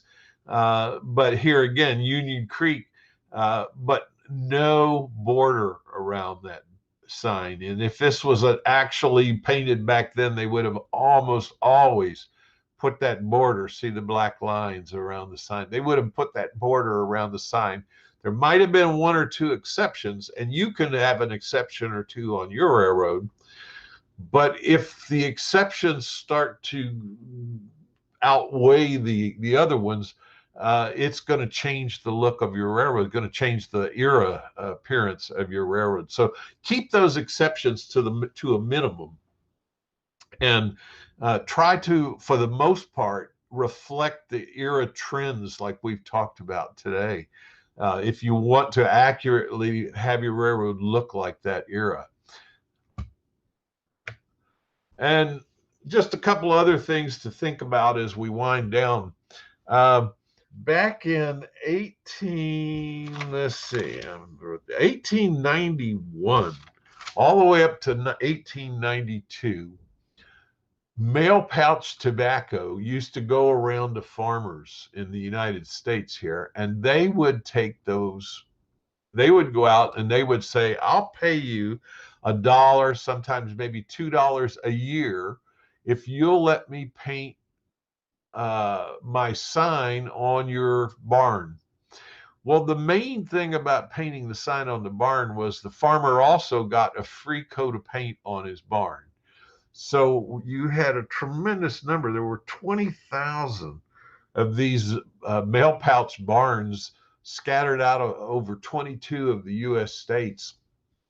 And they would paint it on the roof. They would paint it on the sides, usually no more than two. And it usually was the part that faced the roadway going past the farmer's thing. And it happened to be usually the guy that was near the big road got the first favor on this. But so a lot of these are still around. Today they're a bit faded and such. Another early sign advertiser that used to paint on buildings was Coca-Cola. The first one of these signs was in Cartersville, Georgia, in 1894. Of course, Coca-Cola started in Atlanta, Georgia, and so these early signs, these things are all over. And as a modeler, whatever era you're happen to pick, or the year that you're picked, go online and kind of see what the campaign was for that time. And because you don't want to use a newer sign than whatever your era is. And these signs extended all the way through. Another thing that I'm not exactly sure about, I can't find any information on this. Maybe a viewer used to work for Coke or something knows this, but I think what Coke did is they went around to different places, a store, a restaurant, cafeteria, and they said, look, and I'm making this up because I don't know it, but they must have said, we'll cut a really good deal for you on a sign if you will let us put our product logo on your sign. And that gave them permanent use. Now, I don't know if they continued to pay. I don't even know if they discounted the signs. I'm not sure. But you see all kinds of things like the Coca-Cola door handle here for your cafeteria front door, or Mama's Cafe and with the Coca-Cola sign. Here, what I've done is for the Nethery General Store, what I've done is I've combined the two because this is a 50s era thing. So I've combined the two, used a 50s era or early Coca-Cola sign, and then dark background light, and then exactly followed the kinds of things that I've talked about here today to get that sign. This, by the way, is a paper sign. I printed this on the computer and then sanded the paper off so that the paper is as thin as tissue, and then white glue it on and that sort of thing. So that basically is the formal presentation on signs, and I'll stop sharing here, and hopefully maybe there's a few questions.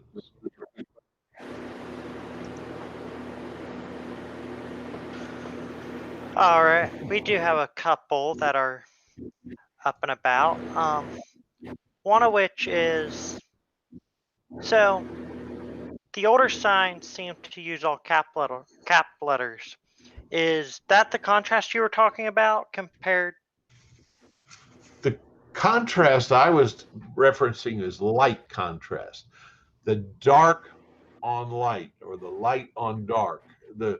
A black background with white letters is the most contrasty thing you can possibly get, from one end of the color scale to the other end of the color scale. And that will show up almost in the middle. I mean, any kind of light at all, moonlight, will make that sign very visible, even from some distance. All right. Another one is script or brushstroke style fonts seem to be very popular and common in the 40s and 60s as well. Would you consider that to be true, or? Well, I think probably the script style wasn't as popular as it seems because not as many companies used it, but because Coca-Cola used it and Pepsi-Cola and some of the companies that did so much outdoor advertising used it, it seems like it's more popular than probably it really was. I don't know All if right.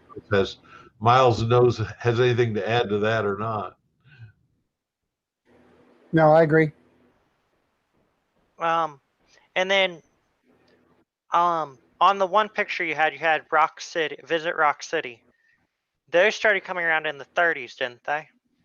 I'm not exactly sure when they started that, but that whole barn painting thing was going on all the way through the 1900s, all the way up to 1992, when it was suspended by a mail pouch. All right.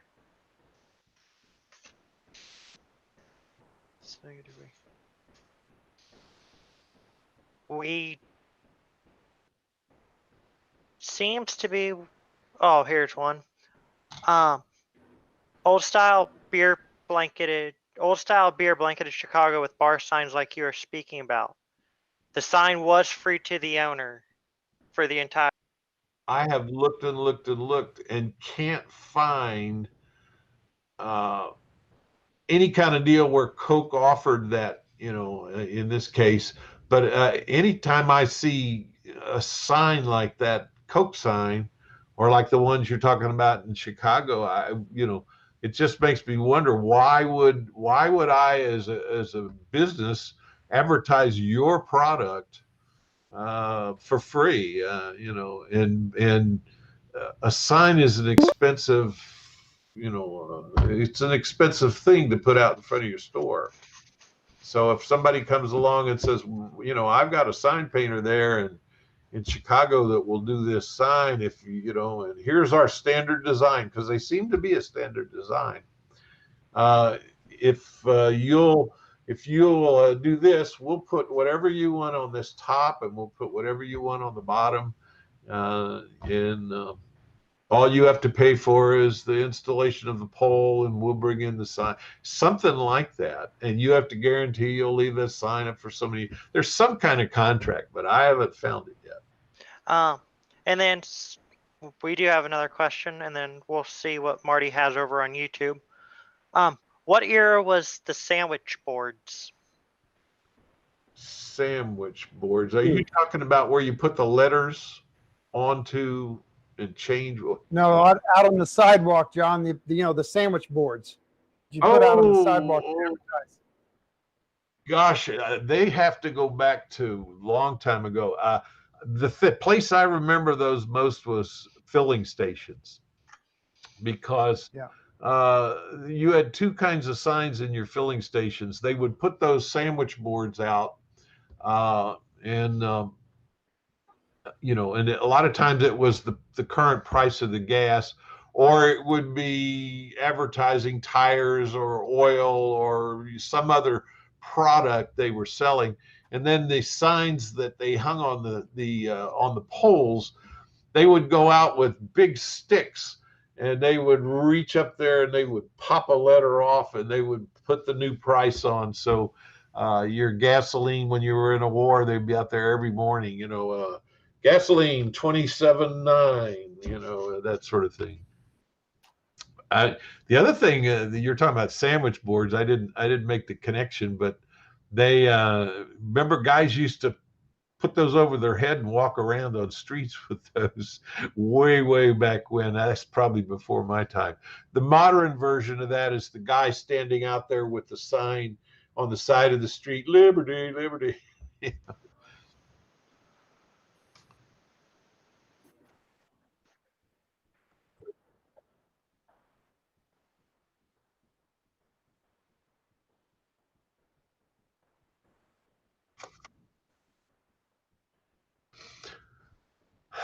That's a good question. anytime I'm making a sign, if I can find another sign in my era, I try to research it first. And I would kind of look at what was going on. MFG probably is older than the MANF thing. But I would look and try to find in my era some other company that does sort of the same thing, kind of like the aggregates versus materials deal. And I would fake my sign with whatever they did. So if I put the Martin Jenkins manufacturing company, I'm going to use whatever it used to be I can find on the internet. Cool. No, I do not. Marty, you are muted. Do what? That'd be right. I didn't push the right button, so I've been muted for the last couple of minutes. But yeah, we just asked a question on the manufacturing and the MFG. So anyway, we shall move on. So thanks very much, Miles and John, for a thanks very brilliant much. presentation. There's quite a few comments in the chat here about your presentation. I think one, the fun meter is on max. We're having fun today. I see there's one comment in the chat that some chap, it was a old Madison Avenue advertising art director and graphic designer. I know so much about what you discussed. However, the majority of people are totally unaware of the different design trends. Your presentation covered it. All kudos to you both. So, well, I'll tell you what, in closing, nothing will give away your railroad faster and make it look funkier than having all kinds of different signs from a million different eras. You really want to get that era family look to your signage. It makes a world of difference. It sure does. Okay, well, there's nothing left, I guess, than to go over to the wheel of chat again, and we'll give that a spin and see what question we come up with this time while we get David sorted out. Marty, they're saying, the team's saying that you're very quiet. Oh, well, I'll turn my microphone up then. I just didn't want to be overpowering. Okay, the question is rail fanning or operations on a layout. So what do you prefer to do? Do you prefer operations, or do you prefer to sit down and watch a train run through your spectacular scenery? So we'll let the chat divulge that, and I'll hit the transition button here, and thank you very much, John and Miles. Well, thank you. Thank you.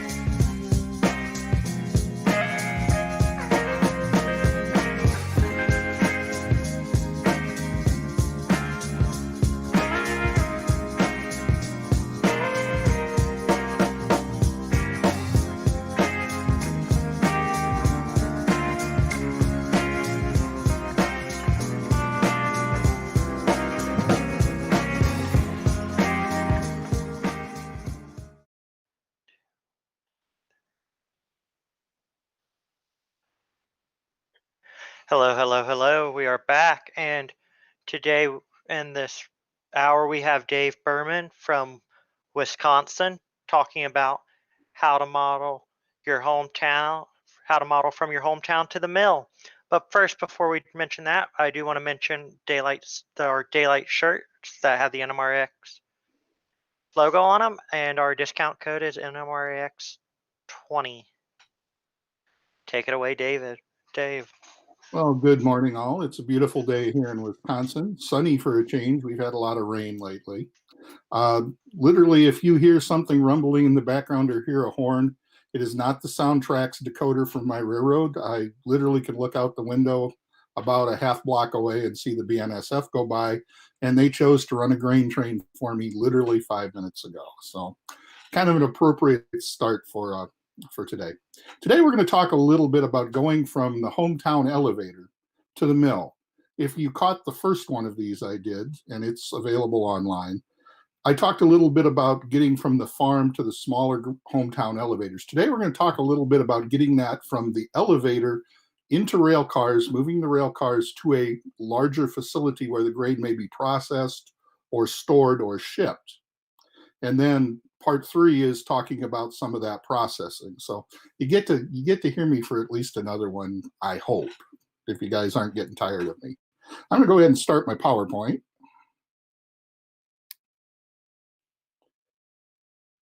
And we'll go to the application window. And we'll share that. And I'll start the PowerPoint so we can get that up. And hopefully you can see it okay. The reason I talk about hometown to mill is because that's probably a lot of what we model. A lot of these mills get bigger, and they would be a model railroad unto themselves. If you've ever built the Walther's ethanol plant, it could be a 4x8 sheet of model railroad without even blinking. And you could have enough car movements there to have a pretty healthy operating session for a couple of people. But chances are pretty good we're thinking about that local train that goes out there and peddles cars to industries and picks them up. Very similar to the Rock Island train that you see on the opening slide here. We'll talk a little bit about that train coming up. But then we go from that little hometown local to the mill, and not far up the river from me, the Mississippi, for those of you who may be geographically challenged, is the cities of Minneapolis and St. Paul. Minneapolis and St. Paul used to be known as the grain milling capital of the world, and this is a picture straight out of there. And this was actually on the riverfront mills. And if you've ever been to the Twin Cities and you've gone to the Mill City Museum, you can kind of see some of that structure in the back. Now, I'm guessing other than where the Mill City Museum building is, most of this is parking lots for the new football stadium, and has long ago been taken out. Kind of interesting, I wanted to go back deep and see how far back I could get images out of the Minnesota Historical Society, and when I found this image, I put it up for some of my local guys, and they ask a bunch of questions, including the fact that the front of this locomotive doesn't have a coupler. It does. It's a Lincoln pin. That tells you how old this image might be. But it still has some of the railroads we're familiar with, the Great Northern stock car, which has been wood sheathed, so I suspect they're using it to haul grain, and the Northwestern boxcar with a grain door. So it goes back to talking a little bit about how some of the things that we're looking at go. Well, first you have to have a car, and I like to highlight the Midwest railroads where I grew up. I did grow up through the late transition period. I remember GP9s. I grew up in Iowa along the IC, so I'm very familiar with black GP9s, and 4 of them hauling strings and strings of 40-foot boxcars out to the elevators, or flying by with meat in reefers, because that's what I grew up with. So I'm kind of familiar with that particular period of time. I model modern. And so as I was listening to Miles and John's presentation, I'm thinking about signage and some of the things that I go with. But I wanted to throw this Chicago Great Western, very typical 40-foot boxcar of the 40s. This one actually has a relay stencil of 1938, and this is from Omaha, Nebraska. We haven't figured out exactly which elevator this is in Omaha yet. And I suspect it's a 4x5 negative that was just contact printed when I found the picture. But obviously it has to have a card. In the era that most of us model, it's probably going to be some sort of either 40-foot boxcar or covered hopper. So we're going to talk about those. Straight off of the Santa Fe down in Kansas, this is a fairly notable historical picture. Arthur Rothstein, if you're a photo connoisseur, probably maybe even from the WPA era of some of those images. This one appears a lot. You can find it in a lot of books. But again, it was all about the local peddling cars to the local elevators. Now, there are a number of elevators in this picture. There may have been different companies buying grain in every town. Every little town may have had several different companies competing for the grain. As the eras went, some of that contracted. They went to bigger facilities and they consolidated. I throw this one in because this is my quiz for the day. This is a 40-foot boxcar awaiting loading at a grain facility. And if you could barely make out the reporting marks and the patch out, yes, they did patch cars out back in the 50s and 60s. You'll notice that the reporting marks are LS and BC, LaSalle and Bureau County. At the end, if I remember, I'm going to ask you what is significant about the LaSalle and Bureau County and painted out boxcars, for those of you who may know. But it's still, even in the modern day, it's still that local peddler out there and a conductor that has to get off, or a brakeman that has to get off and go in and push those covered hoppers in and make the cut. It may be an older metal wood sheathed elevator with spouts. It may be a fast loading flood loader with 110 covered hoppers. You still have to have a car to do it. And that car has to be prepared. I'm trying to get a little bit more information about this picture because I don't have a lot of good data on it. DL&W, Delaware, Lackawanna, and Western car. The one directly behind it is a New York, New Haven, and Hartford. You can tell, the only reason I could tell that was the big script letter logo. So I suspect this one might be around the Buffalo area, which was a huge flour milling area. They got a lot of grain. So I think that might be where that gone. You notice the gentleman is climbing up, and he's climbing up on the wooden grain door, which is how we made boxcars load grain comfortably. And he's got a big rod. That big rod is for pulling grain from a variety of places inside the boxcar. And generally just getting in there and going down and pulling. You'll see the little bags on the bottom of the door. I'm sure his partner hands those up to him, and he is just taking samples of grain. Grain is graded. And it's inspected for the amount of dirt, the amount of foreign material, the amount of foreign grain in it, because that determines how much value they can assign to the grain and how much they can pay. Grain was paid for shipping by weight, but it was bought by quality. You also notice the crowbar hanging on the boxcar door, probably used to get it open. We'll show you some modern methods of getting boxcar doors open in a minute. When we talk about cooperage, obviously, cooperage deals with getting that grain door in. Early on, the grain doors were wood, and most of the boxcars were lined with wood. And one of the things I'd seen in a number of 40-foot boxcars, one of the things I was lucky to be able to, I lived very, very near to the Chicago Northwestern facilities in Olwine, Iowa. And anytime that they were going to scrap something, it probably got stored at Olwine before it went to the great razor blade factory in the sky. And so we could walk down lines of these boxcars. And because my brother was interested in modeling the Great Western, and I was just interested in going along because it was railroad and rail fanning, we would actually go, and we did this with the bay window cabooses they had. We did it with the boxcars, but I'd see these load lines in them, and I always wondered what that was about. And so when I presented this for my local group, I found out that they still ship and pay the tariffs by weight, but these were kind of guide marks, if you will, to make sure that you would have enough grain in the car, but not overload it, to not overload the weight that the car could take, and obviously have to be reloaded or load shifted or a variety of things. We don't model that much, but if you're an operator, that's the kind of thing that if you would get an overweight car, you might have to set it out and they may have to do something with it. You could move this in via alternate waybills in your car card system. Your JMRI system may throw a car occasionally out that was overweight that you might have to do those kinds of things. So if you're an operator, there's some options for these. Well, we got to get it loaded. Well, before there were grain elevators and the ability to get it above the car, chances are pretty good it was directly to the car. And the interesting part of this is I've seen this a number of places. I'd seen these ramps, and a lot of these cuts were near places that had dirt cuts, or they had actually made dirt cuts, and they were actually loading the grain directly in the boxcars. I can't imagine that this was anything more than a hot and dirty process. You'll notice the gentleman has a shovel.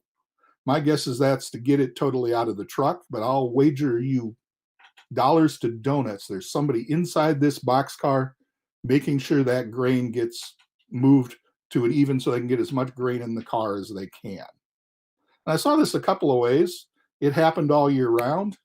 I'll bet this one was a little bit cold, seeing that we have snow.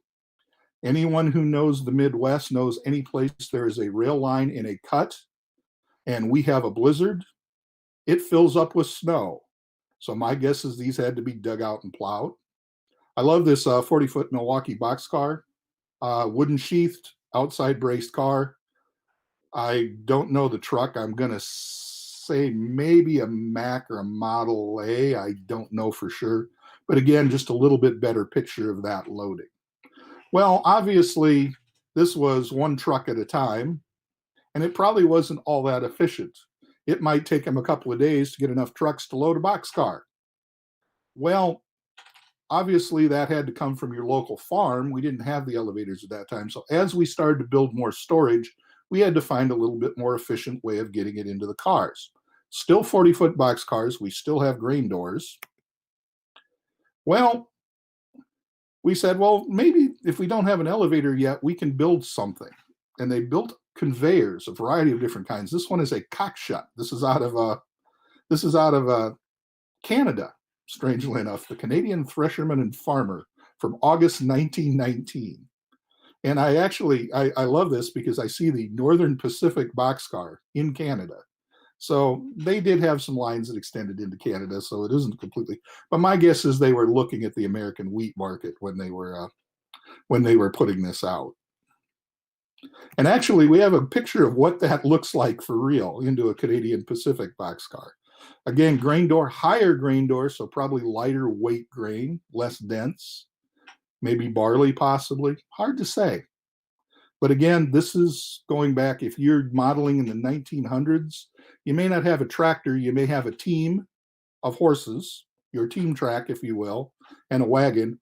And this wouldn't be impossible to scratch build out of styrene or even strip wood if you wanted to get to that point. I'm surprised somebody hasn't 3D printed one at this point. I know they've 3D printed conveyors for the modern era because I've picked a couple of those up. Well, there's your typical boxcar. UP, this one's out in Nebraska. Typical elevator, has a grain door. This one's been coopered. It's a wooden door. This one was probably plywood or at least 1x4s. And these didn't last long for a couple of reasons. Number one of the ways they unloaded them was to basically break them in. The other thing is, I suspect nice lumber out in the prairies was at a premium, and I'll wager people may have built their garage or their roof or a shed with some of these when they could scrap them. There's a fairly interesting story about a Chicago Northwestern conductor selling grain doors out of the cars that should have been used in the cars for grain that I've read recently. But obviously wood was at a premium, and we discovered that we could use corrugated paper.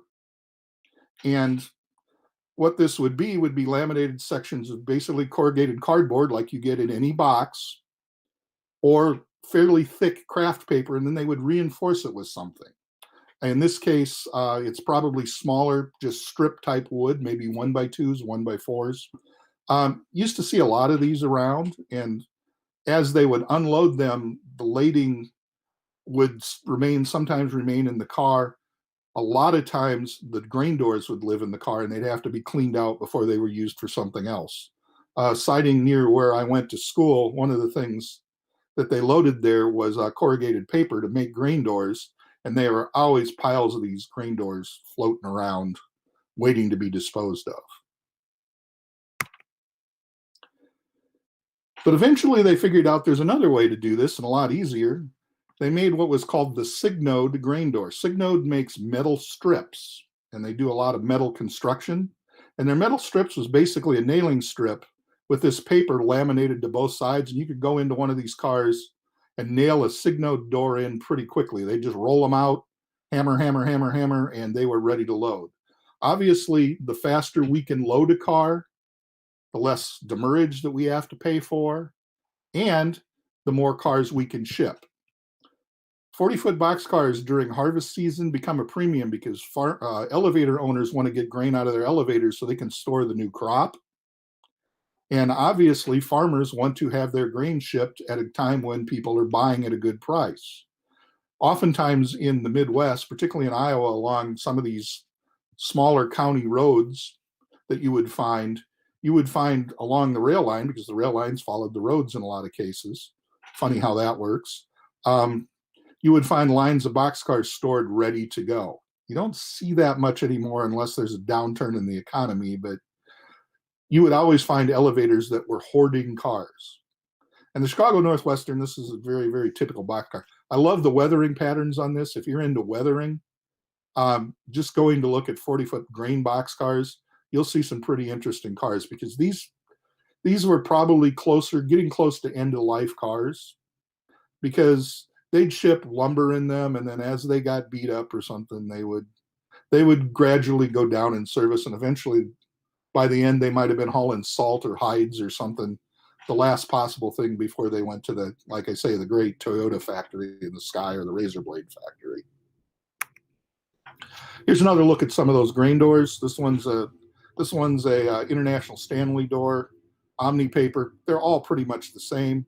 The nice thing about these is when you're at the site, it's just a knife and you're unloading grain. And we can model that. The wooden ones are from an HO manufacturer. They're very similar to some of the ones that I have seen from laser cut from Jaeger Products. If you search HO grain doors, you'll find a couple of sources for these. The cardboard ones I put in O-scale from Keel Line, but Jaeger also makes the Signode grain doors, I know for a fact. So you could actually put these in the cars.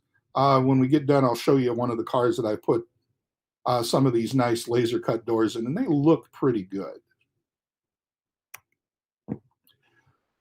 But then it's just getting it into the car. And in a boxcar situation, it was probably just a spout with a tube. I have seen these tubes made out of rubber tubing. I've seen them made out of a corrugated product that they could just stick in the grain door and just shoot the grain where they wanted to. And obviously, when you have a little bit of pneumatic behind you and the gravity, it moves pretty quick. It's not quite as fast as flood loading, but you can still get it in there quite a bit. This is from a Canadian grain elevator site. The one cool thing about Canada, in the United States, I'm not exactly sure why, but a lot of times wooden grain elevators, there's still quite a few of them around, but they went down pretty quick to be replaced by concrete. In Canada, there's still a lot of these Prairie Sentinels around. And if you search Prairie Sentinels or Canadian grain elevator, there are all kinds of detail pictures if you need something. So this one has multiple spouts and probably has the ability to not only shoot to the boxcar, but this one's kind of a mixed use facility. It has a covered hopper. They may actually have a modern elevator that they load top, but in this case, they're still loading. And you'll notice the gentleman is closing the boxcar door with the assistance of a tractor with a loader on it. One of the things that you discover with 40-foot boxcars is A, they rust, which means that the rollers on the door get real sticky. And because there's grain in them, there's always crudted grain. So they always need some sort of assist in getting that car to get the door shut, because they don't want rain to get in on that grain. That obviously would spoil some of it. So they're going to ship these even with the grain doors, with the doors closed. I have seen doors open. I remember seeing doors open. I wasn't very old at the time, but I do remember seeing doors that have slid back open. And yeah, there were some cases, but most of the time they were shipped doors closed. I throw this one in because one of the things that, if you're a grain guy, you drive an awful lot of what I call blue highways. I used to tell my wife, if you're planning on getting anywhere fast with me, it doesn't always happen unless you tell me we got to be someplace. We'll hit the interstate. But if we have a little bit of time, I'm going to back road it. And so I love Nebraska. I've seen places in Nebraska that aren't places, but I've seen some really interesting stuff. This is a little elevator between Webster City and Duncombe, Iowa. And I throw this in because this was the last picture taken of this before they did this. One of the things that volunteer fire departments love to do is train, because they never get a chance to actually fight a big fire until they have to do one. So they like to train. And obviously the elevator early on didn't need this facility. And they said, well, maybe we can do something with this. And it would cost them a lot to tear this down. These things are built like forts. They use heavy lumber, but they burn really well. And once they're burned, they're a lot easier to pick up with a payloader. You don't need a backhoe or a screen. So in this case, last Saturday, they did a test burn on this, and they did manage to get it to the ground. The spouts are spaced pretty comfortably for 40-foot boxcars. At one time, there was a team track into this where they would load. There was also probably a load for a trailer in there. Again, the more options they have for loading, the better. Off to the right-hand side, you see the grain dryer. They were protecting that, putting a water stream on it to make sure that it didn't catch fire, because that's worth something to them. And a lot of these old elevators still exist. These were shot back. These are actually grain mill facilities, feed mill facilities, and those spouts still exist, and these elevators still exist. These were shot back in 2018 along the UP down in southern Iowa, or central Iowa. But most of the time they were adapted over time from the chute to the boxcar to top loading, because obviously we needed bigger product. We needed to be able to ship more of it. And this is an elevator down in Kansas on the what was the old Rock Island. Based on the dirt and the track and the grass, I'm guessing they don't ship much grain out of here, if at all. But it was an interesting shot to put in. Well, getting back to our Rock Island local. This is the Winterset local. It ran out of Des Moines and went over to Winterset, Iowa, and ran a little bit further. And its main job was going out and servicing small town agricultural industries, because that's what Iowa has. There's probably a lumber yard there. They may ship lumber in. There's a fuel dealer. There are all kinds of feed and grain type product dealers. In this case, somewhere along the way, I suspect there was a flour mill, because the lead covered hopper is an air slide. So either there's a user that wanted flour or some sort of powdered grain. And so this one's a little bit odd, but as is typical, you can see that the trackage here is not in great shape. The Rock Island was one of those that was almost always in financial peril, if you will. I don't want to say trouble, but peril, because they were always trying to upgrade, but they weren't making a lot of money. They had a lot of competitors. A lot of people were shipping along some of these similar avenues, just 10 miles over. You could take it over to the Northwestern and they may be able to get you a better rate to move it. It was really precarious. And one of the problems is the trackage wasn't well maintained and it was really light. And so they would actually sometimes derail just sitting on the rail. And that's what's going on here. The reason I show you this shot is because you'll notice that there's a 2-bay grain American Car and Foundry, ACF, probably a 2700, smaller 2-bay covered hopper. The Rock Island, in order to have that top loading and some of that fast unloading, they still put a lot of boxcars into elevators, but they ordered a ton of 2-bay hoppers, not for moving cement or sand, the things you normally would see in shorter covered hoppers, but grain, because they would be a little bit lighter to get across the tracks. And we saw this a lot. And here's a shot of those smaller covered hoppers. Here, the local is waiting for a road freight going by. And you see the elevator in the background. But as we got bigger and the elevators got bigger, we had to be able to load those covered hoppers faster. And we did more with flood loading. In this case, you're seeing a large elevator. All of that stuff dumps to the bottom where an elevator takes it up to a flood loading device. In this case, you'll see that there are a couple of loading chutes so they can load both sides. But this item right here takes care of a lot of the dust, keeps the dust down. It also allows them to have a large amount of grain going into that car. So if they do get an interruption, they can continue to load. Same elevator had 2 facilities.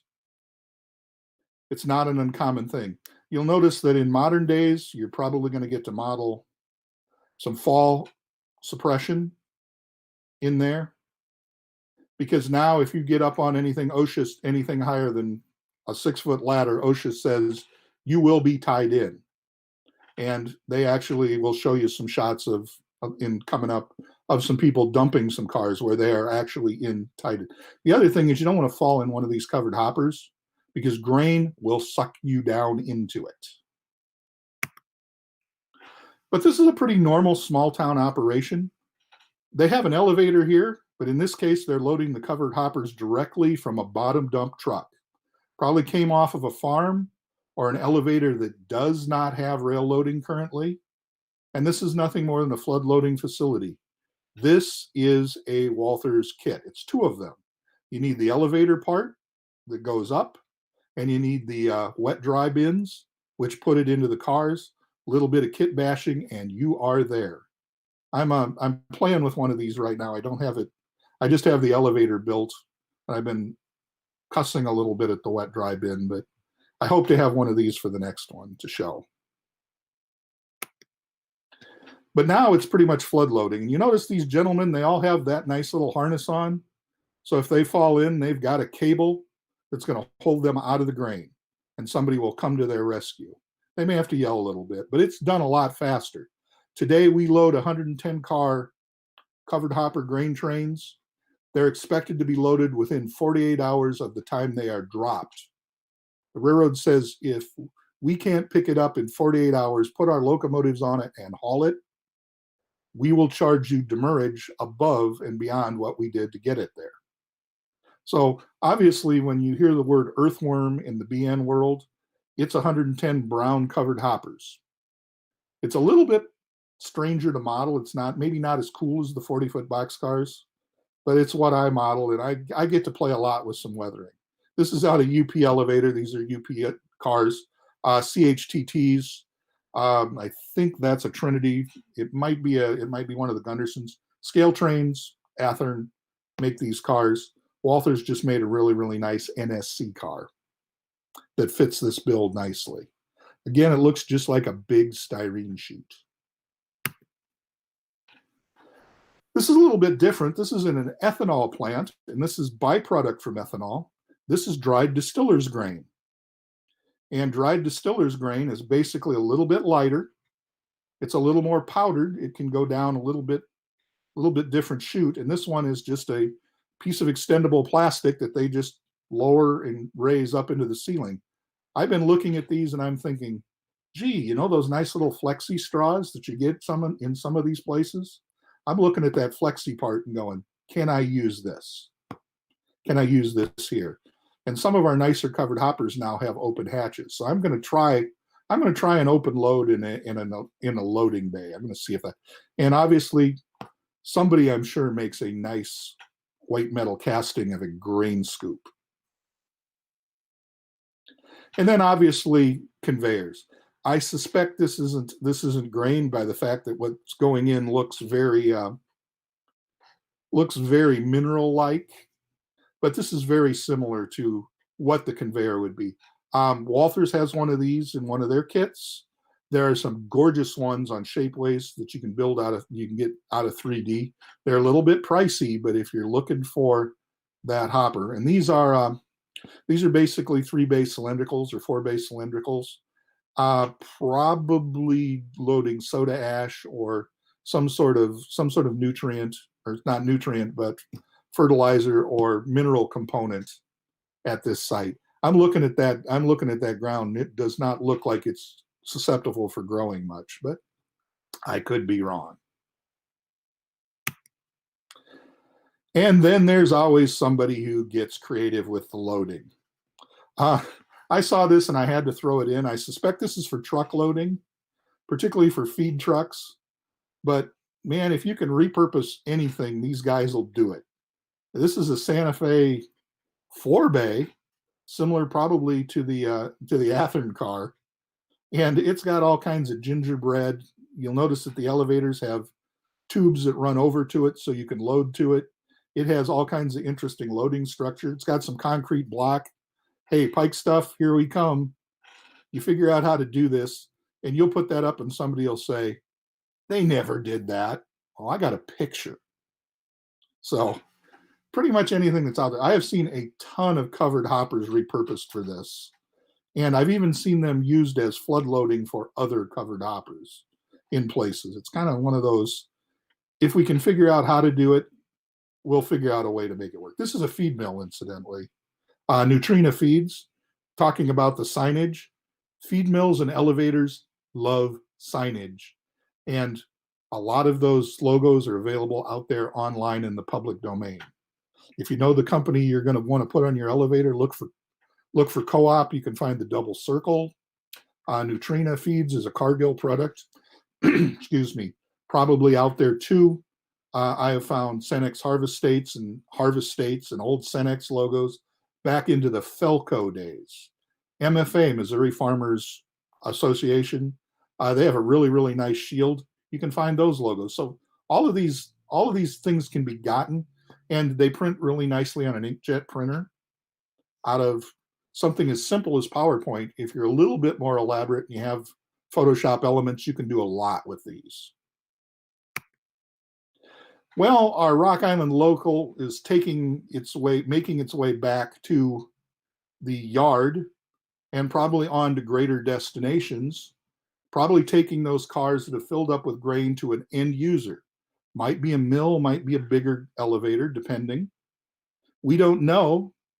If we're operators, we do, because we probably have a set of car cards with waybills in them, and we know where those cars are destined to go. We may have picked up a switch list along the way that can tell us any of that stuff that we can find from our railroads helps us model. I have friends in the railroad industry that will send me their waste paper baskets of switch lists, because occasionally I'll glean something out of there. I'll find some piece that's really interesting that allows me to say, okay, maybe I can find something from this that can help me model a little bit. It may be going to a small town feed mill. Those of you who have done business with Spring Creek model trains know they live in Deschler, Nebraska. Deschler, Nebraska is a town of about 700 people. It sits in the middle of the grain belt as hard as it can go. They do not have a grain elevator. They have feed mills, and a couple of them actually. This is one of the feed mills, and I was down there for an open house they were doing, and I saw this building and I said, man, this thing just looks like it belongs on a model railroad. It has a lot of different things. It has the metal kind of grain bins that we can get from a variety of sources. It has the wooden flour mill type building, which we could scratch build. There's also American Model Builders does some very similar buildings to this, Silex elevator, some things that you could kit bash fairly easily. I love the brick tile bin.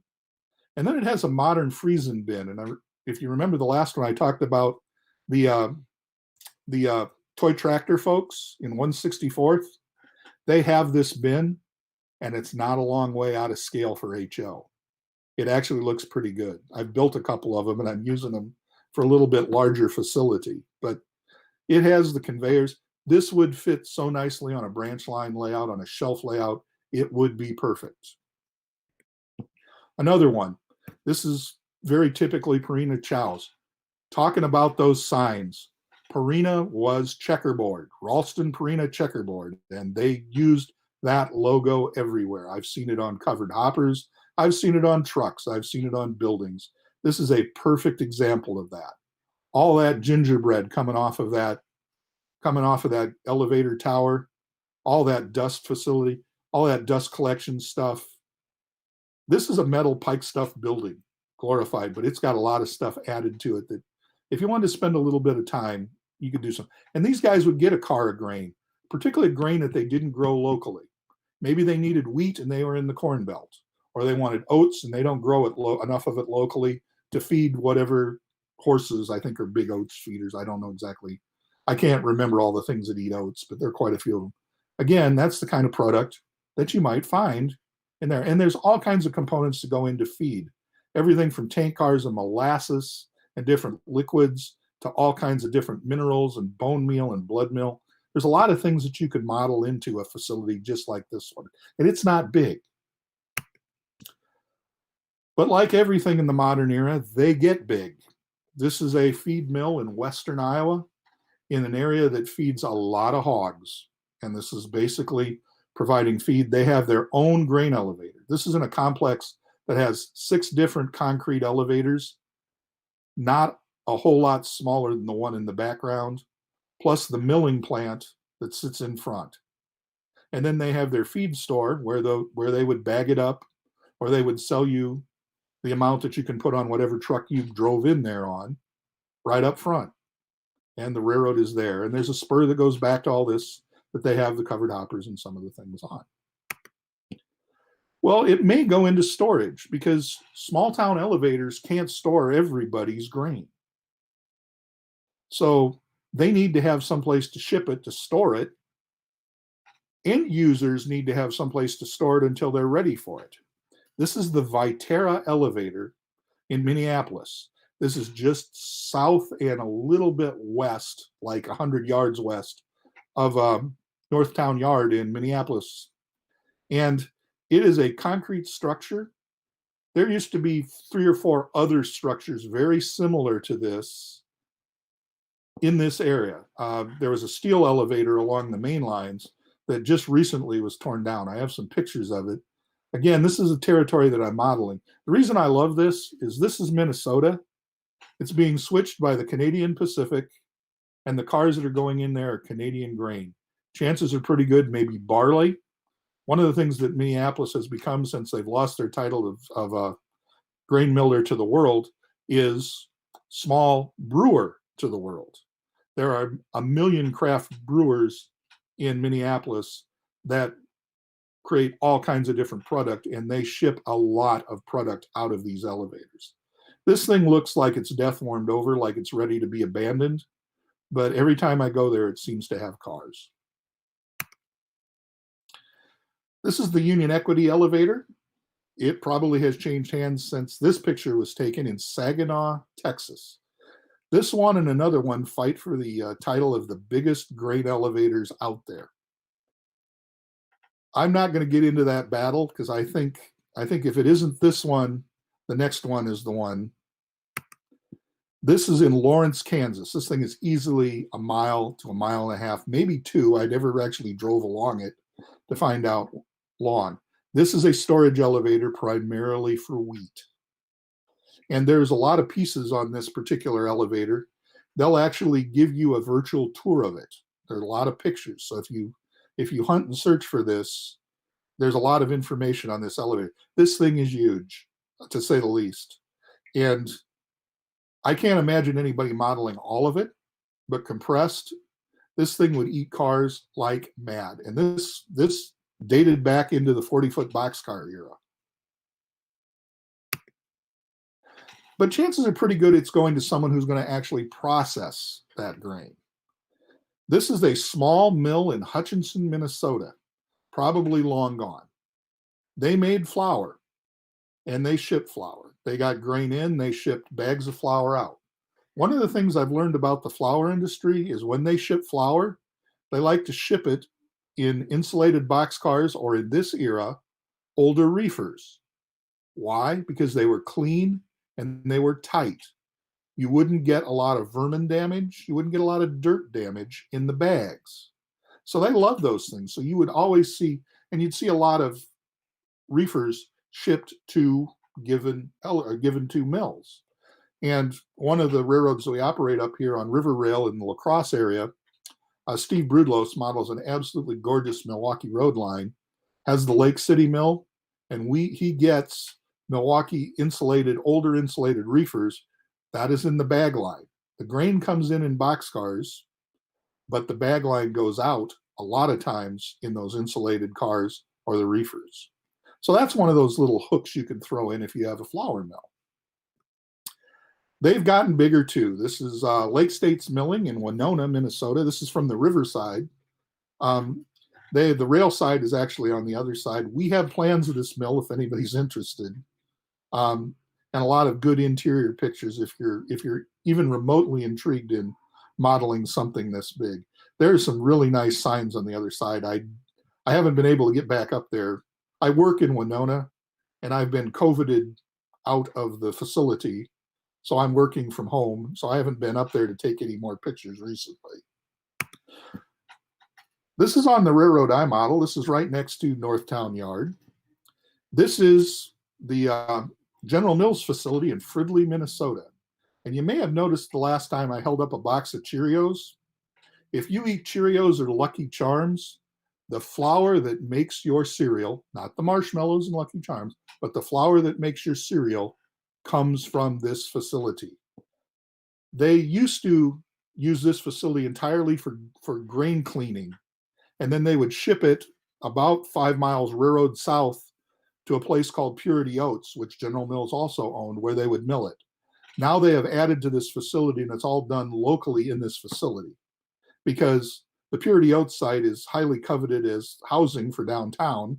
So obviously, if they could get the money to do the construction from selling it, they would do that. So now there's a lot more buildings, there's a lot more elevator structure in here than when this picture was taken. But this thing eats cars. It not only gets grain cars coming in, it gets the pressure differential cars that BLMA made, that Atlas has made in a variety of forms to ship the flour out. We'll talk a little bit about that in a second. This is the ADM Corn Sweeteners facility in Clinton, Iowa. They make corn syrup.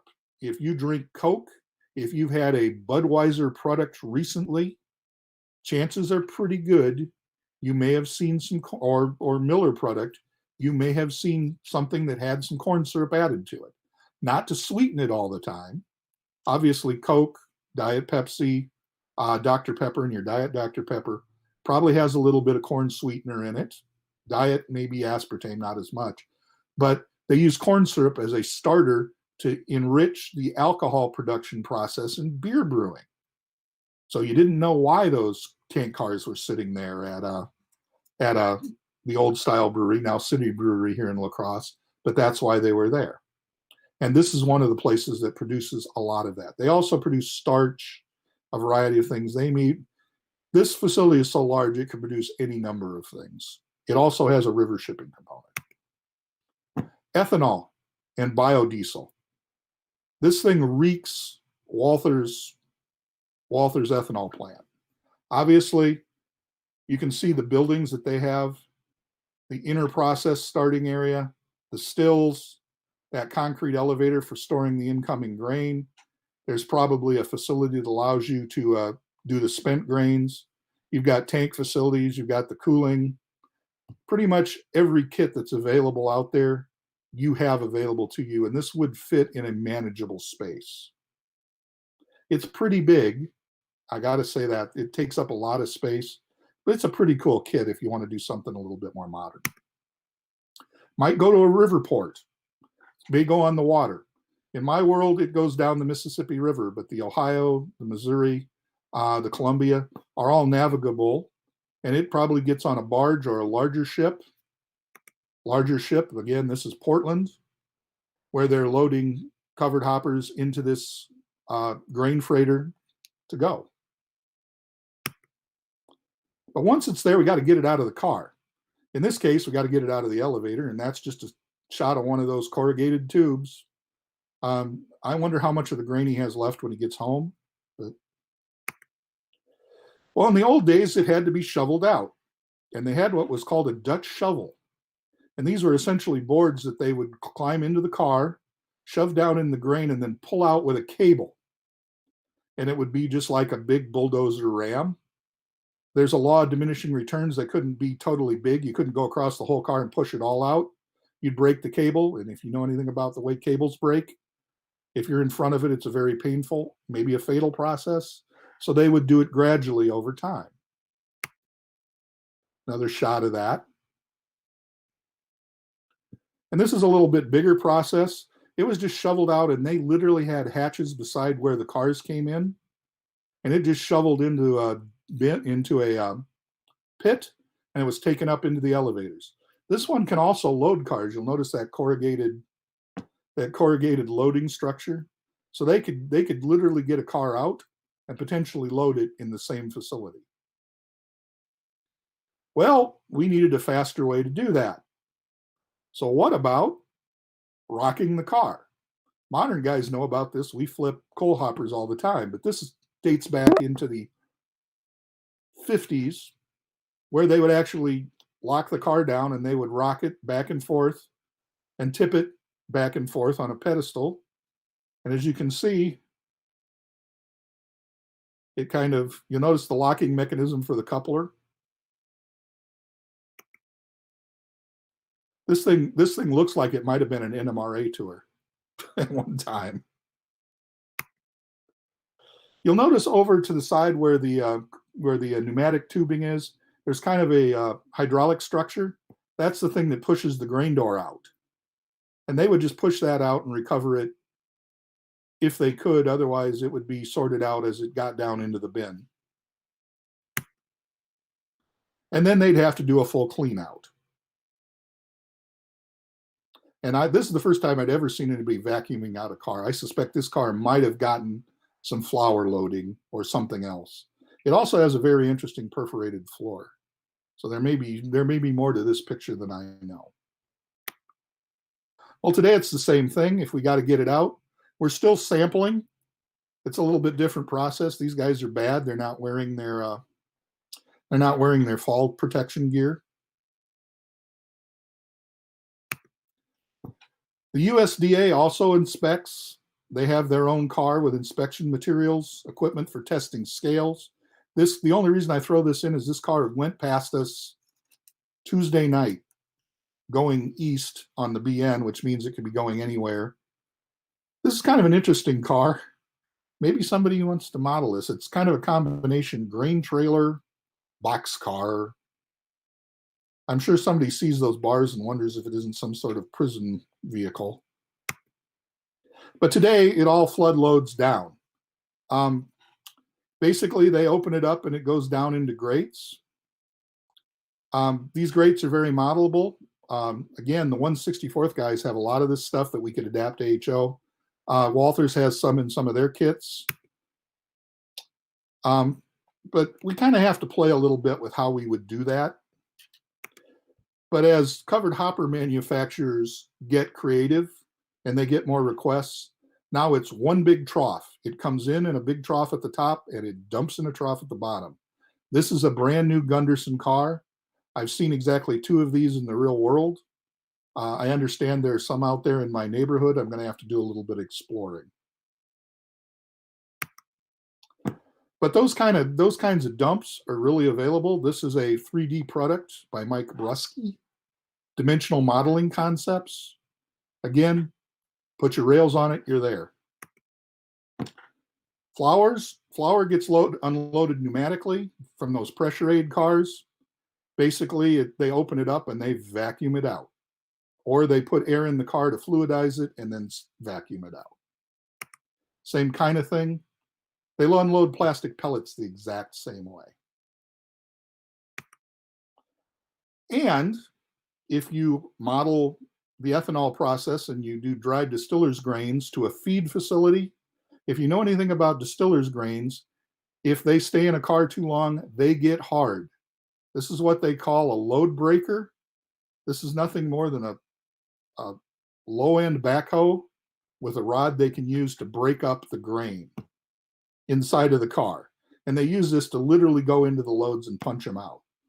I have seen this stuff hard as concrete where they were literally chipping it out with a jackhammer if it stayed in the car too long.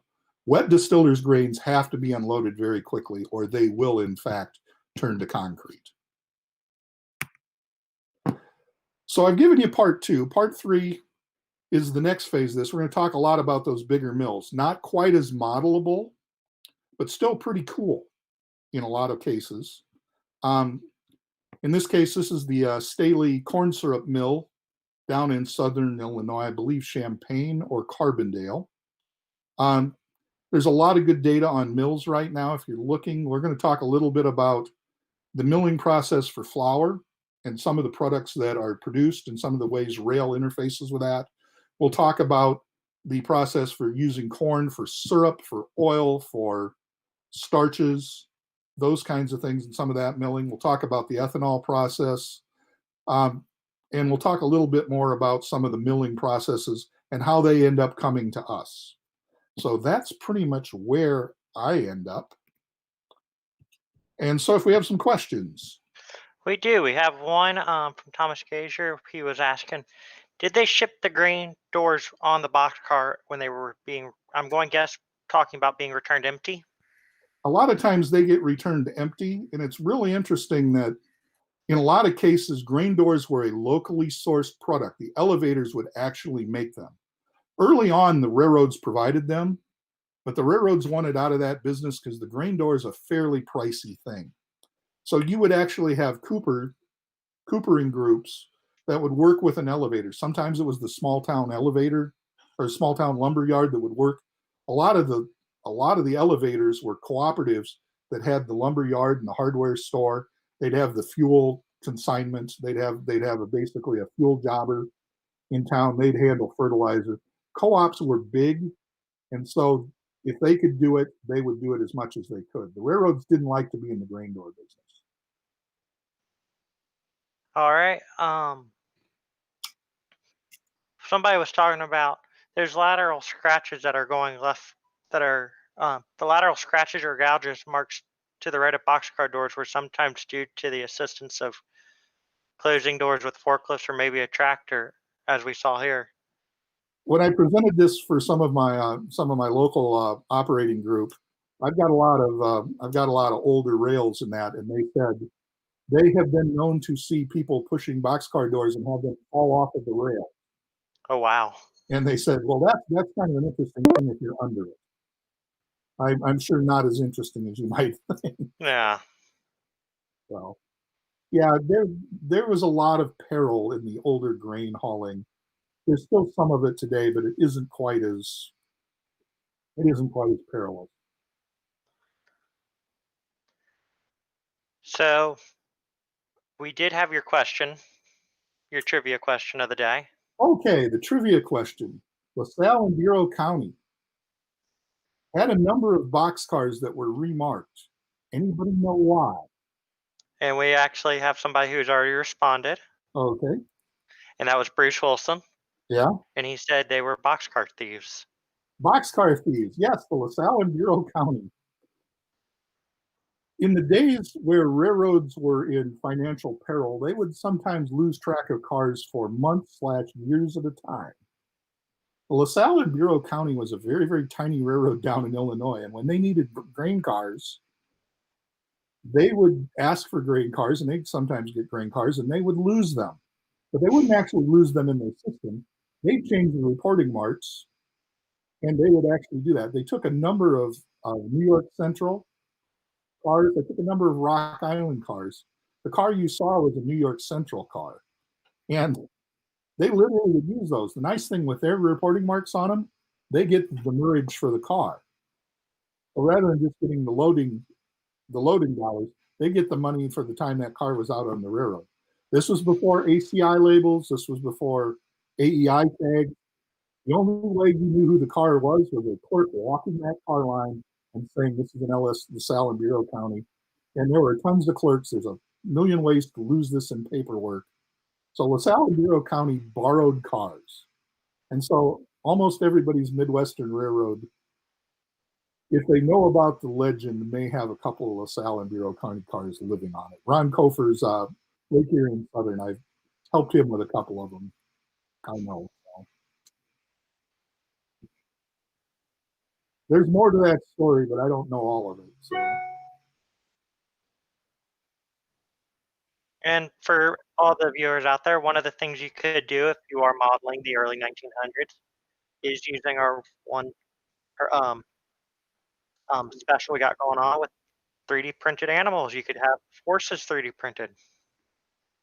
Yeah, there are literally the 3D printing market is. I tell people it's revolutionizing model railroading, because when we would have to hope and pray that Chrysler had done a run of something and it was still in stock at Walthers, or God forbid, a Grant Line part we really want hasn't been produced in so long because the dies are shot.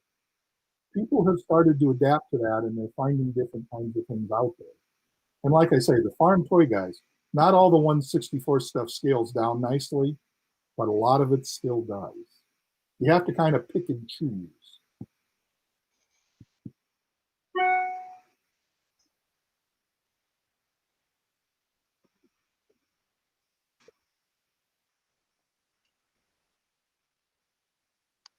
That is correct. Well, like I wanted to say, thank you all for doing this. It's fun to be able to share some knowledge and get to meet a lot of really neat people virtually.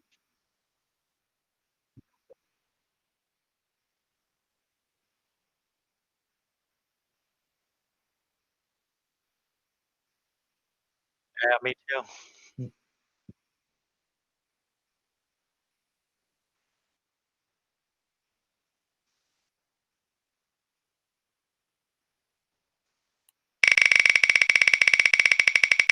Okay, I'm going to go look at that too. So.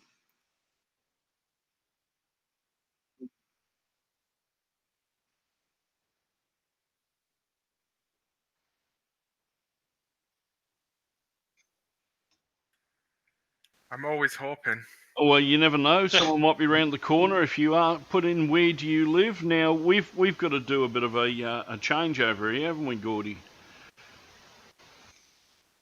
Yeah, I think you might be muted there, Martin, as well. Yeah, I know. I just realised that then and hit the unmute button. So they saw the wheel and they've read the question. So it's where do you live? And I'm always hoping that someone's going to say Orkney, but they never seem to.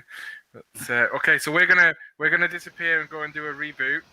And we'll be back with another stream shortly. So this normally takes us kind of 3 or 4 minutes to do this. And if you're watching this in the NMRA group, we need to reshare and stuff. So if you just bear with us, that'd be great. And I'll be going to bed after this, so I'm going to reboot the system here. And being as it's now 2 o'clock Sunday morning, I'm going to try and get a couple of hours kip, and then wake up in the morning and scare Gordy and Speed when I come back in the room. So we'll